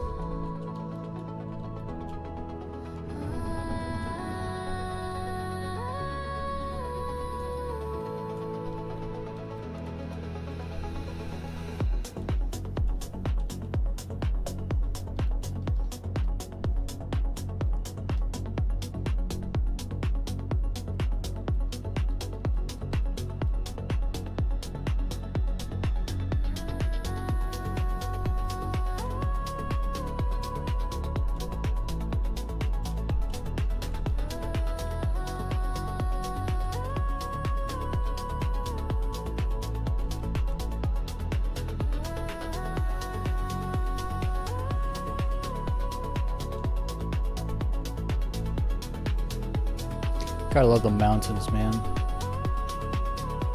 Such good terrain.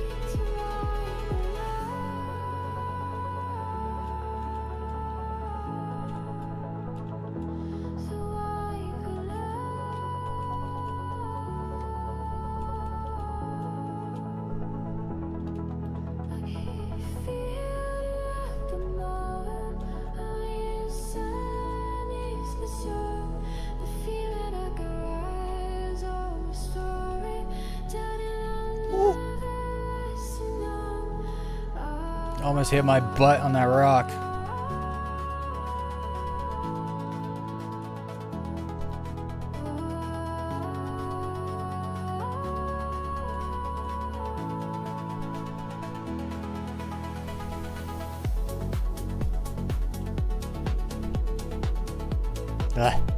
I got the confidence now. If it throws a gap at me, I'll do it.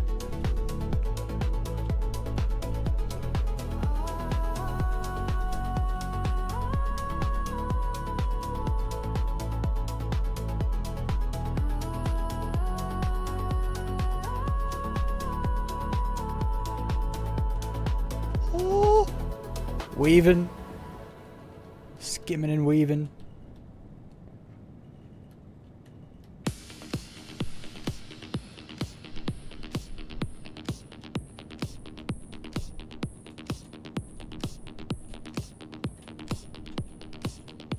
Ooh. Keep it low.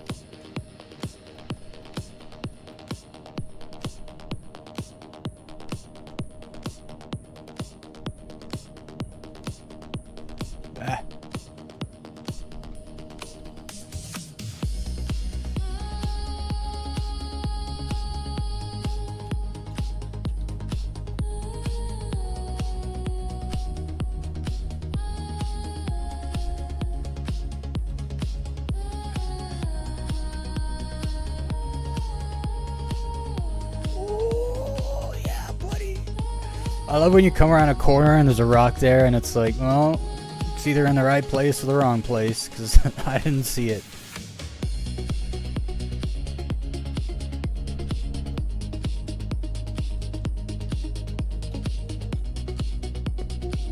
Skimming. No ways. I was like, I saw it. I'm like, we're going for it. I said if I saw a gap, I'm doing it.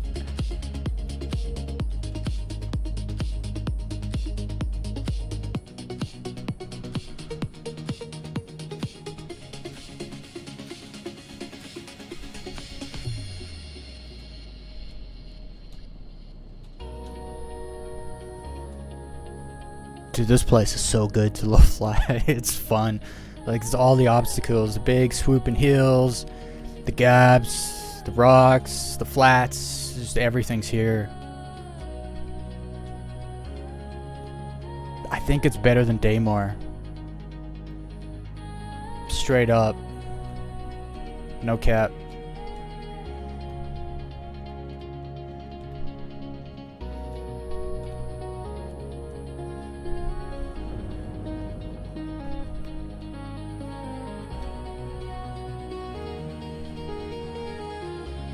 Little gaps. They're just showing up. We're sliding through them.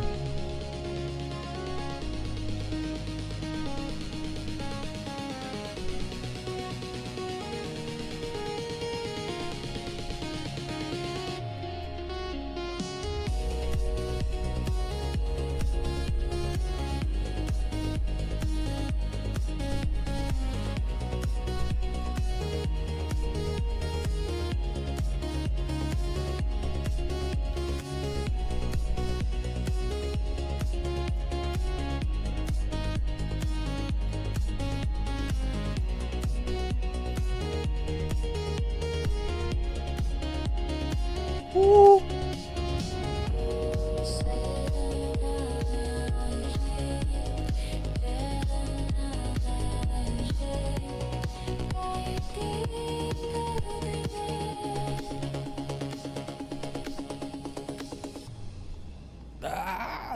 I love rolling around, but it gets super difficult because I don't have head look. What's it called? Head tracking.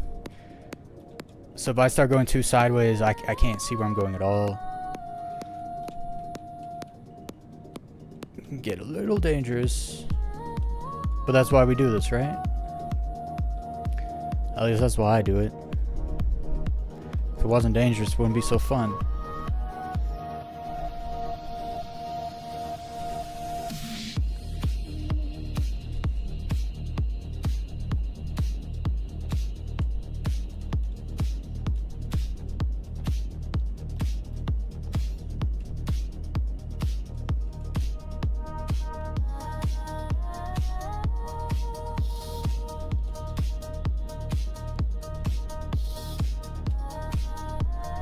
I need to get out of this mountain.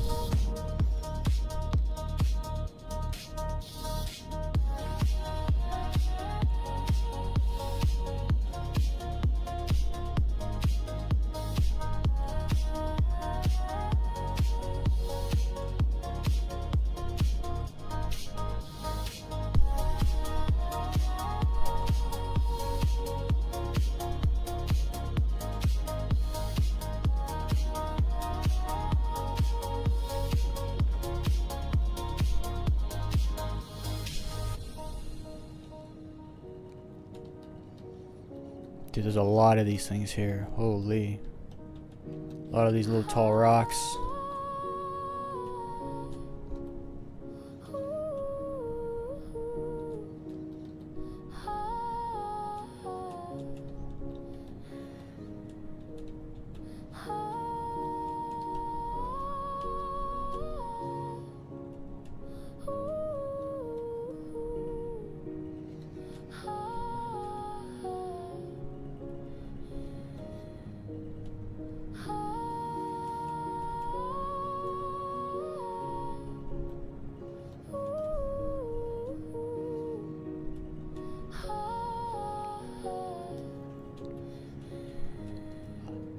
Shouldn't have made it over there. But my thumb just tapped the space bar. My thumb knows. Clearly my mouse doesn't know. It keeps nosing down so hard that I have to actually push the space bar instead of tap it.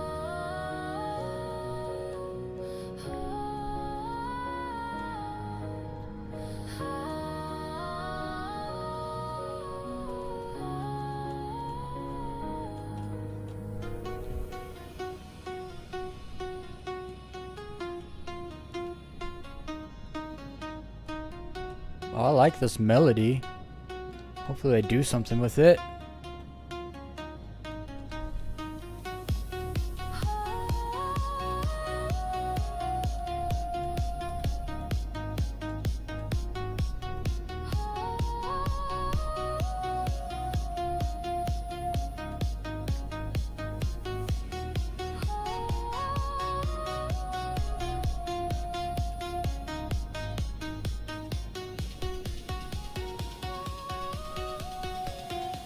Whoa.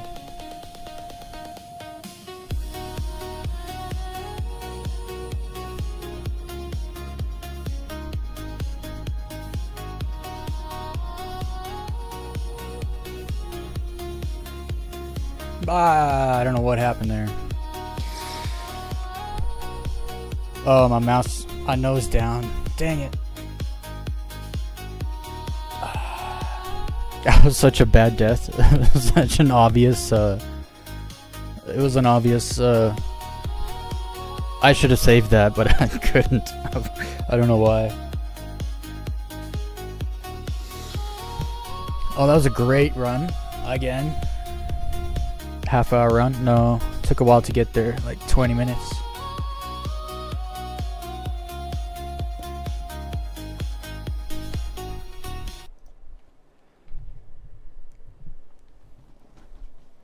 Alright, everybody. That's gonna roll in the end of the stream tonight. Thanks for joining.